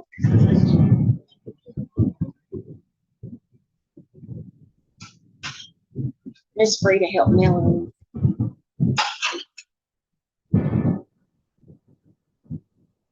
As mellow as he could get anyway. Yeah.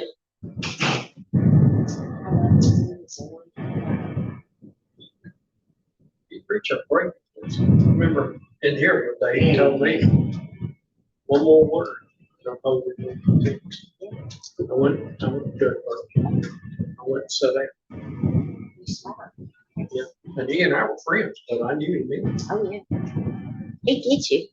He gets you. I made him laugh one time.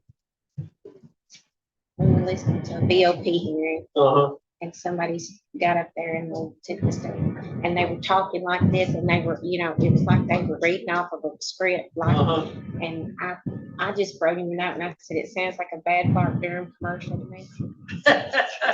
And he read it, and then he went, his whole body started to change.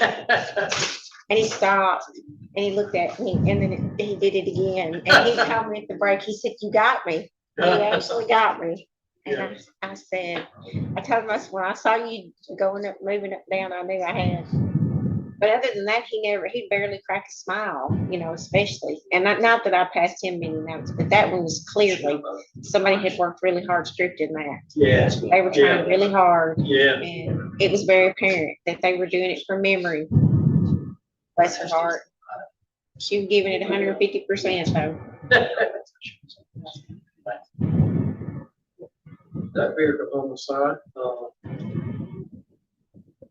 it was Deputy Danny Warren's sister. Yeah. And there's the two boys. There was the two little boys, and the girl survived. Allison survived. Okay. She's still alive, and then, but it took his sister-in-law and the two children, the two boys. Danny told me after. He was such a good. He said, really? Gospel had just apologized. That'd have been all we did. Yeah. It's such a sad. Yeah. It's so sad. That cross is still right there by that bridge too. I don't know if you noticed it or not, but it's still there. They probably like replace it every so often. Dan also realized he had problems, so he started trying to argue that the guy was letting his dog distract. That's what I remembered when you was talking about the zombie. I was like, I don't remember that, but it seemed like I remembered a dog jumping there around. Was a dog in there with him, but none of the witnesses said they saw a dog just laugh. They said he looked like a zombie. So sad.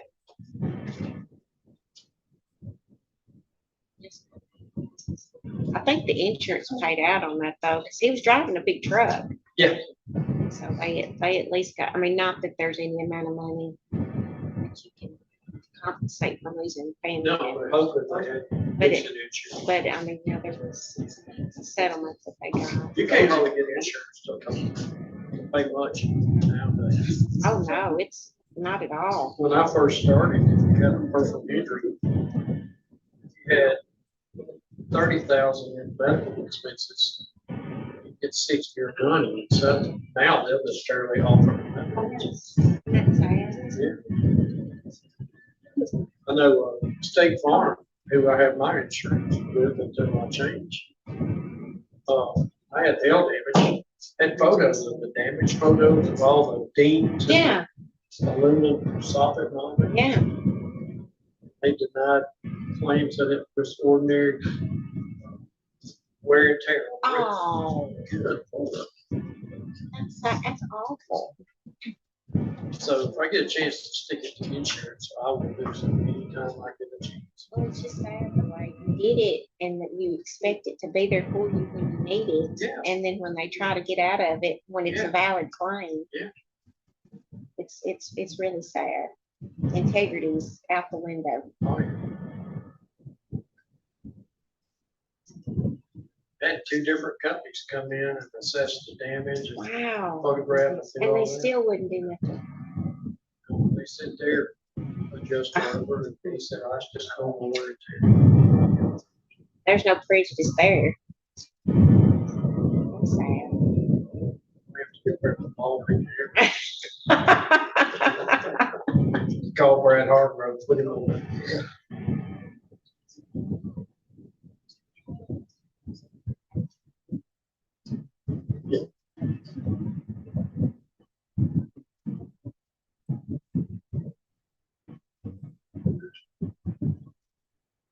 So Bobby, you never tell how long a jury will take. No, and that's true story. That is so true. Some of it depends, like, if you finish your arguments around 5 or 5:30, then there's a sequestered lockup jury, and they know they can get another dinner. Sometimes they'll wait and then come back. Just never, it's. They might need time to eat the donuts and they can't do that. I try to keep them filled up with some sweets. Yeah. You need to get your own donuts and stuff made that has your name. Wouldn't that be nice? Around here, we don't even hardly have a place that makes homemade donuts. I mean, like, we don't have a donut shop. I think Casey's still sells donuts, and you can get some at Walmart, but they're not the same as like the fresh. Yeah, we don't have donut shops. Oh my gosh. Oh, they are the best. They are. Every now and then, a good attorney will bring us those apple fritters. Oh, those are absolutely amazing. No telling how many calories. Oh, no. 4 grams of Oh, sugar. no. Can't even, those are one of those, if you're going to eat one, you don't need to know how much is in it. No. You don't want it. You just make the decision ahead of time to do it and just jump in and go for it. They are amazing. I don't think I've ever had those. Are they good? Well, of course, they're being in Dickson. We just usually get whatever somebody's sweet enough to bring us and drop off. And Yeah. My youngest grandson, we're driving by a Krispy Kreme in the hot sun. Yeah. He says, Papa, we need to go. well, that is almost like eating glazed fried air, and it is just so. You don't even hardly have to chew it. No, they just melt in your mouth. If we had one around those around, I'd probably be as big as those doors back there. Judge Turnbow brought us some when they had the Snoopy ones. Yeah. They were so cute. Yeah.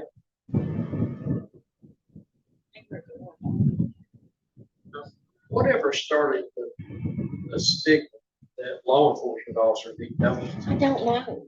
I don't know where that came from, honestly. Unless back there in the day, that was the only thing that was open real early in the morning, and That's my dad's, basically said, that's the explanation. it was the only thing open. Midnight shift, that was the only thing that was open in the middle of the night was coffee and donuts. Yeah.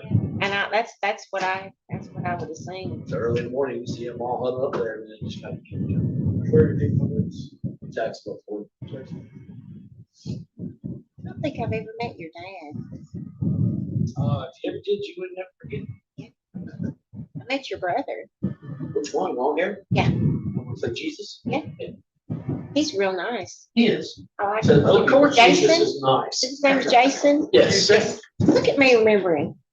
Yes. That's who all that was He completely likes to give me a hard time though. Does he? Is he your older brother? He is my oldest. Okay. And I am the baby, so. He's earned ranks then to do that. There's a pecking order, and you're the one to get pecked. Yeah, but you think once you turn 40, you know, No. there's no more packing. It's kind of like my No kids. I had them, and there was no, you turn 18 and you're on your own. I'm still your mama. I don't care where you live, what your address is. Messing up, I'm gonna get you. You know, there's been plenty of times he's called me when he's seen me on the side of the road. Why are you staying on that white line? I said, because I have to. That's like that. Hey, you don't need to be that close to traffic. And he's not wrong. I gotta go. He's not wrong. I had Trooper Bargetski witness stand. Bargetski? Bargatze. Do I know him? He's from Robertson County. I probably haven't met him. He's a cousin to a comedian. It's He Nate Bargatze. looks a lot of similarity. Really? Him and Nate are cousins. Cool. I've never gotten tickets. Oh, he's fun. I've never asked, but I've never been Yeah. offered any tickets. Any shows, He's fun. In fact, I watched him on the streaming services 2 nights ago. Is that right? Yeah. Nate Bargetski. I don't know. Don't forget that name. That's one of them that stick out. He's fun. He's a local comedian. He's pretty funny. He's doing a lot of things. I think he's Got his own show. He got his own show, and I think it's about there's something for sports in Nashville. He's trying to start something. Good for him. I don't know if he's trying to start up he's trying to help out with the Major League Baseball team, trying to coach Nashville. Cool. He's trying to put some money to that. Yeah. Because, you know, we're trying to get an MLB team in Nashville. Nashville is booming. Nashville's booming. See, when I grew up, baseball was all there was. Yeah. I It's the mean, American yes, sport. pro football, but in my community, small town community, we had baseball. Yeah. We didn't have soccer or junior pro football or anything. It was just, yeah, that was just, baseball was really all, even when I was in school, really all we had here was they had softball, baseball for the, the kids, and basketball, and they had a football team. But there wasn't soccer and volleyball and all the, all the things they have now. Now they have a golf team, I think. Oh, they have golf. It's fun tennis. stuff. Tennis. Talk about the high schools. Yeah. I think they got a golf team in the junior high. Yeah, I think that's awesome. I think it's great because I'm just not gonna lie to you. You throw a ball at my face and I'm gonna close my eyes and duck. Never was able to hit the ball. I think my mama just raised me better just to get out of the way so I throw something. But now I can kick a big ball. And I was always pretty good at volleyball. So when we played in gym, but they didn't have any they didn't have an actual team for that kind of stuff. So I'm glad that they branched out and given kids options. Not up here, but I can go I don't worry downstairs. about I can. I don't mind. Don't worry about it. I had Lance's pizza, so I need to develop that business stuff. Look at that. Thanks, Jake. You're welcome. How long is this thing? Don't ask. I've had it down in my underwear for a year or two. Don't ask, don't tell. Since the 60s?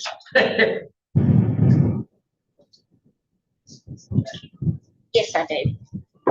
You give it to me, I'm throwing away, yes. Oh, well, don't anyone get in front of him. I was. Kind of rude. I was. He's like, man, he's used to people cleaning over. You gotta get however, you gotta get to. You was introduced to contraband? As a kid. What did? Cigarettes. Cigarettes, yeah. My grandmother lived by the jail. We'd be out in the yard playing, inmates would holler at me. They throw a quarter out the window. I'd take the quarter. Oh, Jay. And I could get a pack of cigarettes and a pops. I go back, throw on my cigarettes, and I had a pops. Did that all the time. Oh my I God. didn't see anything wrong with it. Well, years ago, they could smoke in our jail. In the 60s, when I was a kid, they could. Even when I first started here, they could still smoke. Because Alan smoked on the bench, Alan Wallace. That's right. And I mean, he just pulled his ashtray out on a break and put it right up on the bench and smoked.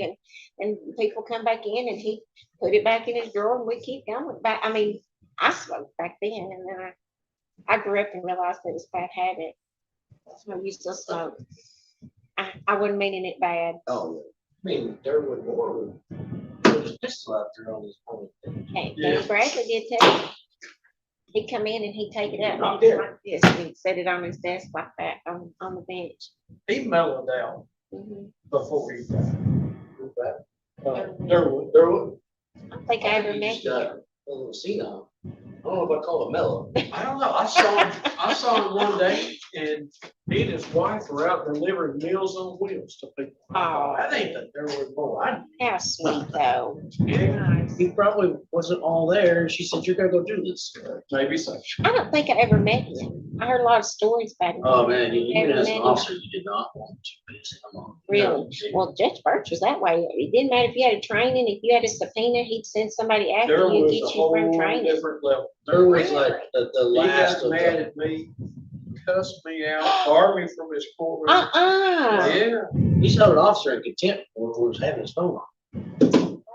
Because it went off and he tells everybody, turn it off, put it on vibrate. I hear it, it's mine.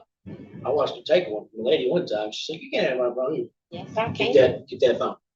Listen, Judge Birch, it's the same thing. If your phone went off in his courtroom, you had to give it to him for 24 hours. He took mine. a couple times. And his went off in court and he gave it to the clerk and he said, give it back to me in 24 hours. And he made her keep it for a day. He didn't, I mean, he held himself to that same standard. Durwood was tough. He got mad at me. At this time, he had a rule. If you failed to appear in court, it doesn't make any difference why. 30 days to serve. And, Oh, and I gosh. had a client who had a first offense DUI. I don't remember if he had a flat tire or what, but he didn't get there until late. And Durwood was going to give it 30 days. Oh, wow. So I went to the DA and got a criminal information, took him across the street from Judge Wallace, let him out on time served. Shane Dunning was a court officer. He ran across and told Durwood what I'd done, like I was doing something illegal. Yeah, Well, you can take it over on criminal Absolutely. information anytime you want to. absolutely. Oh, yeah. I had a shadow day and I had a pastor's daughter with me.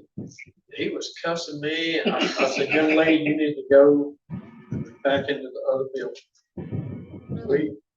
We got face to face and he was telling the officers to cuff me and hold me in contempt. I said, we're not in court. I haven't done anything. And I begged him to take a punch. I wanted to go take a swing. That's awful. If he did take a punch. Well, that's just terrible, isn't it? I didn't realize he was quite that bad. I'd heard stories The about last of the Mohicans. but Yeah. I didn't realize he was quite that bad. We've been blessed down So there. I had to file a judicial complaint against him. They smacked his hands. You can't Can't bar do an attorney for taking a case over on a criminal information. it's the law. You Yeah, can it's do the it. law. Just because you didn't like it. But after that, he was really nice. Even during there, put you to sleep though. Oh, yeah. Court was so quiet in there, and it was so long. Oh, He was so slow about reading everything. oh gosh. You know how Haley, whenever she gets Oh, yeah, like a room full of, say she gets a room full of DUIs and they're all the convictions, she's gotta go over that paperwork. Typically, she'll go over the paperwork once, make all your list. No, Yeah. Durwood, every time. Uh-huh. He'd read that every time. He would almost fall asleep reading it. Yeah. I'm like, oh my gosh. We really have been lucky here with our judges. We really have. As See, far as He was a efficient. non-lawyer judge before he went to law school. And my dad was his district attorney. And he found out Durwood was drawing up search warrants, then going with the officers to execute the search warrant. Oh, no. He told all the assistants, y'all tell the officer we gotta put a stop to that. We can't have the judge going and execute the Dear search. Lord, no. And they've changed that now. Judges have to have a law degree right now, don't they? They have to, if they're in a municipality that doesn't have a lawyer, then they can still be a judge. Really?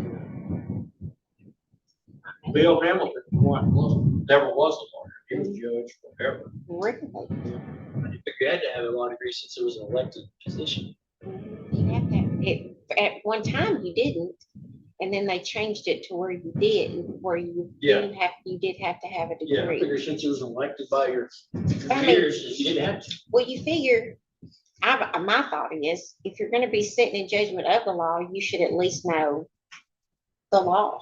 For And sure. how to study it and how to, the concept of it anyway. I know Kenneth Atkins told me when I was going over to prosecute my law.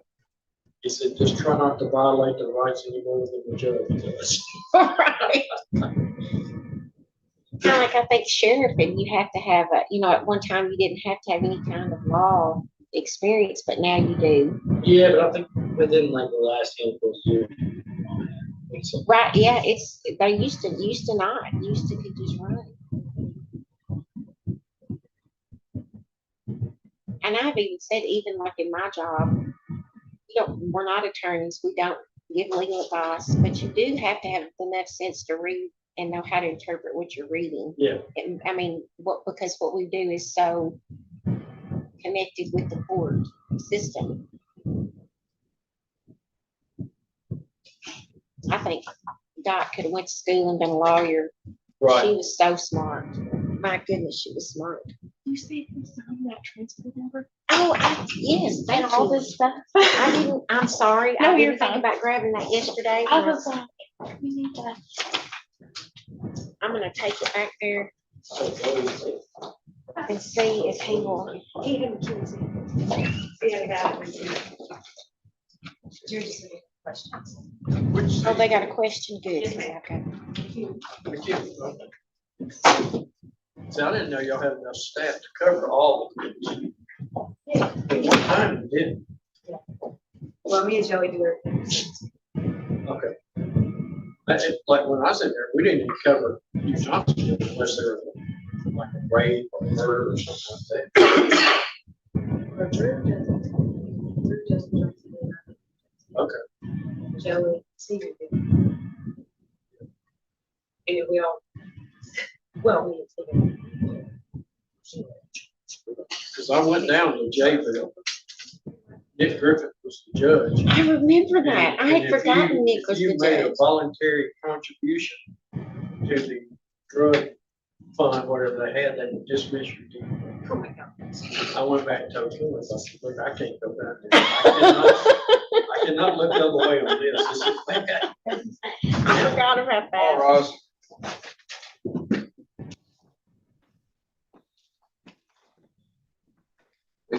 All right, I'm told the jury has a question, so we're gonna bring the jury in and find out what the question is. I have some stuff to put in. And there's another thing from that people that 10600 laying on top. I just wanted to make sure.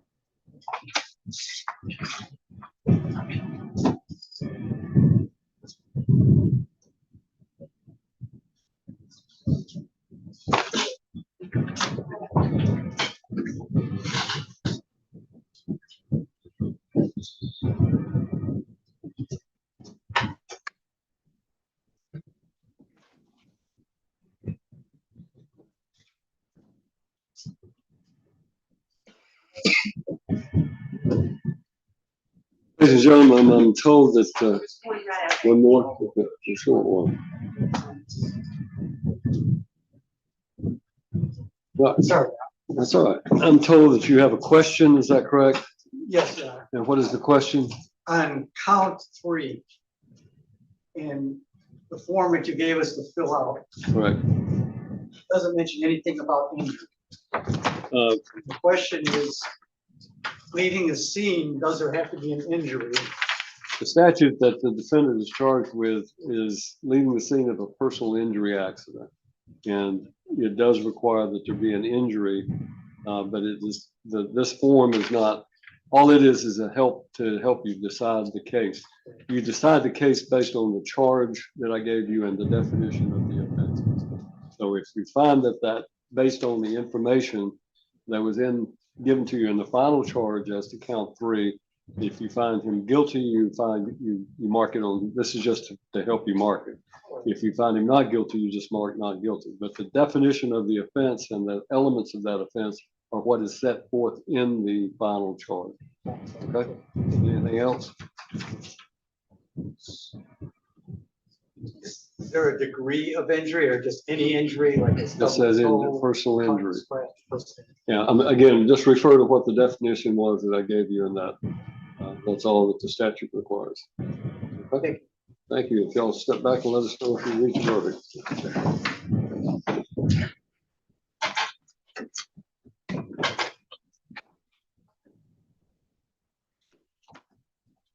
You have the rest of those orders. They call me every day. I don't know. And I told them, I said, he I did Did not they have send any them to, return. did they send them to you? Remember, you got them from me and Rogers that day. There was several. It must be. Okay. And well, we were going to conference after that. Unfortunately. Nothing else in the recess.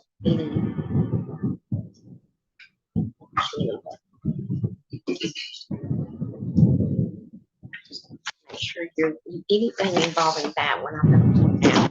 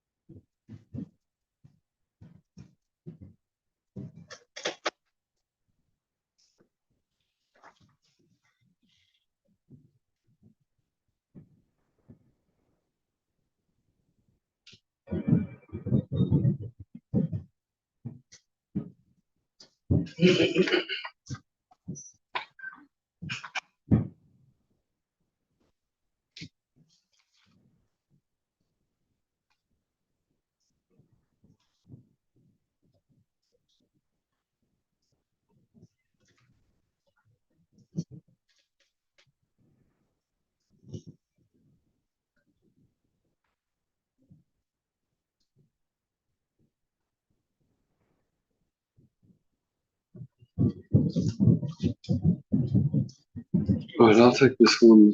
Okay. With me if I can find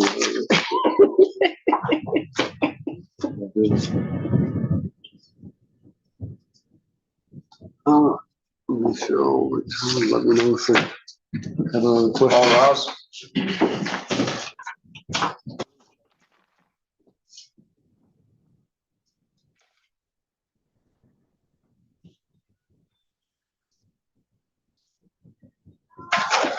Is Toad still alive? No, he passed away on us September of last year. Oh. And I had COVID and I couldn't even go to the funeral.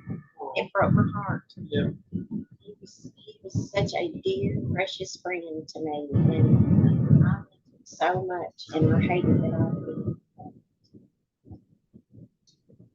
I wouldn't give that to anybody later.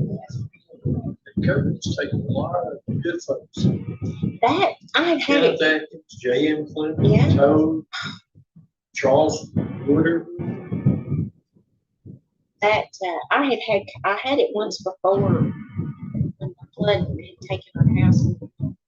Yeah. And it was more like a little bit of a sinus infection. It wasn't bad. I know a lot of people didn't get shot, and I'm not saying pro against whatever, but we got it because Scott has a lot of health problems, and we had just got that shot, and it just was like a little bit of a sinus infection. Donna was very sick. And, I had a brother, he and I got it about the same time in 2020, and it killed him in 6 days. Oh, you're kidding. And it just like got me. It's bad. Brutal. Well, Once I got the vaccine, I've had it 3 times since then, and it's nothing major at all. And see, that's the way we were. I really felt like Scott just was tired. Mine was more like a sinus infection. but it wasn't bad at all. Yes. I know, I just, But thank you for that. I wanted you to I know, appreciate it very much. as soon as I walked in the Yes. office, so I wanted you to know that, I appreciate it. Thank you. because I know how we, Oh, yeah, yeah. You have a fun day in the queue.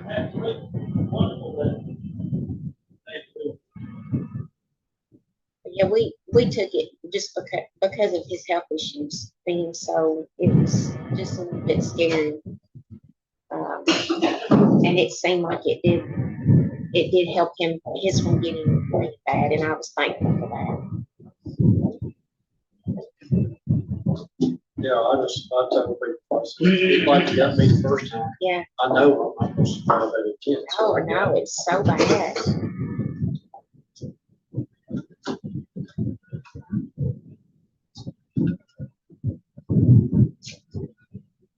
I have my cleaning, my lady hanky, but I can be sure. Yeah. I'll share my hanky, but I have used it.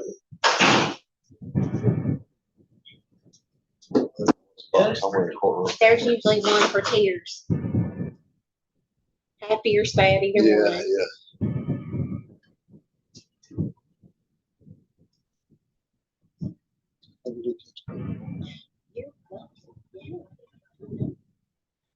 Like I said, we had that, I think that was 2022.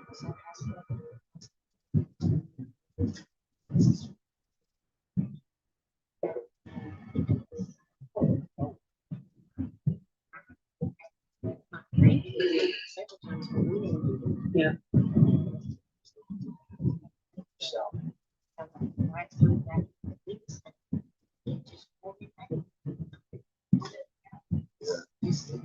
Pardon? And it didn't even really feel like that. I just felt like I didn't have any energy.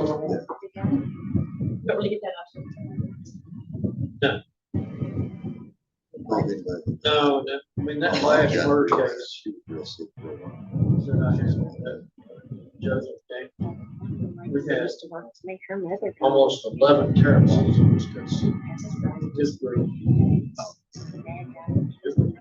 Yeah, my client was just eating. Wow. They said if you just got on the scary. ventilator, so. Oh, yeah, terrifying. Relatively. Yeah, they brought a jury in and shut it down.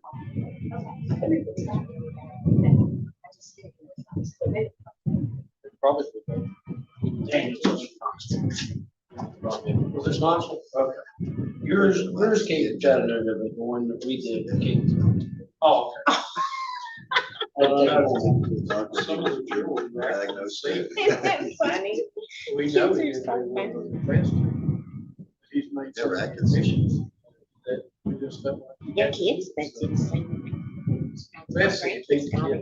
That's where we got it In the living room, from. and all the Back in body on September. their car. They had COVID and They were security. COVID and strep at the same time.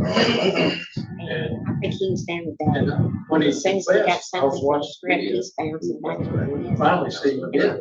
3 or 4 days into it, I'm thinking, oh, Lord, something's got to He get me said, out well, I this thought if bed. I told him I did something really bad, they'd think.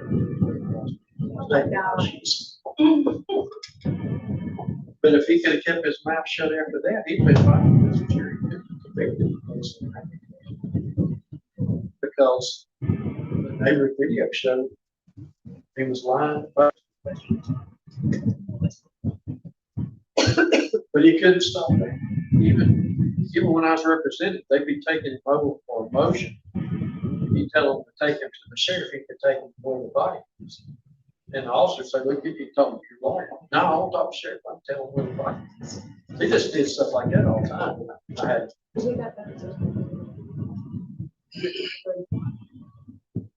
No. No, I don't really think he could have told, because you know, from security video, you get trouble. So, I mean, the brother said he carried it. That's possible. Anybody's ever told me that 40-pound bag of concrete in distance is going to carry 60 miles down the road. It's dead weight. What I really think is, I think they got mad locked the kid outside. He was autistic. And he ran away, got killed, ducked, or whatever. No. They found his blood, the defendant's blood on his pillowcase. He had accurate for that. They didn't find any blood or DNA evidence in the home. But he called his mom. I told him, I'll call the court. Mom, come in and say you saw my wife did. So if you get somebody alive, you get away with first family. They do stuff like that. I just want to throw my hands up and say, you're really tying my hands.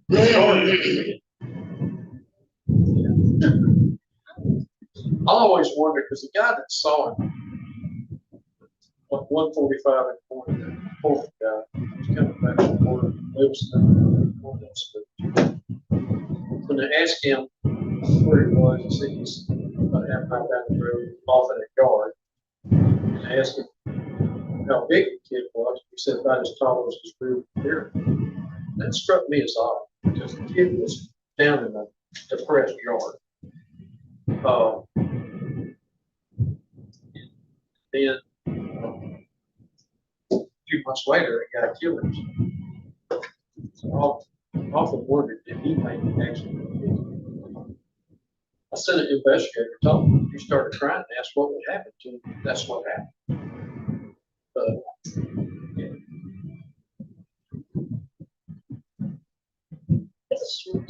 But I told the investigator we're just going to take his statement to the court. He didn't.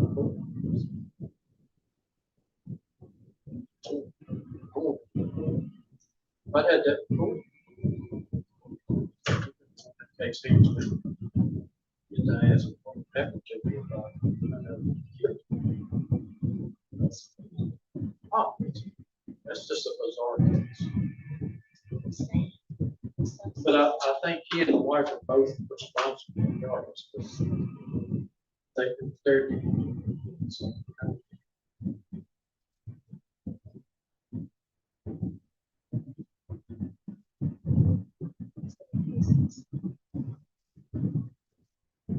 he was smart in math and computers. He worked on the computers at the police department. Sometimes people that have autism are smart in one area. That's kind of he thought. So he never listened. Really? Oh. Yeah, that's me. Making stupid phone calls like that.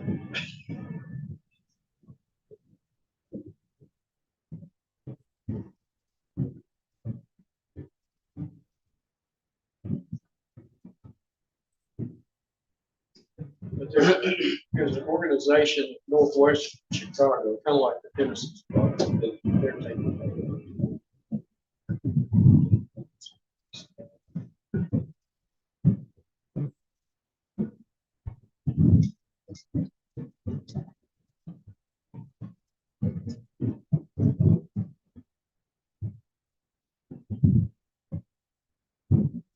But I would like to know what we do.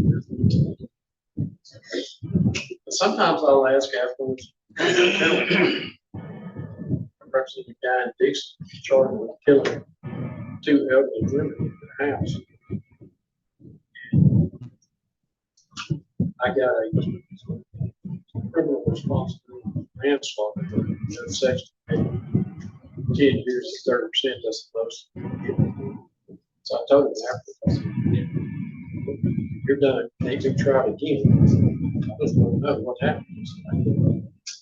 And I said, why? He said, I was so upset with that. Oh, he's been it. That's true.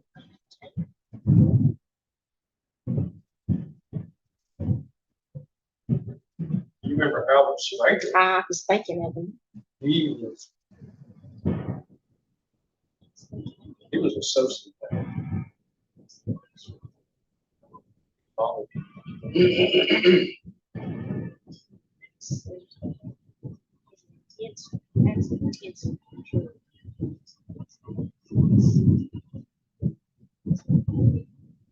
The jailhouse witness backfired that case. He's the one that I had to record with him bragging and killing. When I asked about that on the stand, he just put his head down. I says, really, we can't believe anything you say.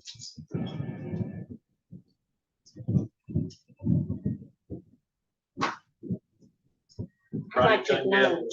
Was so helpful. Diligence, they money was letting me break in the hamburger and milkshake or something, just to try to mellow him out. Yeah. He's the best sheriff I've ever been with.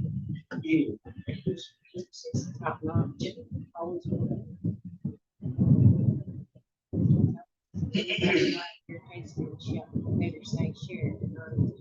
Yeah.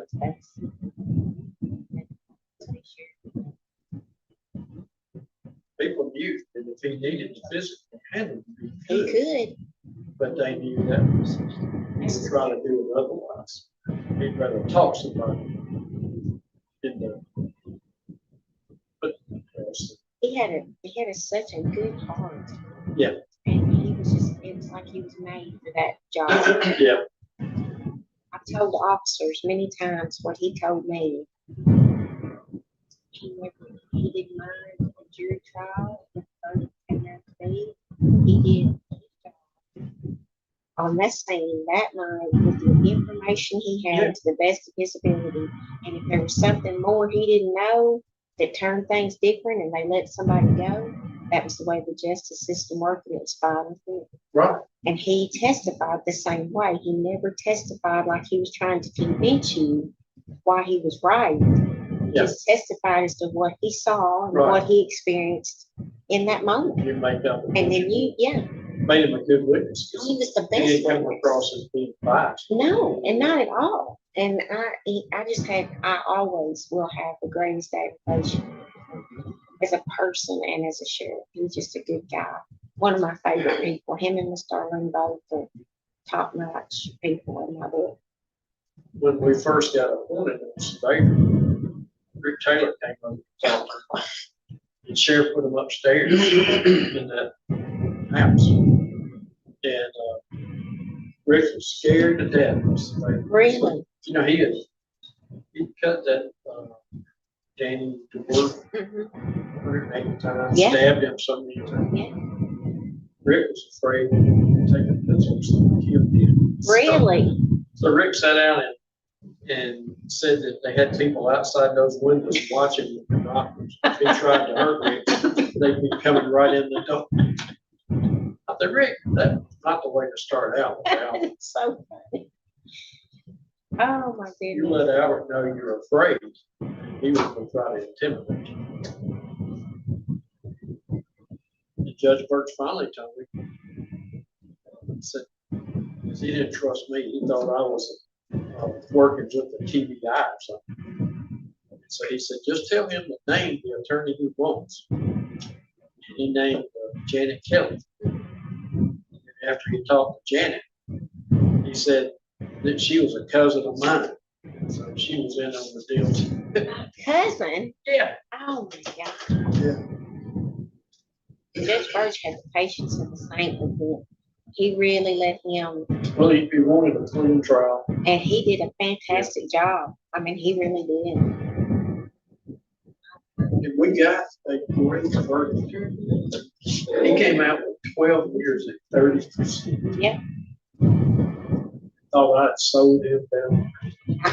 And I don't know Called, how. told me he's going to kill him. Yeah, I remember. Yeah. I remember when he got out and everybody was, and didn't he come, somebody saw him somewhere in town? Jeremy Etheridge saw him in Action City. He had no reason to be in Action City.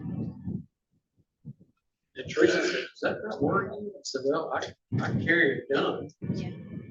But really, there's nothing to do about it. If somebody wants to kill you, it's not to kill you. I made sure that I gave Surveyor Rick Taylor's address and all that.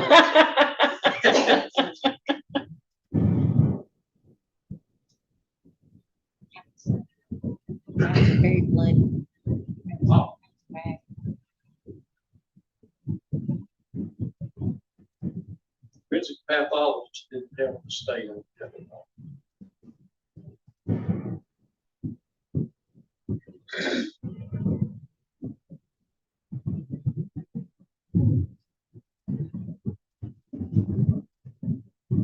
You accumulate stores. Coal accumulate all the time. Oh, yeah. I'm thinking about getting speed on those software. That record a lot of You should. stories that are interesting. You absolutely should. We had Sean Anderson and what was the code? Yeah. And I went to Allsbrooks and Lisa Dunning at the time. My client will testify that Evans went out to his truck to get that screwdriver. That'll give y'all premeditation. So they cut a deal with Anderson. There's no proof Anderson stabbed him or done anything. They wouldn't cut a deal with him. So we tried that. If you recall, Judy found Sean not guilty of anything. Yeah. I think that one of them said later, doing something with a corpse would have been all they could have found him. They proved he helped him throw him over a paint rock. Yeah. But they didn't charge him with it. Abuse of a corpse. Yeah, yeah. Yeah. That was a bad one too, because I knew Artie. Yeah. He was a good guy. Yeah.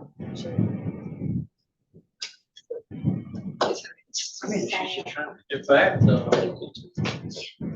testimony was that Sean tried to get in between. Yes. Yeah. That's the reason I could never understand Dan Allsbrooks not trying to settle things. I mean, their own witness said he was trying to stop the fight. Mm-hmm.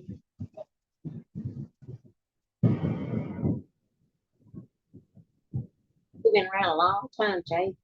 I know. Long time.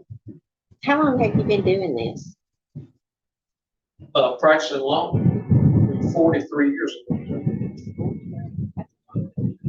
I remember when Senator Bill Peeler told me that he'd been practicing 50 years. I mean, I've been here 31. This is my 31st year here. Yeah. And so I knew it had to be, because you've been around a long time before I got here. I'm gonna keep doing it because Cole and Joey say they really like trying cases. I know. It's funny because I've seen you. I mean, I've seen you practice many a time, but always as a public defender, not as a private attorney. My first murder case was when I was a private attorney. 1 year after law school. Oh, really? That's not intimidating at all.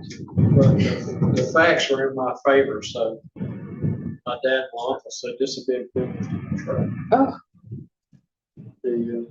The victim broke into my client's house, went back to his kitchen, got some ice and water, then went to my client's bedroom, threw the ice water in his face, put a pistol in his hand, and said, "You son of a bitch, I just want you to see he's gonna kill you."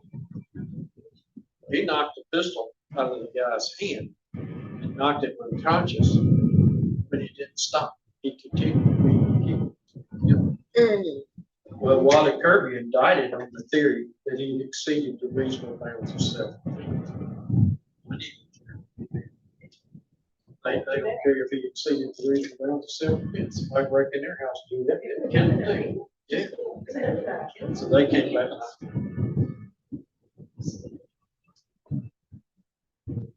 Yeah, I never understood that case.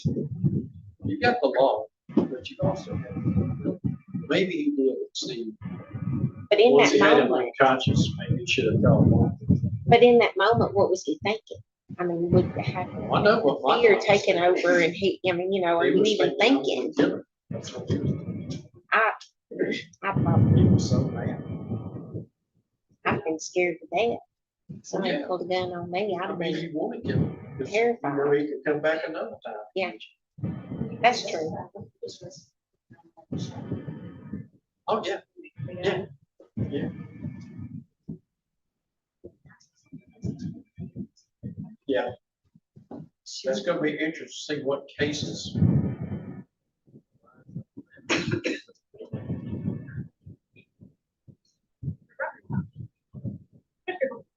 It's still pretty stupid. They break into your house. And, I try to run out of the house. Yeah.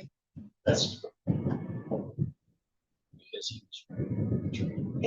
But I mean, That's the wrong person. the thing of it is, at what point do you think could they turn around? Are they running just to get far enough away to turn around and shoot Or you? running out to get a. Or running it, you know, right, Yeah. right. I mean, that's reasonably in the world we're living in today, you just don't know what Well, somebody, that's people will another shoot you one for where- passing them on the interstate. You do not know what people's mindset is You take anymore. those kind of. Sure. Right. That you're right there. That's one that's definitely jury call. And when you say reasonable anymore, I don't know what reasonable is. Because people do the most None of today. irrational things anymore. It's crazy.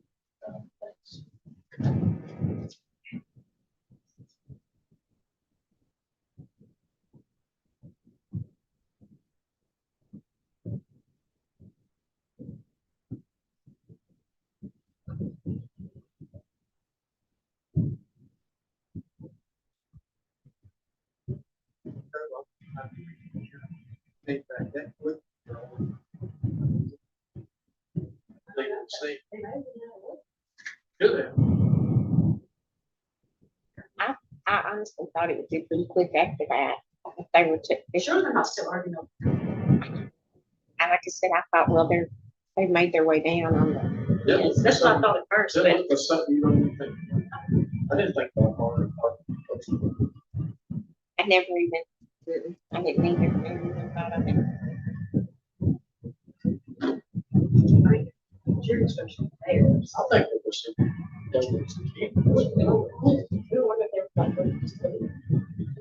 Yeah, It's just. they will do that. Just. We're back there for hours. Yeah. And they found the county back. They said, well, Judge, we were done like hours ago.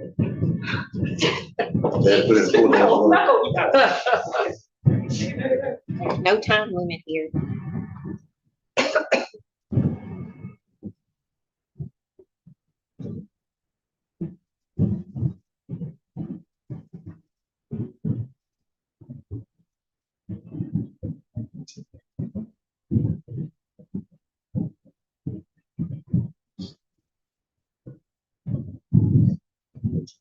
Speaking of people, Dickson County. That's what I'm saying. Yes, you got the That's. It's just a kind of. THB. It's a, oh, I forwarded called THB.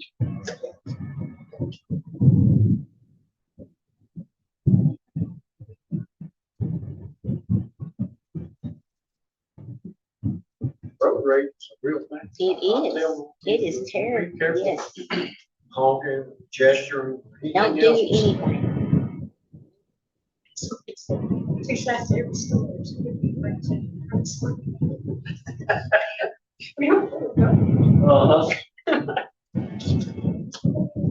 Remember what I just said about reasonable? Yeah. It's just out the window.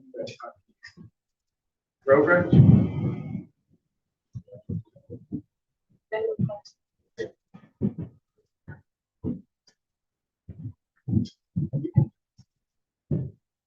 That's getting awfully close to home. Yeah.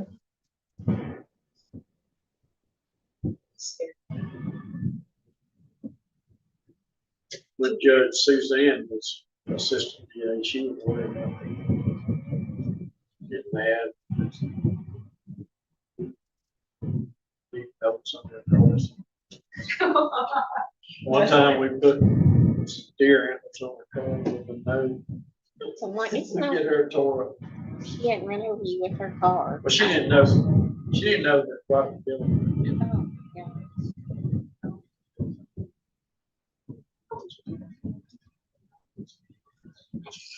Have you, That's what I say, I've changed. I used to just twist it, just to aggravate it.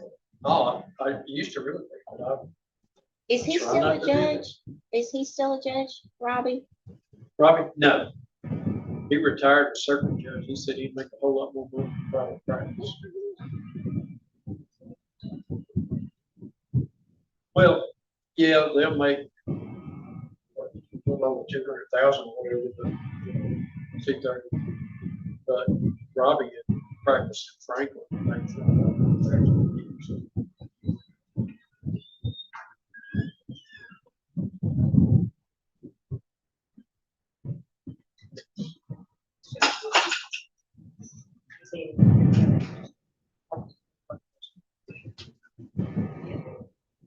They may have told him they had a murder.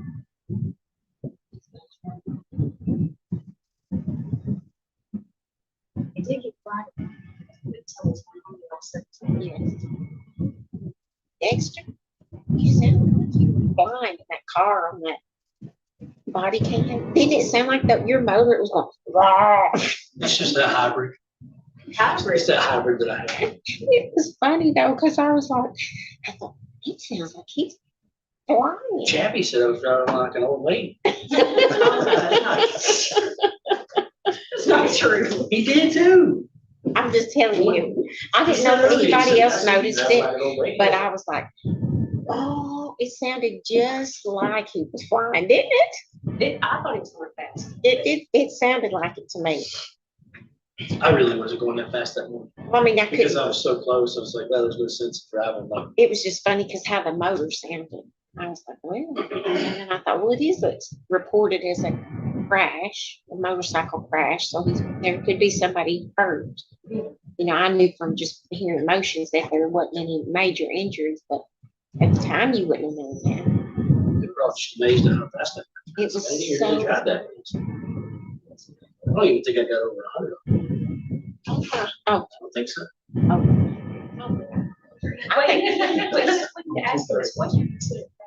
yeah, that may be a better thing to say. I consider it fast, like 5 or 20. Oh, gosh. You were 95 and that wasn't fast. Yeah, no, it's not fast. Oh, shut in up. college, I feel slow. So I go back to my first statement. 145. You were flying. Wow. I mean, That's fast. I've got that new Eco Boost out there now. Oh, really? Yeah, I don't have the hybrid anymore. I got the new twin turbo Eco Boost. That thing will do 125. Ooh, golly, don't do that. I don't like to get that fast. I just don't think that's. I start thinking of my kids' game. I don't know. Yes, don't do that. That's too fast. Unless you're getting paid $1 million and get a trophy at the end, and don't drive that fast. I don't really do it anymore. I was in college, so I wasn't thinking about it. I just thought you too many things. I want to see what they do. I passed a trooper. I was doing 145 and I was Lord, I'm in trouble. You need to pull it. He probably thought, well, I can't catch him, so there ain't no sense in trying. This was in the early 70s, so I guess he just thought. Well, he thought, I'll be. That before you knew how accident prone you were going to be in your life, Oh, I was actually from way before that. and I probably would never have done 145 anyway. You ever had the craziest accident? They covered that Daniels case. The jury had submitted a couple of written questions, and they were still back deliberating. So I wrote down a piece of paper like they used. What is the punishment for manslaughter? And I walked over to the DA's table. Josh Turnbow, the DA. Ray Crouch was there. I said, well, the jury's got another question. Color was drained out of Turnbow's face. He thought the jury was asking that. That was not a good sign. These days, we're going to see road rage on Jane. He told me that was just me.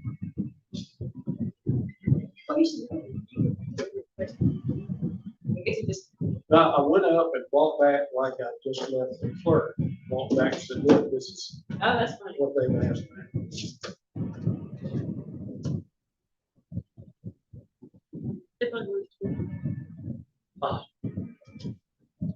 Like I said, one of these days. If it had been Kerry Thompson, he would have won it. Mhm. Judge Turnbull, prosecutor Turnbull, he get mad. He may get now, but he's a judge.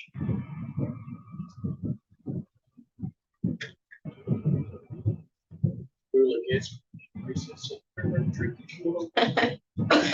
I don't think he's like that at all. He's a really good guy. He's gonna be one of our good judges, I think. He's a really nice, very good hearted, Very conscientious. very conscientious.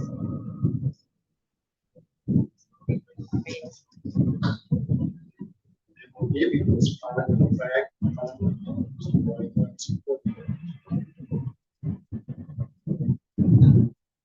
Judge Wallace sometimes will just say, I'm satisfied with my decision. But I still like finding the fact of law for the appellate record. I'm satisfied.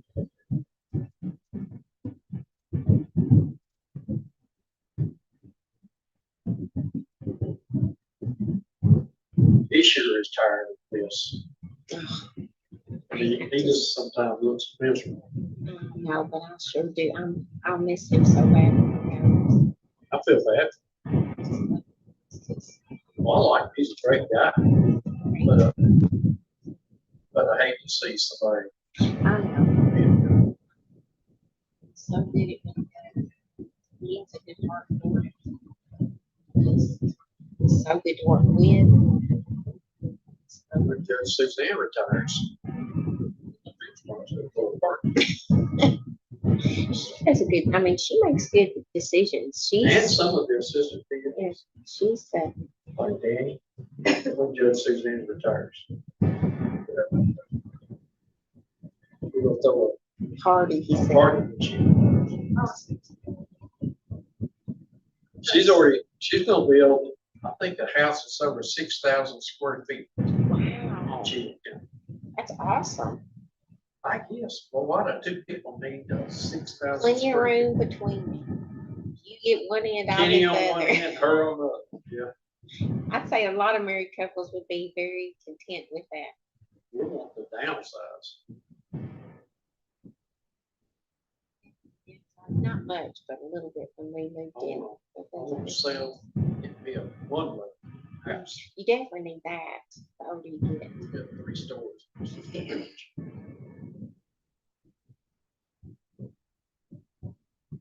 One of the houses we looked at when we were looking at the second floor, the house was beautiful, absolutely gorgeous. And it was something I loved to have 20 years ago. Yeah. But my husband can't walk up the stairs. That second floor would be useless to us because he couldn't get up there. So. Trish and I are very seldom on the second or the third floor. Our disabled son uses both of them. And that's good, you know, because that gives him space. How's he doing? He's doing good. Good. He wasn't supposed to live past 28. 42. 44. My brother, they gave him a 12-year-old life expectancy. But we kept, just like you, they kept him at home and took care of him. Yeah, yeah. And the doctor said it was the love and care he got was what kept him. And Mom claimed, good Lord, touched him. And he did. Because he was blessed. And we lost him right before the January before the flood in 2021. And it got in their house. And my dad would have had a heart attack. He would have been so worried. He was begging for my brother was, and it would have just terrified.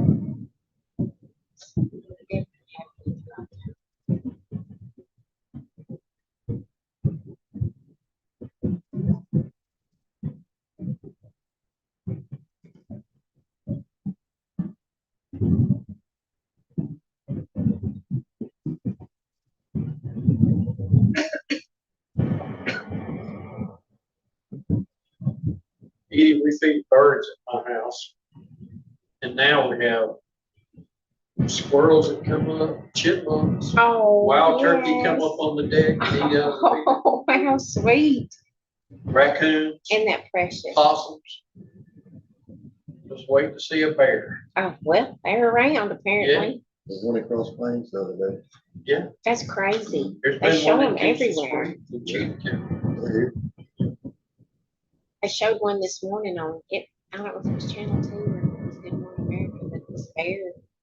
They had the camera and it was on their beehives and the bear was knocking it down to get the honey. Like, just like something out of a cartoon. Yeah. He was after the honey.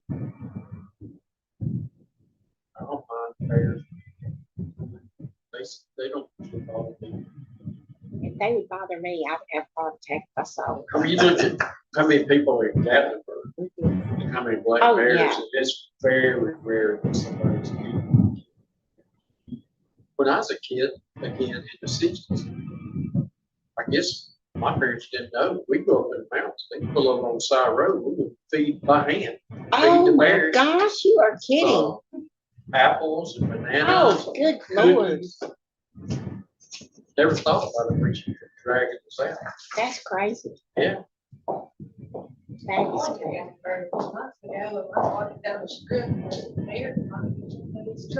Oh, yeah. Yeah. I was like, nope, I turned around with the other way. Yeah, right? That's like something out of a bad movie. We were staying in a cabin and had two of my toy poodles with me. Mhm. I'd taken 3-year-old grandson out there with me. It is very isolated cabin, so I didn't even put the dogs in the thing. Well, they took off barking, and there was a mama sow with 3 cubs right up the road. Oh, And of course, when they ran toward her, yeah. she ran toward them. They ran back to me. I grabbed the grandson up, and I barely got through the door as she was coming up on the porch. Oh, And she gosh. weighed 300 pounds. She was a good sized boy there. And when there's babies, you better watch because that's Yeah. when they say they'll be aggressive to protect their young. So I got one grandson, one poodle. One poodle was under the car, and I tried to get Teresa to go out and get it. She wouldn't do it. She wouldn't. You're like, I'm sorry, be a tic tac. I can't. Grandson and one poodle. Feel like I think they got this one off, or it may be dead by now. Let me look. It's his market, and that may be.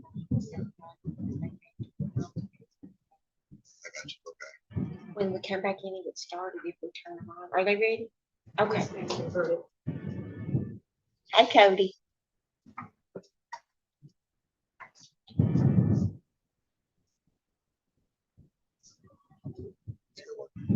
Yeah, I think that's probably, I don't know if they made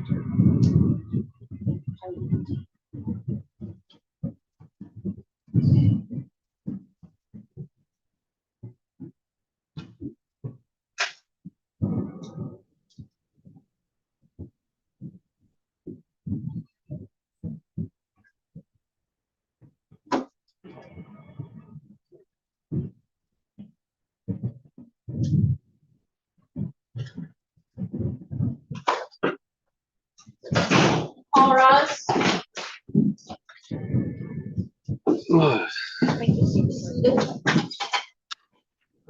Get out. as soon as you walk in. I lost the internet, I think. So. Oh, maybe.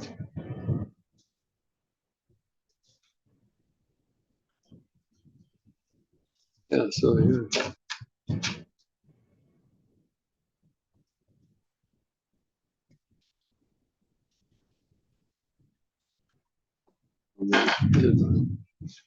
Then I could just come get some loose.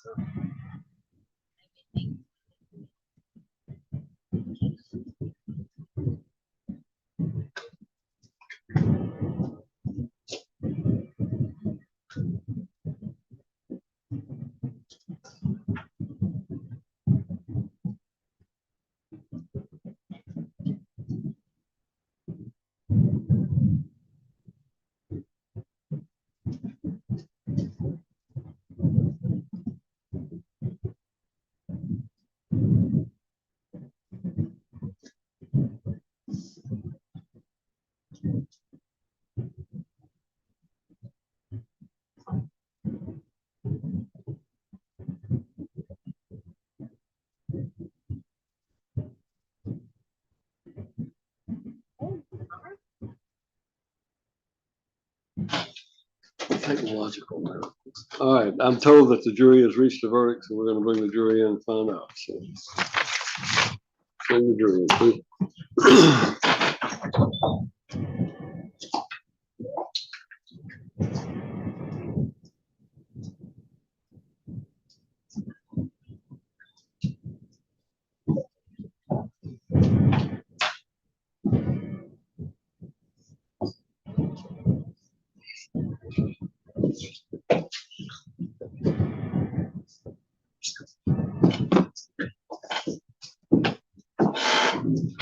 All right, ladies and gentlemen, I'm told you may have been able to reach a verdict. Is that correct? Yes, Your Honor. All right, let me go over the verdict form with you. You're the foreman. Yes, sir. All right. On count one in the indictment, it's the charge of driving under the influence. How does the jury find? Not guilty or guilty? Guilty. All right. That's the count two, driving under the influence with a 0.08% blood alcohol. Do you find the defendant guilty or not guilty? Guilty. And on count three, leaving the scene of an accident, do you find the defendant guilty or not guilty? Guilty. Guilty on all counts, is that correct? All right, the jury has found the defendant guilty on all three counts. If, each of you will raise your right hand to signify if you're in agreement with that verdict. Reference. All right, show that it is a unanimous verdict. Ladies and gentlemen, thank you very much. We need you to, we're going to dismiss you today. I wish I could say that's all you ever have to worry about jury service for the next 2 years. But we need you to check back again on June 23rd. June 23rd to see if we need you to start a trial on the 24th. So if you'll exit out this way, I've got to take some technical matters up and then we'll go from there. Leave your jury badges, if you don't mind, in the jury room. Thank you so much. Thank you. If y'all need a work note, you can get one down in my office. Thanks, guys. What if I was the boss was doing it, we wouldn't have to come back. All right. Mr. White, the jury having found you guilty of these counts, obviously counts 1 and 2 would merge so that there'll only be the one DUI count. And we can set a sentencing hearing. That would probably be, unless you want to waive the 45 days, we can set it my next term of court, or we can find a day in between. So. A pre-sentence report.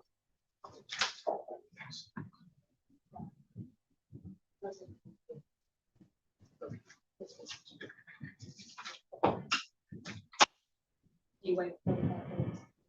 We'll wait 45 days. Back here. October. All right, we'll set the sentencing hearing will take place then on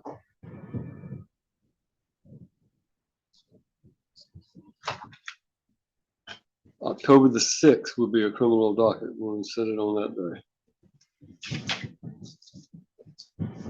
October the 6th, sentencing hearing, we might as well do it. I don't know how big the docket will be, but we should do it at 1 o'clock. Okay. Let's do it at 1 o'clock on the 6th. Yes, thank you.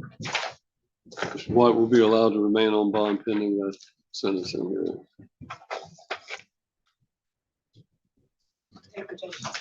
Thank you.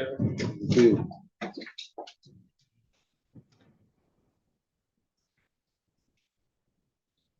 All right, that concludes our business for today. We will be back here Monday for Chancery docket motions on Tuesday for criminal matters and then the human motions. Do you mind letting me see what those Yes, motions sir. are? I think we've got one motion to suppress the blood and Nicole filed a motion. Top of my head, I can't remember. What was I that just want to motion get a you filed copy. on Heman?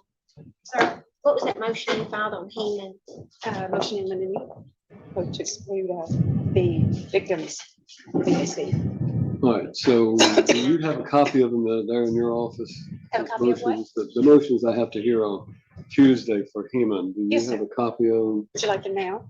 I would like to take them with me so that I can look at them over the weekend. So. Okay, give me just a minute, I'll get them. I'll get you. I can get you the one Roger filed. Okay. Well, Miss Edie said she'd give me the one that. I can Wayne get you both. installed. I can get him both of them. Yes, ma'am. All right, we're adjourned. All rise.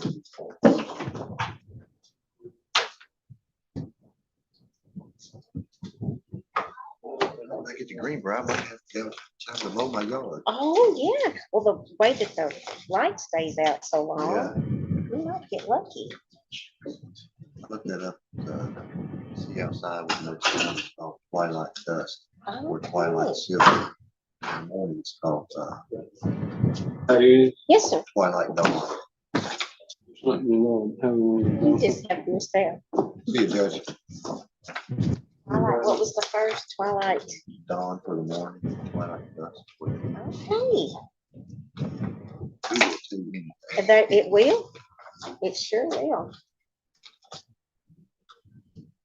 I'm gonna give him this motion. And if you want to leave that disc right here on my desk, I'll grab it. Where are the discs? They're right here. Oh, If they're sometimes they'll be on top of the, you got a sleeve.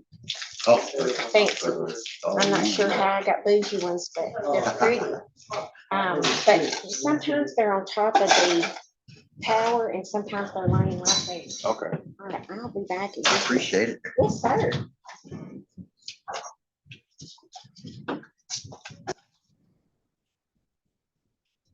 You got them to think a little bit.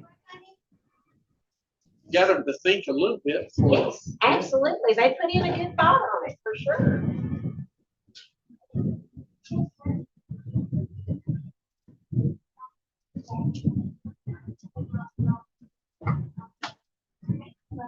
I'll be right back up.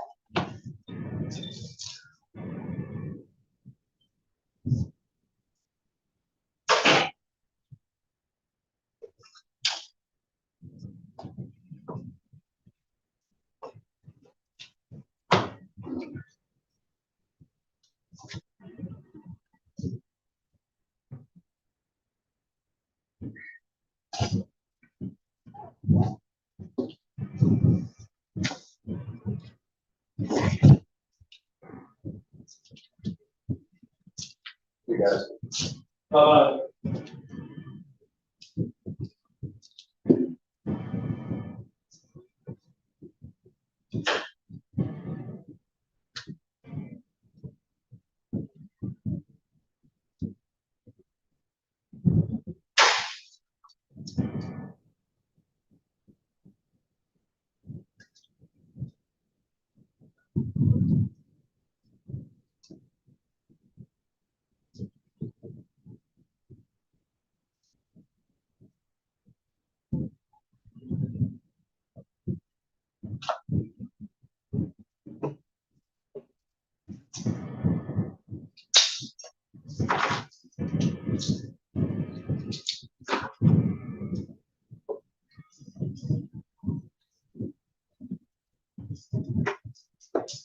Too bad of a day.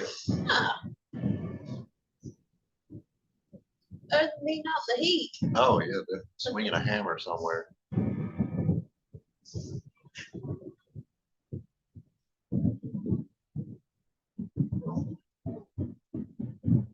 Next week probably be a little longer though. Are you gonna be here next week? That's what I heard, possibly 3 days.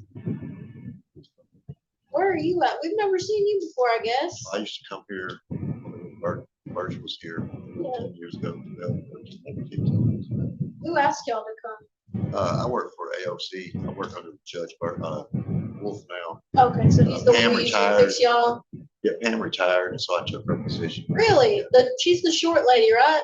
Quarter. Yeah, she's kind of short. Yeah, older lady. Well, is she blonde or No, brown I think hair? she's brown hair. Okay, I can't believe she retired. Yeah. Lord. Criminal's a lot more interested in civil stuff. Yes, it is. Next week should be interesting. Oh, yeah.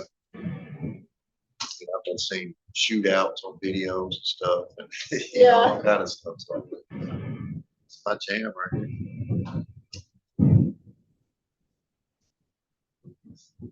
I worked with Judge Wolf a few times when he was an attorney a long time ago. That shows my age. Well, I guess y'all are holding up okay. Yeah.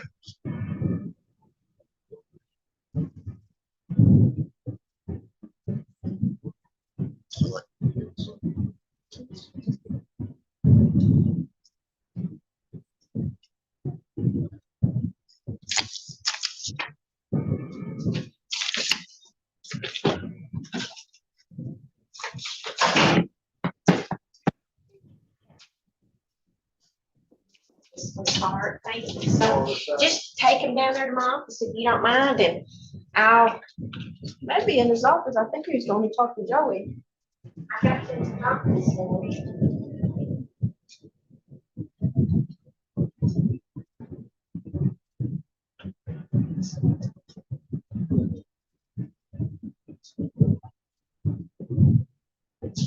Steve.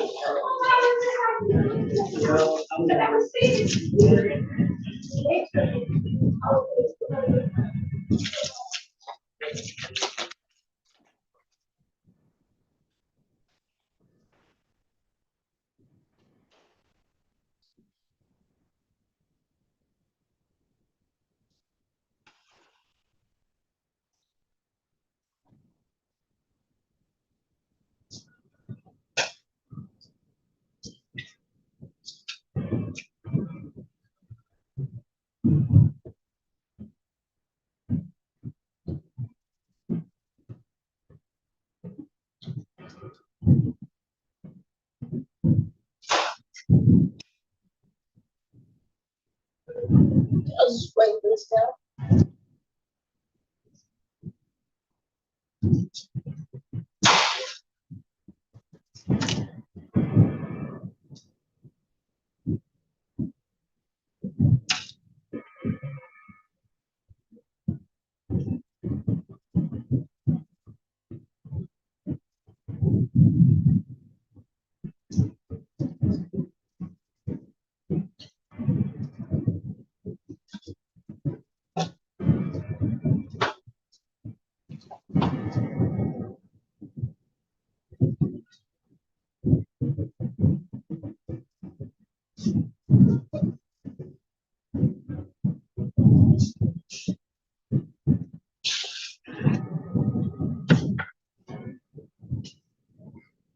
Have a great evening.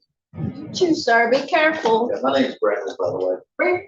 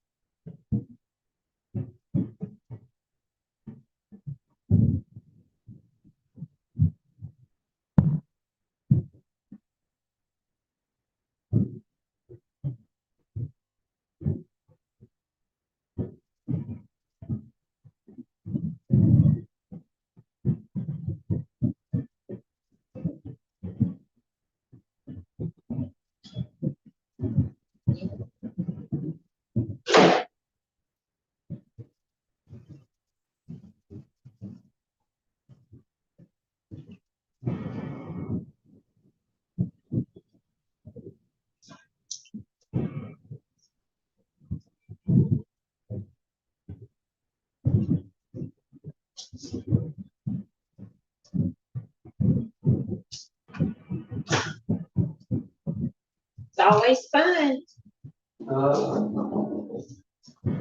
Keeps us on our toes.